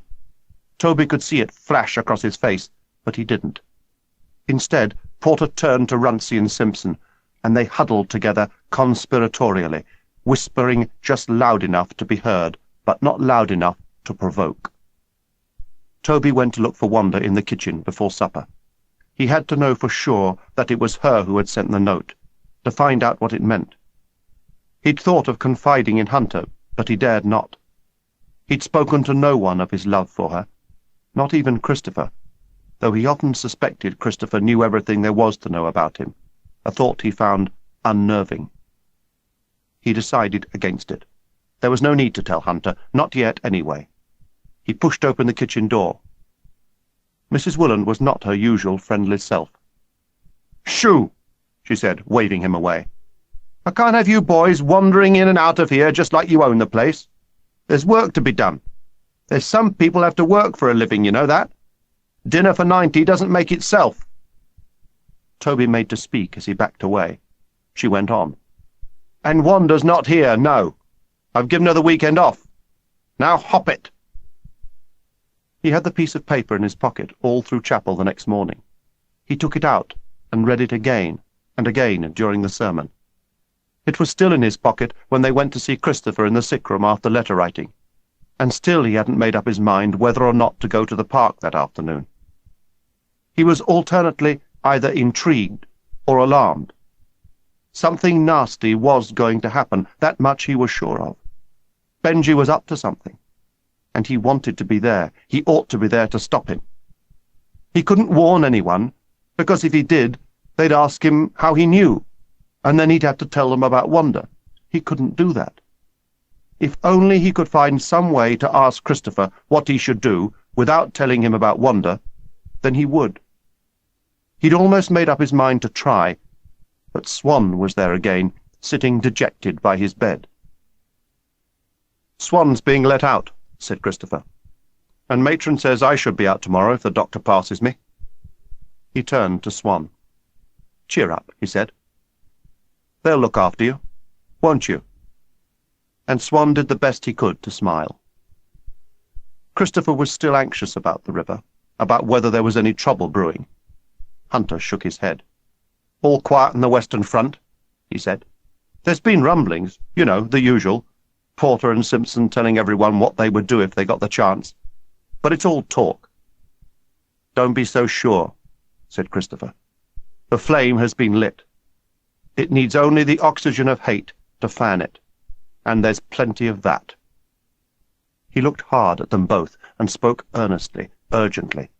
He leant forward. "Be in the park this afternoon. Promise me you'll be there. I'd come myself, but she won't let me out. Something's going to happen. I know it is. My voices have told me." "Do I have to leave?" Swan was pleading, tugging at Christopher's dressing-gown. "You'll be all right," Christopher said, patting his arm. "Just stick with these two. They'll look after you. They're my friends, my good friends." Toby's hand was on the paper in his pocket. This was the moment. He would tell them about the letter, about Wanda. He only had to speak. "You two?" It was Matron calling from the surgery. "You two, out of there. And you can take Swan with you. He's all mended, but he's off games." The moment for the truth had passed. But at least one question was resolved. He would have to go to the park now, because Christopher had told them to. There was no doubt in his mind about it now. Something was going to happen in the park that afternoon. Wanda's letter had warned him, and Christopher had prophesied. The park was full of boys, as it always was on a Sunday afternoon, if it was fine weather. A few people were kicking rugby balls about on the playing fields, but almost everyone was messing around in the park, climbing trees, playing conkers, cowpat fights, building camps, or, a favourite at this time of year, rolling down Woody Hill until your head whirled and it made you giddy. But unusually, there were masters too in the park that afternoon. Rudolph had asked for volunteers to help him clean out the swimming pool, which had been emptying all that week. It was an annual ritual that no one relished one bit. Volunteers only volunteered because there would be a cream tea laid on for them by Cruella afterwards as a reward. Cream tea or no cream tea, it was not Toby's idea of fun. He'd done it before, scooping up the newts and frogs from the sludge at the bottom and emptying them out into the long grass beyond the swimming pool fence, and then scrubbing down the walls, Rudolph and Pricey hosing where you scrubbed. It took hours, and you got very cold, and Rudolph usually lost his temper when things weren't done quite as he wanted. Besides, Toby had other, more important things on his mind, as did Hunter. They decided to split up, so that if and when trouble started, one of them would be close by. Hunter went off towards the rhododendron chapel. He'd been going on about how it needed some clean straw on the floor and some tidying up. "I can see all the way down to the river from there," he said. and I'll do some repairs to the entrance while I'm there. Don't want the cows getting in, do we? Nor anyone else, for that matter. I've pinched a bale of Mr. Woolen's straw for the floor. The cows won't mind. Give us a shout if you see anything." Toby took Benedict Swan with him, and went on down past the swimming pool, through the willow copse, and out into the water meadows beyond, the only place Hunter couldn't see from the chapel. Benedict Swan was looking for molehills, and chattering on about them. Christopher said that if you scoop away the molehills, you'll always find a hole. Christopher said all you've got to do is put your ear to the hole, and if you're lucky, you can hear them digging and chewing worms. That's what Christopher said. And he knelt down by a fresh molehill and scooped away the loose earth.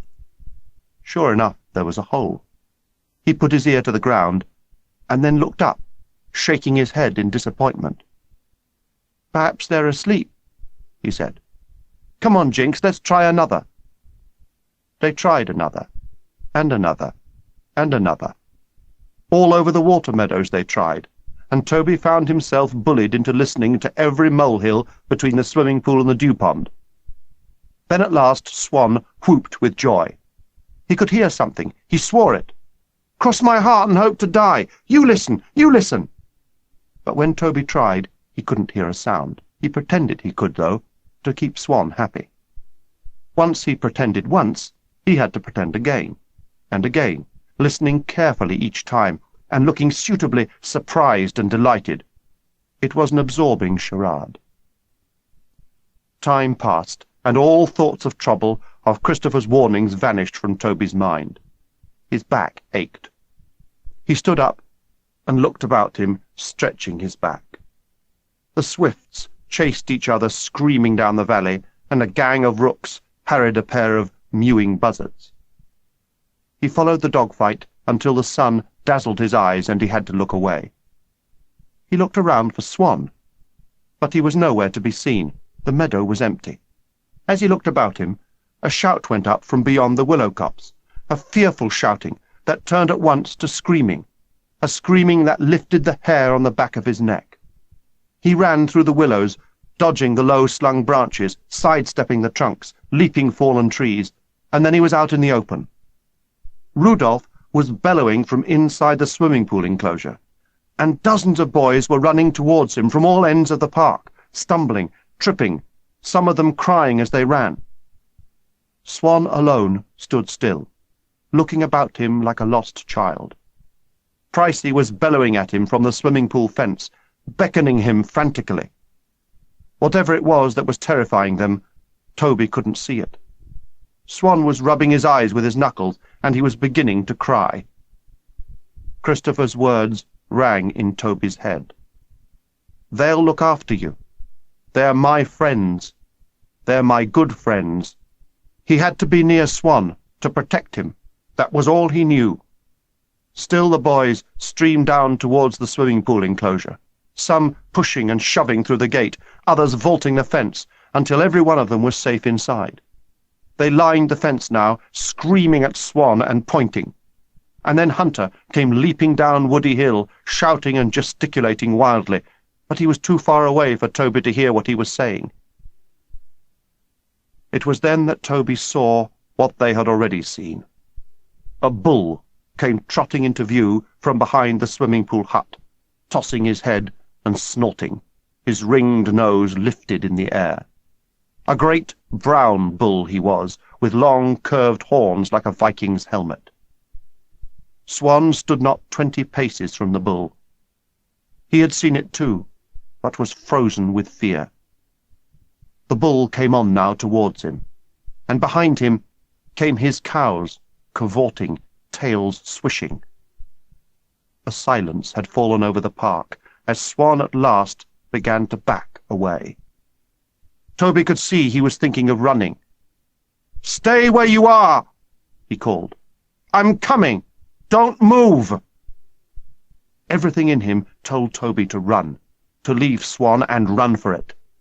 Instead, he found himself walking slowly towards the bull. And as he did so, he heard Christopher's voice speaking to him inside his head. You can do it. Do it for me. Do it for Swan. And he felt suddenly cocooned, protected, wrapped in the velvet cloak of Christopher's calm. The bull had seen him coming. He stopped, tossed his head, and licked himself on the shoulder, his tongue whipping out and sending a shower of saliva along his back. And then he was still, his white eye fixed on Toby. Rudolph's shout was a distant echo. "Run, boy! For God's sake, run!" Toby ignored him. Out of the corner of his eye, he sensed Hunter sidestepping down Woody Hill. He knew as he spoke that it was not his voice. It was Christopher speaking through him. "I'm right behind you, Swan. Don't look round. We'll be all right. We'll be all right." And then he was beside him, an arm around him, and Hunter was there too. "You take him," said Toby quietly, his eye on the bull's eye. But as he walked on alone, he began to wonder why he wasn't frightened. He should be frightened. What if Christopher wasn't protecting him? The bull lifted his head and roared at him.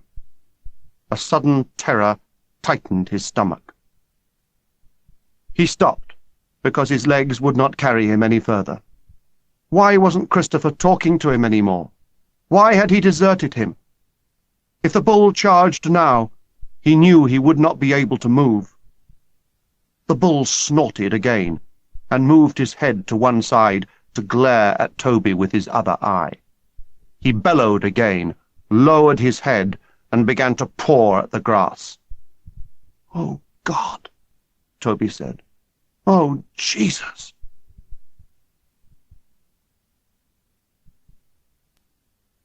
Chapter 8.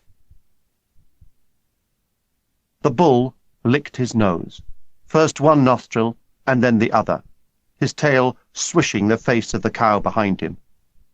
Flies bunched in the corners of his eyes, and the skin on his neck twitched away a cluster of squatting bluebottles. He blinked lazily and moved forward, shifting his great weight from shoulder to shoulder.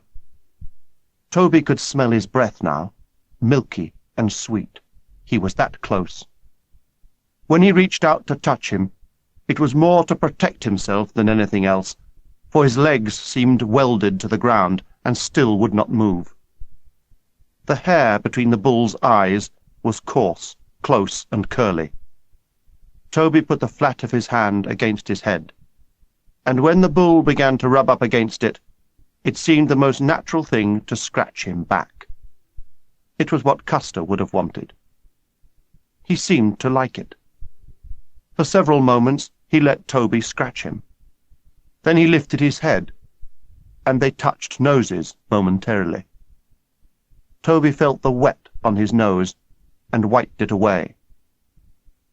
"Hello," he whispered, surprised he could find a voice to speak with, and the bull eyed him again and turned his head away to consider the crowd beyond the swimming pool fence. The sound of a distant tractor engine broke the silence. Toby looked beyond the swimming pool to the river below. The tractor did not slow as it splashed through the river and up into the park. The cows' heads turned, but the bull ignored them and leaned against Toby's chest, rubbing his head up and down, asking to be scratched again. Toby responded, holding one of the horns to keep his head still. The tractor roared and rattled its way up the hill, dipped out of sight behind the swimming pool hut, circled the cows along the bottom of Woody Hill, and stopped a few paces away. The cows set up a strident lowing that echoed around the park. Two people jumped off the tractor. The one with the rope in his hand and coming towards him slowly was Mr. Wooland. He always wore the same battered sailor's hat on the side of his head and the same long dark coat tied around with binder cord. The other made to follow him. "You stay where you are, Wanda, you hear me?" said Mr. Wooland. Wanda was hardly recognizable with her hair tucked under her hat. but the look she gave Toby filled him with happiness. There was anxiety in her eyes, admiration, maybe even love. "Now, young fella, me lad," Mr. Woolen said as he came towards him, "you just scratch his head. He likes that, does Big Tom. Don't do nothing sudden, and we'll be right as rain, the two of us. Soon as I come alongside you, you move away easy-like, and I'll get the rope on him.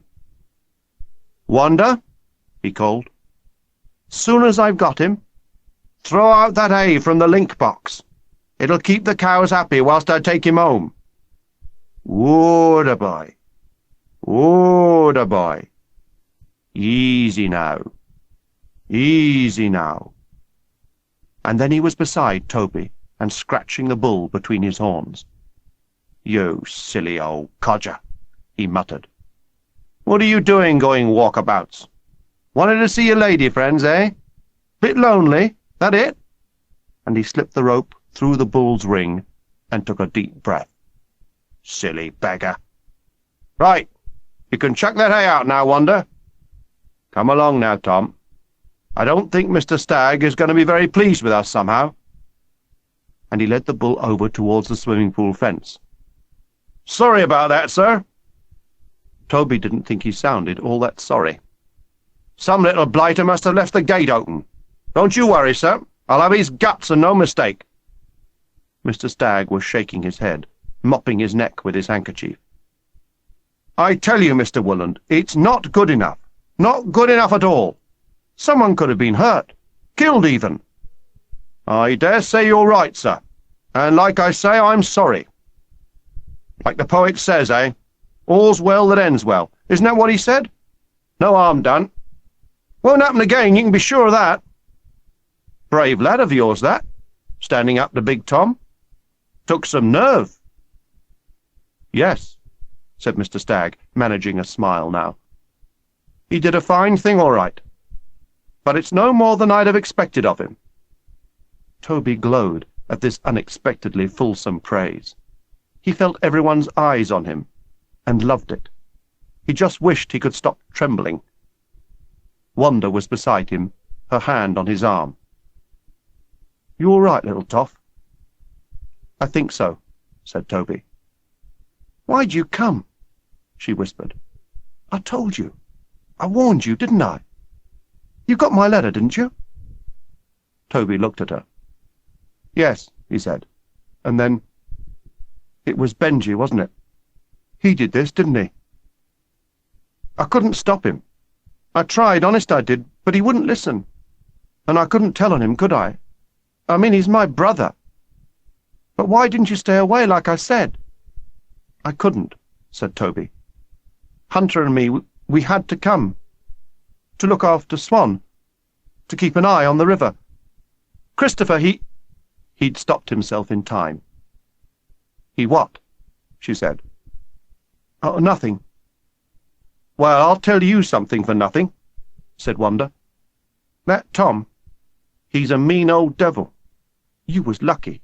You was really lucky." "It wasn't luck," Toby said. "Come on, Wanda," Mr. Woolen called out. "You take the tractor home, I'll take Tom." And he spoke to Mr. Stagg again. "Anyways," he was chuckling, "you got yourself a real live bullfight, and a real live matador." He turned to Toby. "What's your name, son?" "Toby Jenkins." "Hell, Toby, then," he said, and his chuckling became a belly laugh. "Hell, Toby!" And he walked away, leading Big Tom down the hill towards the river, Wanda driving behind him on the tractor and smiling back at him as she went. And then the boys were climbing over the fence and coming out through the gate, and everyone was rushing towards him. Rudolph pumped his hand, Pricey clapped him on the back, and he found himself surrounded and fated. "Good lad," said Rudolph, beaming. "I'm proud of you, proud of you." Then he called for his cleaners again, and reluctantly they followed Rudolph and Pricey back to the swimming pool enclosure. Swan was suddenly there, smiling up at Toby and reaching for his hand, and everyone was cheering and chanting. "We saw them! We saw them!" Porter was shouting at him over the hubbub. "It was the Oiks! They were watching on the other side of the river! They did it! The Oiks did it!" And only then, as Porter punched his fist into the air, could Toby make out what they were all chanting. "Down with the Oiks! Down with the Oiks! Down with the Oiks!" Suddenly the sweet taste of triumph was soured. Toby felt sickened and used. They tried to hoist him on their shoulders, but he wouldn't have it. Enraged, he shouted to be let down. Ahead of him, Hunter turned around and came back, pushing through the crush to help him. "What's the matter with you?" said Porter, and the crowd silenced at once, sensing a confrontation. "You just want to fight them, don't you?" said Hunter, squaring up to him. "You don't know how that bull got into the park, do you? You heard what Mr. Woolen said. A gate was left open. All right, maybe it was on purpose. But maybe it wasn't. You haven't thought of that, have you? And even if it was on purpose, no one got hurt. There's no harm done. I'm telling you, you've got to stop this before someone does get hurt. Let's call it quits. Let's forget it. We leave them alone, they leave us alone." Porter shook his head. "I don't believe I'm hearing this. You've changed. You know that. What they did to Jinx the other day, that wasn't an accident.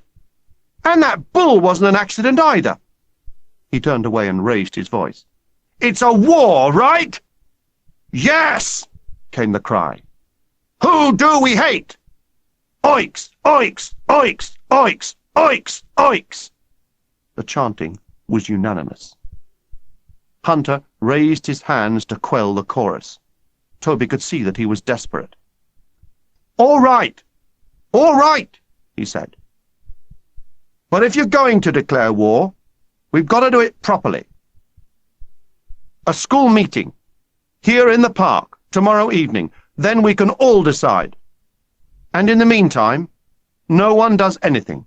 No crossing the river, no shouting at them, no stones, nothing. That's fair, isn't it? Well, isn't it?" The quad bell was ringing out over the park. "Agreed?" Hunter demanded, swinging around, challenging them all until he faced Porter again. No one spoke up. "Right then," Hunter said. "After prep tomorrow, and a truce until then." Toby felt very ambiguous about his triumphant reception at school. He was the conquering hero, the knight in shining armour. It should have been better than scoring the winning try in a school match. Better even than having a grandmother die. He loved all the attention and the glory, but he knew in his heart of hearts that it had not been him at all facing the bull in the park, that it was Christopher who had made it all possible. Yet, at the same time, he liked to think that maybe he could have done it without him. And then again, he knew that wasn't likely. He tried to soak in the teachers' smiles, the worshipping glances of the juniors, the adulation of all his friends. Even Custer seemed to sense he was the hero of the hour and followed him around and sat at his feet. He should have been able to bask in it all, but he couldn't. Matron, of course, poured cold water on the whole thing. When they went to see Christopher that evening in the sick room, she looked him up and down and said in a heavily Spanish accent, "Ah, el Toby, matador extraordinaire. Come to have your wounds bound, have you?" And she danced a mock flamenco around the surgery. Toby wondered for a moment if she'd been drinking. "Quite the little St. Francis, aren't we?" It was nearer to the mark than she knew. "In you go, then. He's been asking for you," she said. Hunter told Christopher the whole thing, blow by blow, and Christopher nodded throughout, rather as if he knew most of it already. Toby waited, and then put the question he was burning to ask. "It was you, wasn't it? You were there, weren't you? Inside me, I mean." "If you want me," said Christopher, "I will always be with you. inside you. Toby didn't like that in him. Sometimes he just would not answer a straight question. Hunter went on to tell him about the school meeting in the park. "I couldn't do anything else," he explained. "I tried, but I couldn't stop them. You have to speak to them. There'll be a war else, and I won't be able to stop it. They'll listen to you, I know they will." Christopher sighed deeply. "All right. I'll speak to them." And he turned back to Toby. "Wanda was there then?" he said. "So you're friends again?" So he did know. He'd known all along. Christopher leaned closer to him. "The applause is for God. Remember that, Toby, and enjoy it. You did well. You both did well." Christopher was allowed out of the sick room the next morning after the doctor's visit, and they met in the rhododendron chapel after lunch. Swan tagged along with them everywhere now. He might not be a fully fledged disciple, but Toby could see that Swan had become one of them now and undetachable. They knelt down in the clean straw in the rhododendron chapel and prayed together in silence, until Swan had to go and sit outside because the dust in the straw made him sneeze. "Porter's the one you've got to persuade," said Hunter. "Him and Runcie and Simpson. There's a whole bunch who'll follow them whatever they do." "Well, let's pray that God will speak to them through me, and that they will listen," said Christopher. "And Toby, when you next see Wanda, tell her we're all brothers and sisters under God. Get her to tell them that in war everyone loses, and everyone suffers. Tell her we want peace. Tell her from me, and let's pray that she too will listen." Toby and Wanda found each other after supper and sat side by side on a bench behind the pavilion. "No one will see us here," said Wanda, and she reached out and held his hand. Toby needed to get one thing settled in his mind. He had to be sure of her. "What you said to me, you know, out in the lane, with Benji, did you mean it?" Wanda laughed, and that made him feel silly. "Course not, you little toff. I was just cross, wasn't I?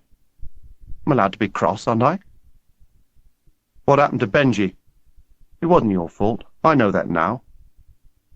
Toby looked out over the valley, the shadow of those dreadful words at last obliterated. "I love you, little toff. You know that." "Me too," said Toby, and she kissed him and put her head on his shoulder. A tractor was parked by the hay barn on the far side of the river, and Mr. Woolen was knocking in some stakes. "My dad," Wanda said, "he thinks you're something. Benji does too. I told him what you'd done, and he said you got to have plenty of bottle to do that." "What did he do it for?" Toby asked. "I mean, someone could have been really hurt." "He was mad, that's all. Mad with the lot of you. Can't hardly blame him, can you? Not after what they done to him." She passed her cigarette across to him. He shook his head. "Don't really like them," Toby said, risking being honest about it at last. "You're funny," Wanda said, smiling at him. "Sometimes you're like a little kid, and then you're like a real man. I mean, yesterday in the park with Big Tom. Cool as a cucumber you were. Just stood there stroking him. No one's done that to Tom before, not even Dad.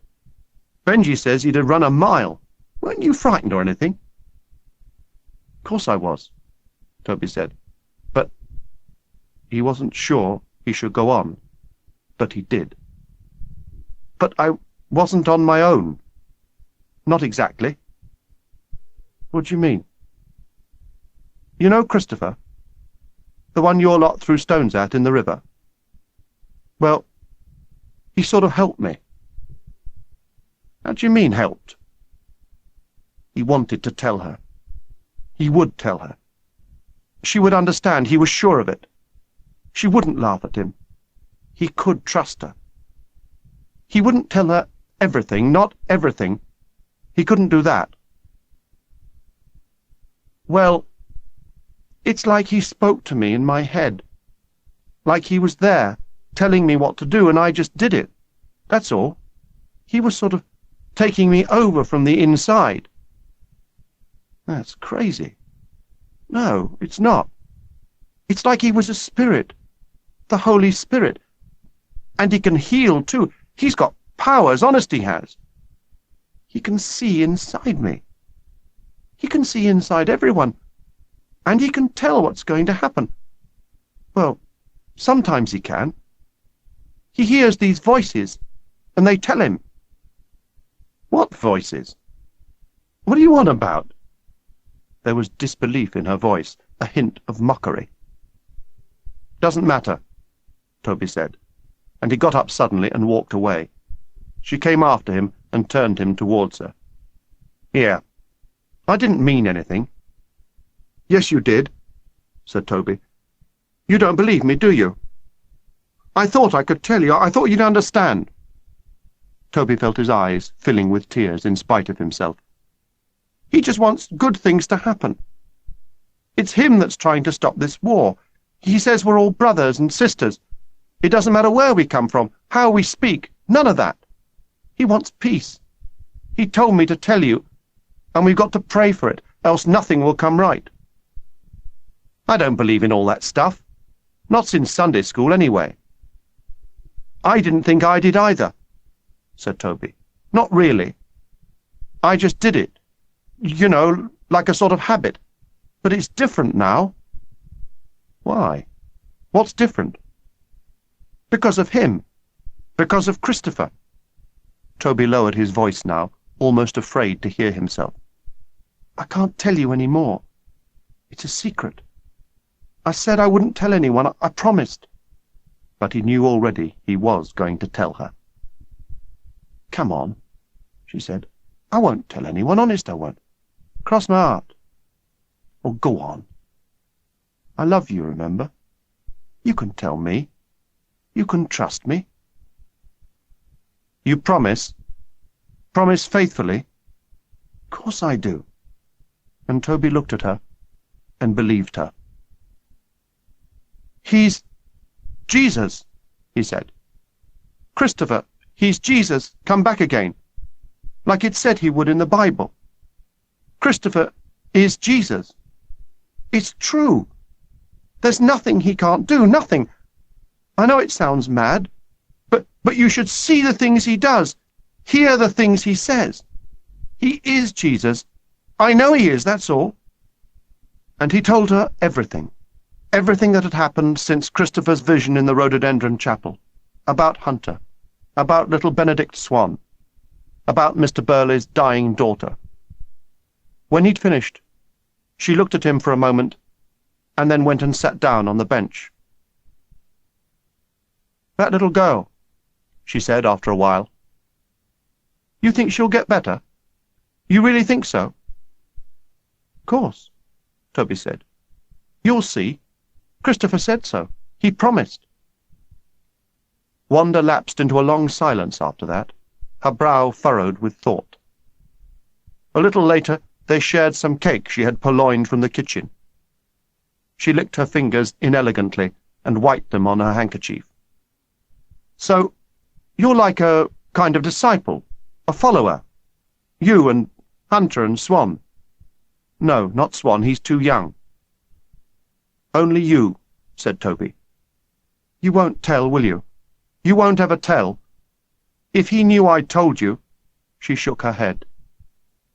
I won't say a word. Not ever. I've got to go, she said suddenly, and she leant over and kissed him. I'm helping Dad with the milking. See you. And she was gone round the corner of the pavilion. Toby followed her. She was already halfway across the rugby pitch. You won't tell? Toby called after her. You won't tell, will you? She waved her hand over her head and ran on. Toby heard a cheer go up from the park below. The meeting had started. He vaulted the iron railing below the rugby pitch and ran on down into the park. Woody Hill had become an amphitheatre, the grassy ledges the seats. From a distance it seemed as if the hillside had turned blue. Every boy in the school must be there, Toby thought. He saw Swan and Christopher and Hunter sitting together near the front. Porter was on his feet, railing, and whenever he paused for breath, they cheered him wildly. He tried to make peace with them once before, remember? And what did they do? They stoned him, didn't they? No.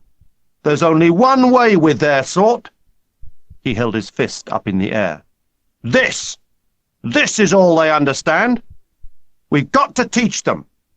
They've got to learn, once and for all, that they can't come waltzing over here just when they feel like it. This is our place, and we don't want them here, do we? We let them get away with what they did yesterday, and they'll be back, again and again. And don't let him tell you yesterday was an accident. They let that bull out on purpose. I know they did. You know they did.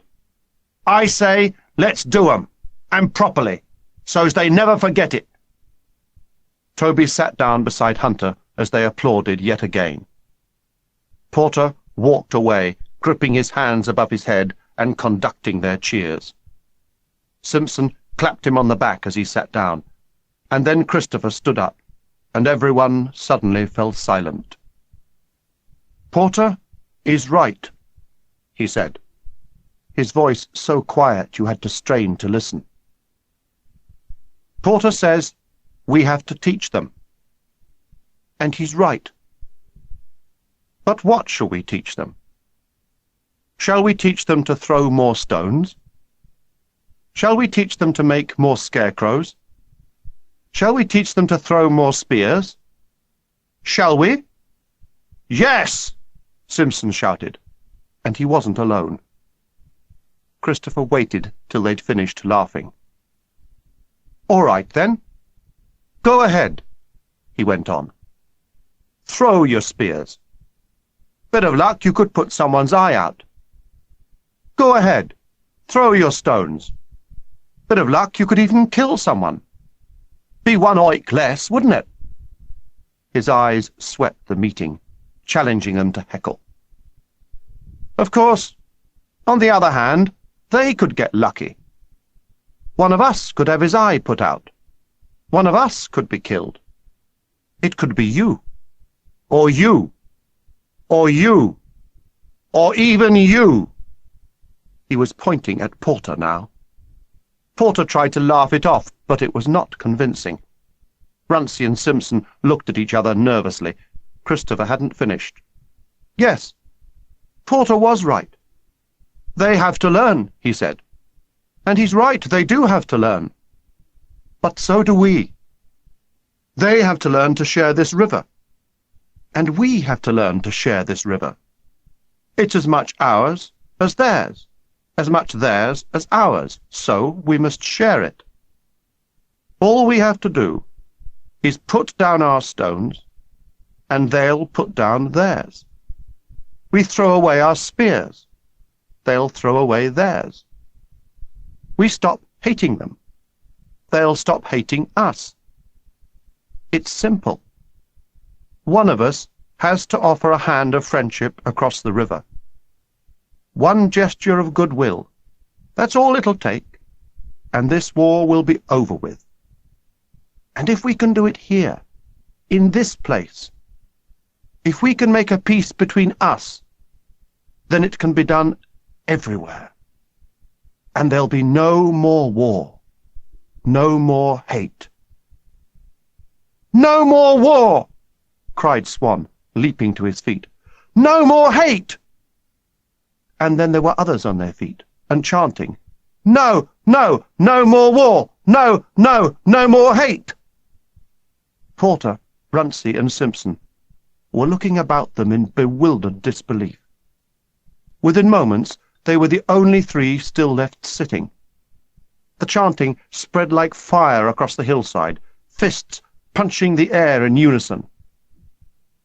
Toby found himself looking across at Christopher, who stood quite unmoved, his eyes closed. Toby knew he would be praying. He prayed too, just for a few moments. He prayed that Wanda would tell no one, that somehow Christopher would never find out what he had done. When he opened his eyes, Porter was barging his way up the hill, turning round to shout every few paces, but his words were drowned out, and they were jeering at him before he reached the top of the hill. Simpson and Runcie ran after him, and the three of them vanished into the trees. Hunter was beside Christopher now, holding up his hands for silence. It was some time before he could quieten them. "All right, then," he said. "From now on, no one goes across the river. No more name-calling. No more sticks, no more stones. The war is over. Over for good." And the meeting broke up, in a cacophony of clapping, cheering, and chanting, with Swan holding Christopher's hand and dancing around him in wild excitement. It was comforting for Toby to have Christopher back in the next bed that night. Christopher lay there in the moonlight, his hands behind his head, staring up at the shadows on the ceiling. Toby bashed his pillow into shape and turned over to talk to him. "Can't you sleep either?" he whispered. "Toby," said Christopher, without looking at him. "Toby, you wouldn't ever betray me, would you?" "Of course not," said Toby, and the moonlight moved across his face and lit his guilt. He looked away to hide it. "Of course not. What did you say that for?" "Tomorrow night," Christopher went on. "Tomorrow night I may not be here." "What do you mean?" "I may be gone." "Gone where?" "Home," he said. "Where I belong. And you and Hunter will be alone. You've got to promise me you'll keep the faith. Promise me." "Why? What's going to happen?" "Promise." His voice was suddenly urgent, insistent, almost angry. "All right. I promise," said Toby. "And tell Hunter for me. I may not have a chance in the morning. There may not be time tomorrow to say goodbye. I want you to look after Swan for me, too, and keep your eye on Porter and his crowd. Whatever you do, keep your eye on Porter. He hasn't given up. He will do all he can to break the peace. And Toby, one last thing. Thanks. Thanks for believing. You were the first one, and I'll always remember that." Toby propped himself up on his elbow. "What are you saying all this for? What's going to—" The dormitory door opened suddenly, and Rudolph stood framed in the corridor light. Toby froze where he was, hoping against hope Rudolph would not turn the light on. Their end of the pit was the furthest from the door, the darkest. "If I have to come in again, it'll be the slipper for the lot of you. Do you hear me?" "Yes, sir," came the mumbled chorus, and the door shut, plunging the dormitory into blackness. Toby breathed again. "Go to sleep," said Christopher. "It's all right. It'll be all right." But Toby could not sleep. Christopher's words tumbled in his head and would not let him sleep. The quad bell struck every hour of the night. By 6 o'clock he still had made no more sense of it. Beside him Christopher slept, his breath shallow and even, his hands folded over his stomach. "He even looks like a god," Toby thought. "It's how a god would sleep." It was not until breakfast that Toby began to think that something was up. Mr. Burley came in late with Rudolph, who strode purposefully to the high table and rang the gong. He often did that if there was too much noise, but this was different. You could tell from the frown on his face. "In the hall, everyone. Right after this." Matron spoke up from the far end of the dining room. "But, Mr. Stagg, what about my surgery?" "In the circumstances, Matron," said Rudolph, "your surgery will have to wait a while this morning." He was stiff, but polite. "I won't keep you long." For a moment, Toby thought Matron would walk out. No one spoke to Matron like that, not even Rudolph. "Carry on talking," he said, and sat down. But everyone was stunned into silence, and no one talked. At the end of the table, Mr. Burley looked up, and Toby saw then that his eyes were red with crying. "Jenny's dead." Toby knew it at once, and looked across at Christopher. But she couldn't have died. Christopher had healed her. Christopher had promised. No, Jenny can't be dead. Not if Christopher is Jesus, like he says he is. But what if he's been lying all this time? What if the whole thing's been a hoax, a tease? Stop it. Stop thinking that. Christopher is Jesus. He is. He must be. And if he is, then Jenny's not dead. She can't be. Christopher scraped the last of the porridge off his bowl and reached for his tea. Toby tried to catch his eye, but couldn't. He looked at Mr. Burley again, and found Mr. Burley staring down the table at Christopher. There was despair in that look. But there was more than despair. There was hate, too. Behind him, Wanda came in with the trolley, and began to hand out the dishes of bacon and fried bread. When she smiled at him, she smiled nervously, and her eyes flitted over him to Christopher beyond. For a moment, she paused, looked at him, and then she was hurrying away towards the high table.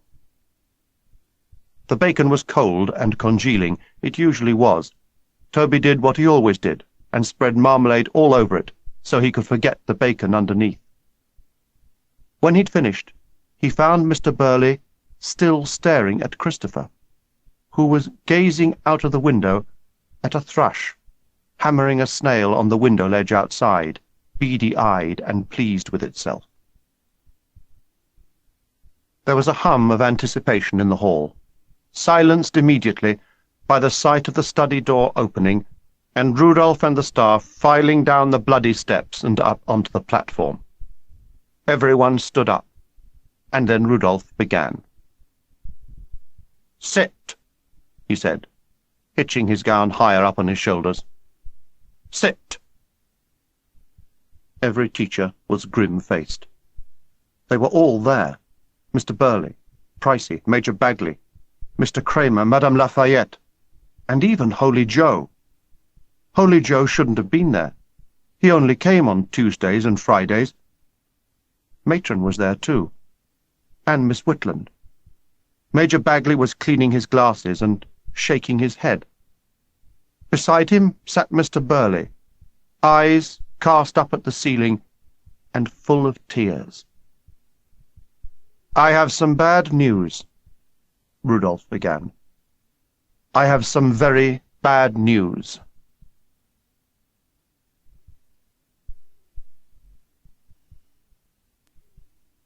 Chapter 9.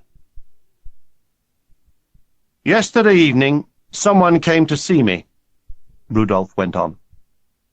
"He was upset, very upset. He had never before come to me and complained about anything. Never in all the long years he has been working here at Redlands. But this, he thought, was so serious and so horribly offensive that he could not let it pass. It seems we have amongst us a boy who claims he is Jesus Christ. That's right, Jesus Christ. This boy pretends he can heal, that he hears voices, that he is Jesus Christ come back to earth." Toby tried to believe he wasn't hearing this, that it wasn't happening. "I didn't believe him. Not at first. I wouldn't have believed such a thing of any of my boys." As the first shock wore off, the implications of what Rudolph was saying became horribly clear to Toby. Christopher would know now for sure who had betrayed him, and he was sitting there right next to him. Toby stared down at the parquet floor, unable to lift his head.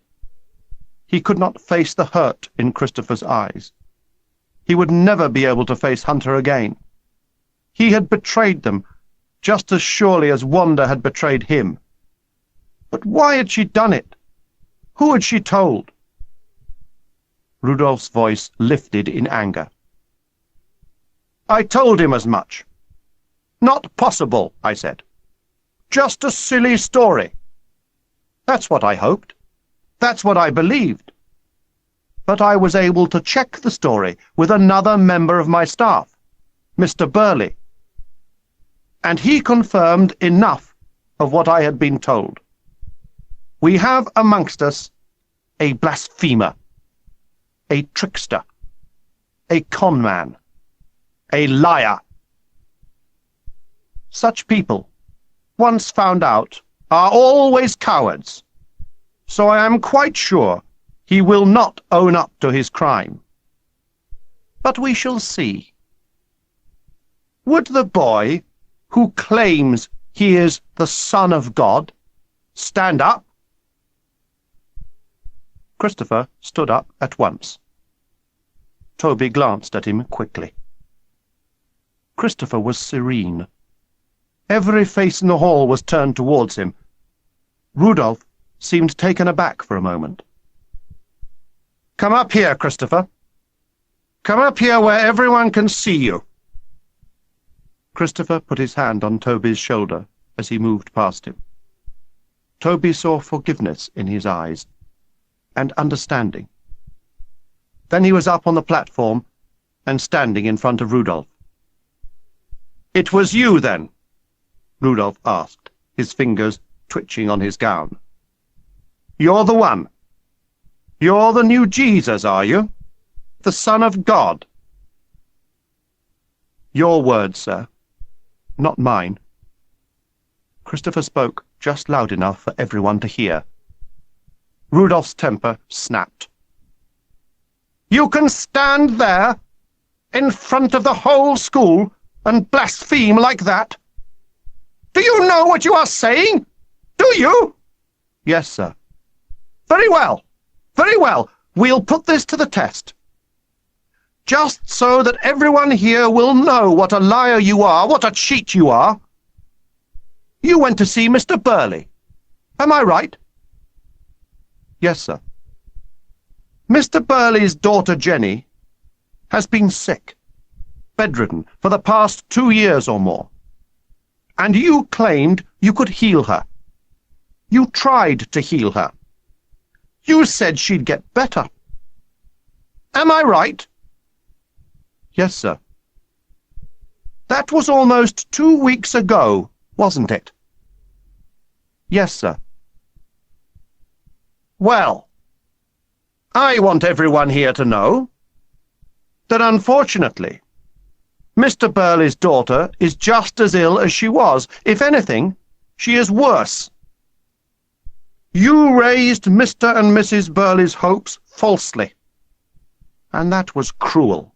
Cruel beyond words." He paused. "Not in all my 10 years at Redlands have I ever expelled a boy.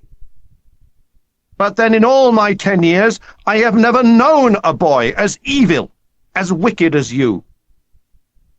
In all my 10 years I have never been so angry as I am now. I am not a vindictive man, so I will give you a chance to redeem yourself. You will be punished, of course. You would expect that. But I will give you just this one chance to save yourself the disgrace, the ignominy of expulsion.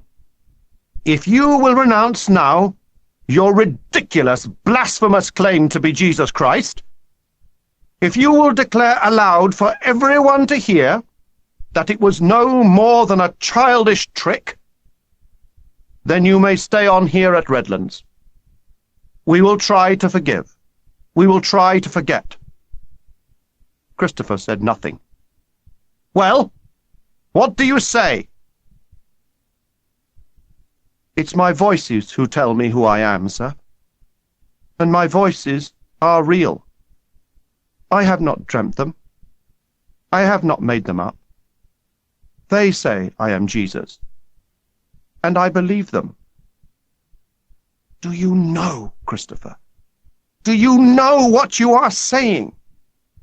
Do you realize that if you'd said that just a few hundred years ago, they'd have burnt you at the stake?" "Yes, sir," said Christopher. "And a few hundred years before that, they'd have crucified me." For several long moments, Toby could see Rudolph trying to control himself, his mouth contorting, his fingers clutching his gown. The staff alongside him glanced at him anxiously, and Holy Joe crossed himself and closed his eyes. "Very well," said Rudolph, clearing his throat. "You leave me no choice. Since you refuse to recant, you will leave this school today. I shall telephone your home to that effect." Christopher turned to leave the platform. "Stay where you are. I have not yet finished." Rudolph was seething. "I am told you have followers, that you have infected at least 2 other boys with your dreadful blasphemy." Toby's heart pounded in his ears. Rudolph was looking straight at him. There would be no point in denying it, yet he could not bring himself to confess, not in front of everyone. He'd follow Hunter. He'd wait for Hunter to own up. But beside him, Hunter never moved, and Toby dared not risk a sideways glance. "I will not allow you to leave your poison behind you when you leave. I will put a stop to it now, once and for all. You see, I know who those 2 boys are. They have been foolish, not evil, not wicked like you.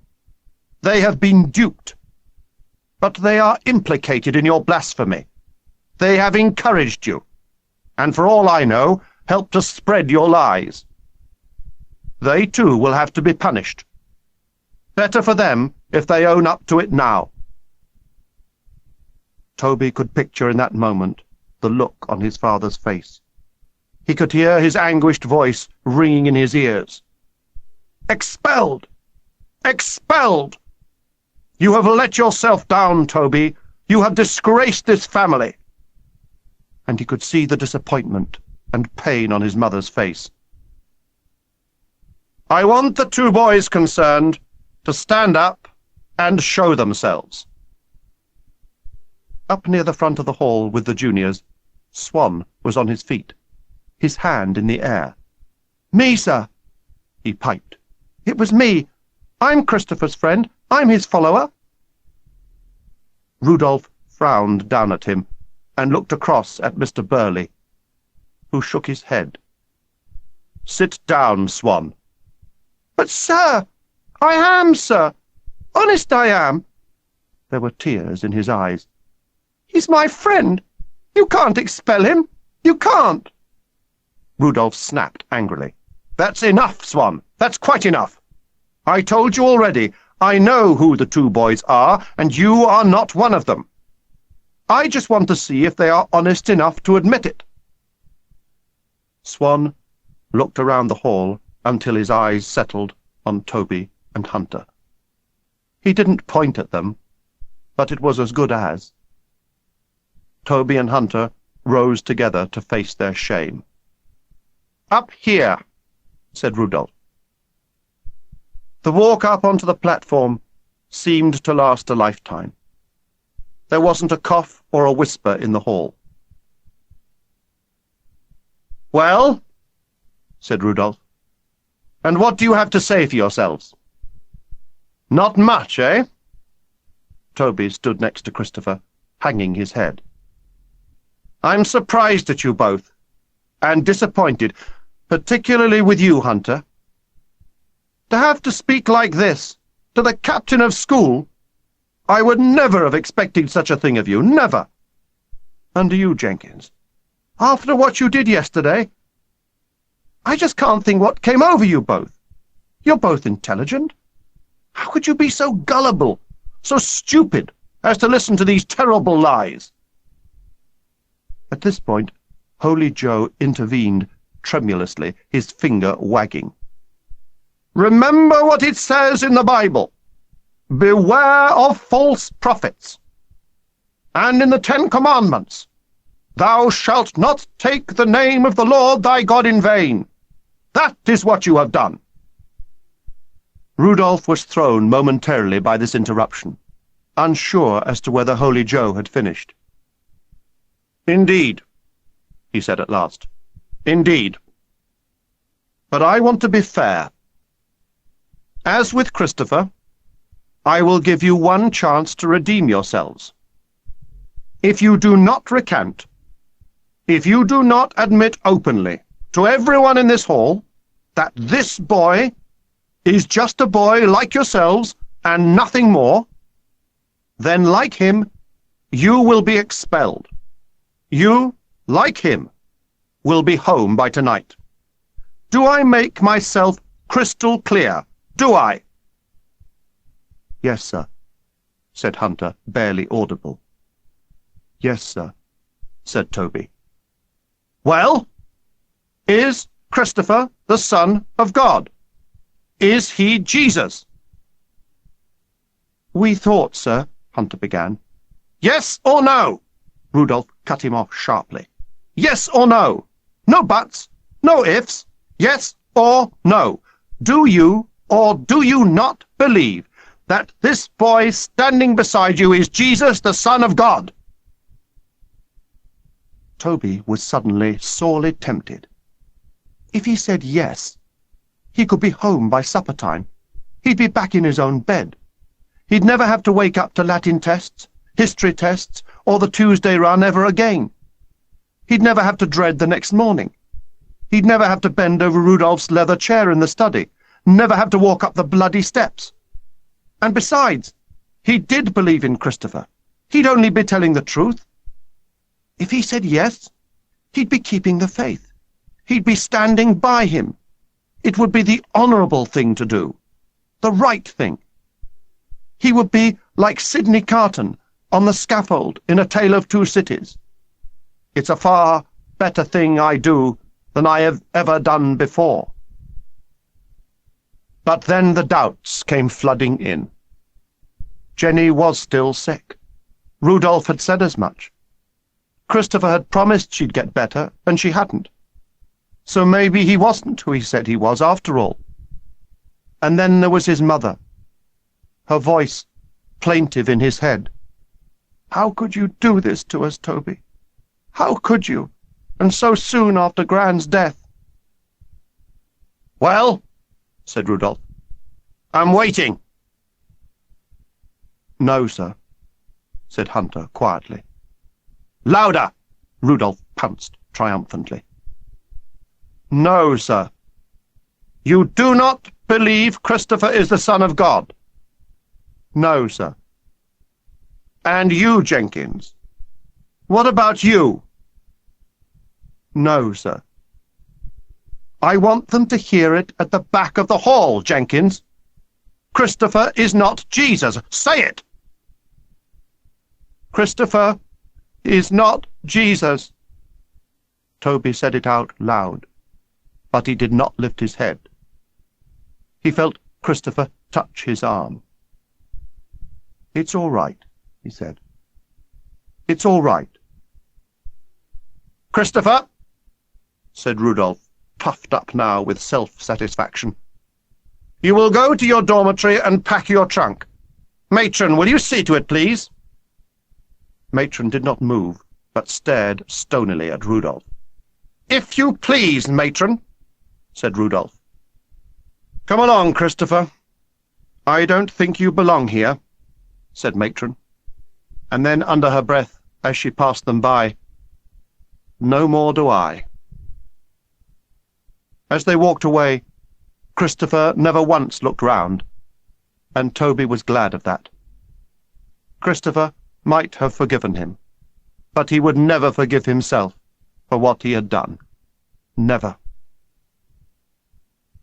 Once they had gone, Rudolph turned to them again. "And you two, I'll see you in my study, now." And he swept past them off the platform. They followed him past the rows of staring boys and up the bloody steps. "I'll have you first, Hunter," he said. And Hunter followed him into the study, and the door shut behind them. Toby sat down on the settle and waited, his hands rubbing up and down on his knees, watching the boat rocking on the grandfather clock. It was 9:10. By 1:15, it would all be over. But he had those 5 minutes to live through. He felt sick to his stomach, and he needed to go to the lavatory. Cruella came out of the drawing-room and walked past him without so much as a glance. And Toby remembered the last time he'd been there, and how kind she had been to him then. The cane swished once, twice, 3 times, and Cruella stopped and turned at the top of the steps. "He doesn't mean it, you know. He doesn't enjoy it. It's for your own good." And then, "It'll soon be over with." And she was gone. The study door opened, and Hunter emerged, his face red, his eyes full of pain. He was breathing hard as he paused by Toby and tried to smile. "Good luck," he said. "What I said up there in front of everyone, I didn't mean it. I just couldn't... Well, you know." "I know," said Toby. And full of newfound courage, he strode into the study. The stag's head stared down at him from the wall. The severed elephant's foot was waiting for him. Rudolph tapped the arm of the leather chair with his cane. It didn't look much, long and thin and whippy, but Toby knew what it would feel like. He turned his eye away from it deliberately, like he did at the dentist when he saw the drill. He knew what to do. He knelt on the elephant's foot, leant over, gripped the other arm of the chair, closed his eyes, stiffened himself, and waited. He heard Rudolph take a deep breath, the cane tapping Toby's trousers. Rudolph was taking aim. Toby's whole body was suffused with a sudden, prolonged, and searing pain that only began to dissipate when he had stood up again and was rubbing himself, his legs trembling, his mouth full of tears. "So that you'll never forget, Jenkins, that blasphemy is wicked," said Rudolph. "Yes, sir," Toby managed, and then he realized he had wet himself. Rudolph walked over to the roll-top desk and stood the cane in the corner. He turned round and sighed. There was a tremble in his voice. "I am sorry, Toby. Particularly after yesterday. After your recent sad news. But you understand. I hadn't any choice. You do understand that, don't you?" "Yes, sir." "Off you go now." By second lesson it hurt less. What hurt more were the looks he got in break.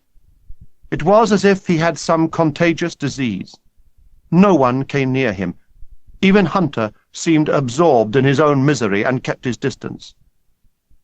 He saw Swan leaning up against a tree, crying his eyes out. He felt for him, but he could not bring himself to deal with anyone else's pain.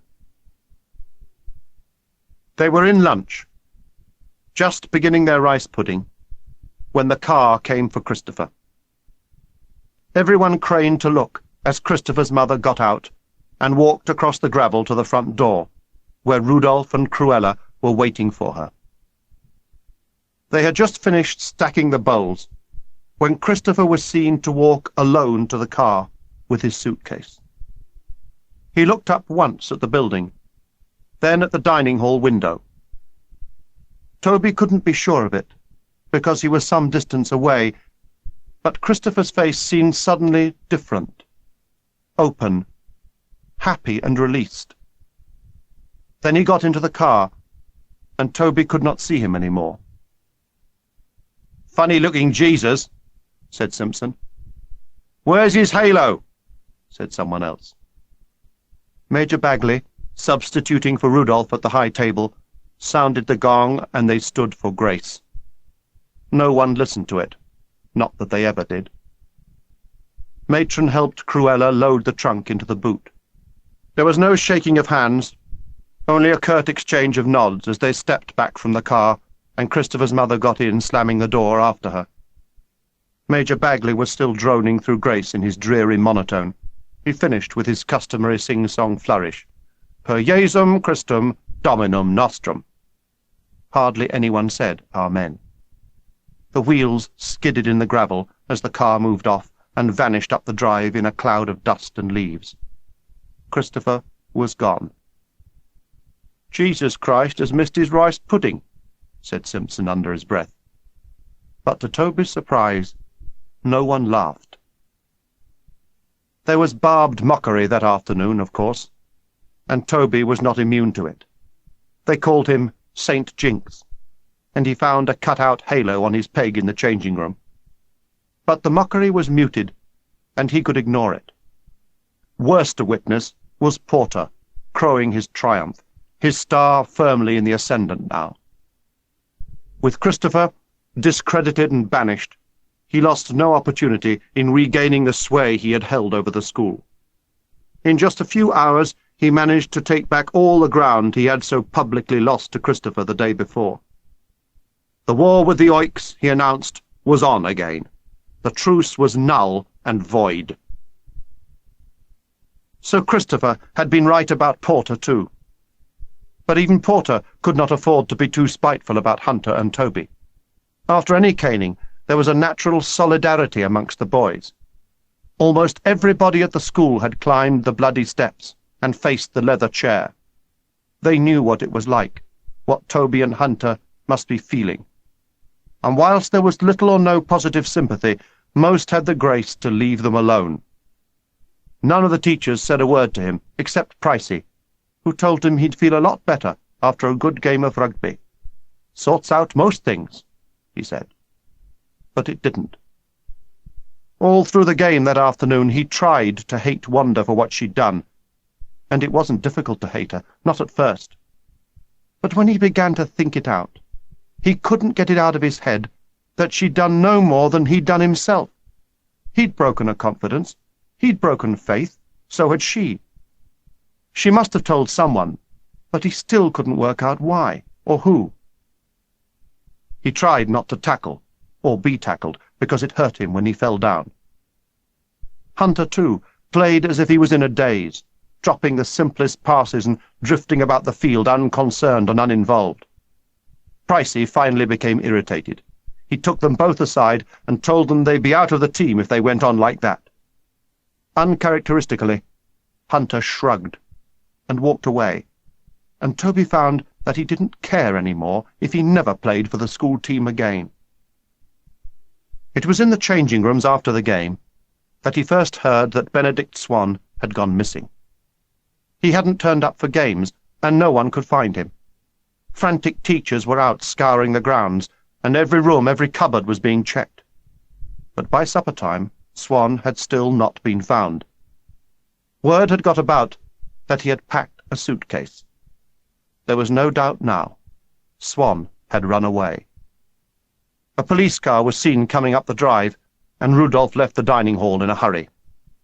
A police sergeant, looking overheated and anxious, with his cap under his arm, addressed the whole school from the high table, asking everyone if they knew where Swan might be, and if so, that now was the time to speak up. "Once darkness falls," he said, "things could get very difficult for a young lad out there on his own. He's only 7, you know."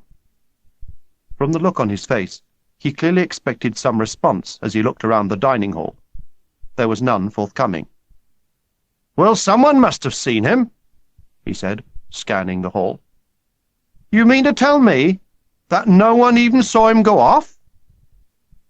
He gave up after that, and left saying that he hoped if anyone remembered anything, they'd tell Mr. Stagg. Rudolph was wild-eyed with anxiety as he escorted him out. Toby met up with Hunter that evening after prep. "I was thinking about Swan," said Toby. "All through prep I was thinking. He could be in the chapel down in the park. What do you think?" "Worth a try, I suppose," Hunter replied.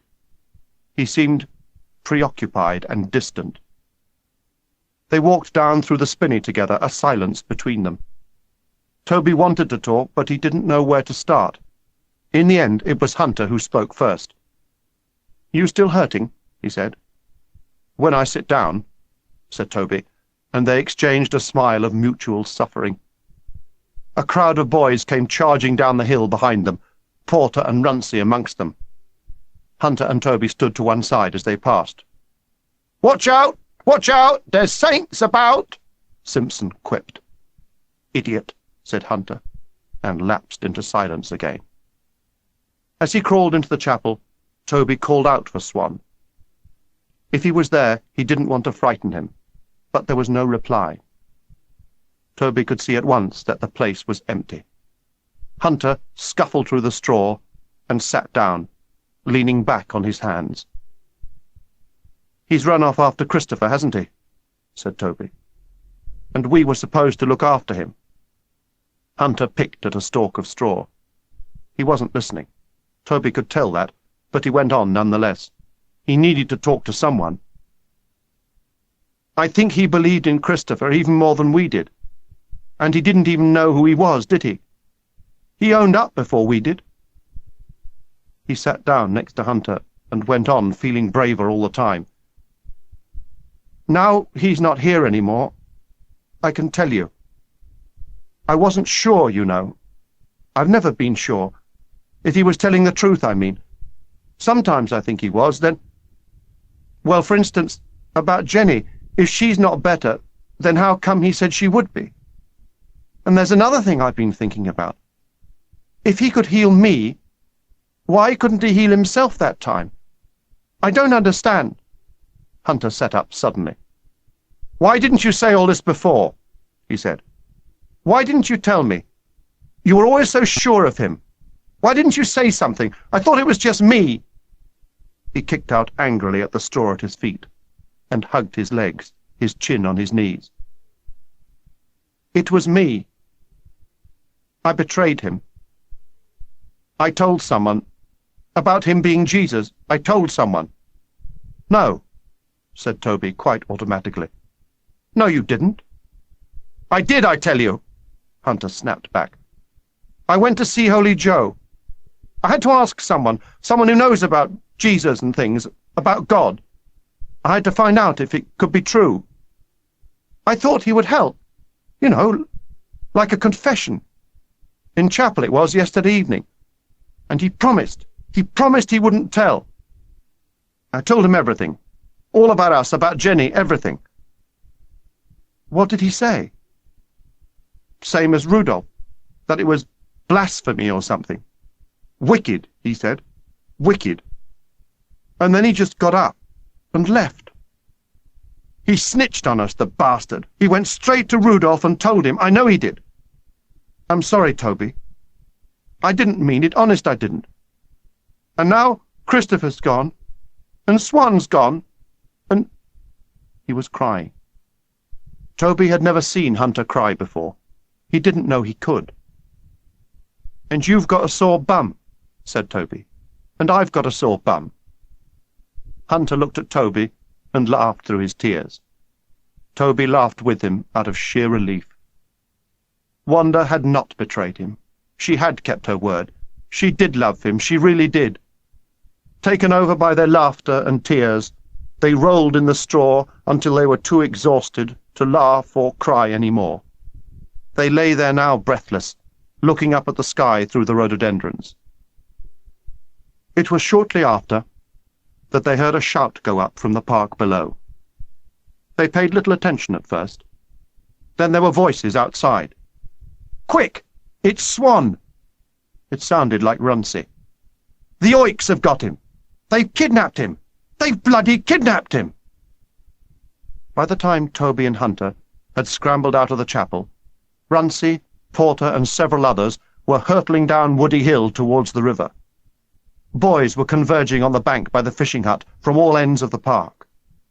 A pair of wild duck made off protesting downriver. Toby couldn't keep up with Hunter's long legs and was left behind. He stumbled more than once before he reached the bank and pushed his way in beside Hunter to get a better look. Benji was standing waist-high in the river, Wanda beside him, holding a suitcase. Benedict Swan lay limp and wet in Benji's arms. "I fished him out of the river," said Benji, wading towards them. "He's all right. Bit off his head, though. He said he was running away, looking for Jesus, he said." He set him down on the bank in front of Toby. "There you are, back where you belong," he said, and Wanda put the suitcase down beside him. Swan stood there, dazed and dripping. "He says he wants to go home," said Wanda. Someone's got to say something, Toby thought. And then Hunter spoke up. "Thanks," he said. "You'd better get him back," said Wanda. "He'll shiver to death else."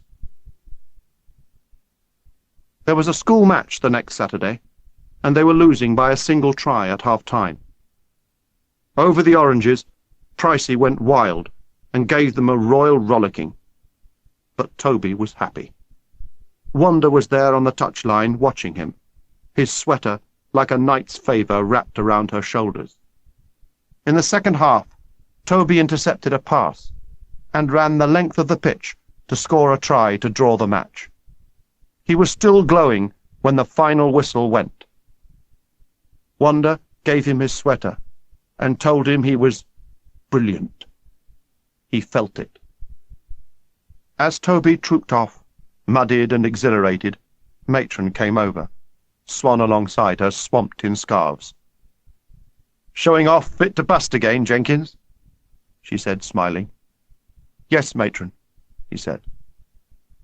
And then he was aware of a hush falling around the ground.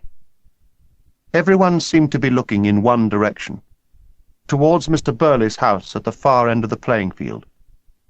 Mr. Burley was walking out across the field, Mrs. Burley with him. And between them was Jenny, holding their hands, running a few steps, and swinging. "My God!" Matron whispered. "She's up. She's better. That's the first time that child's been on her feet in a year." Swan looked up at Toby and smiled. "See?" he said.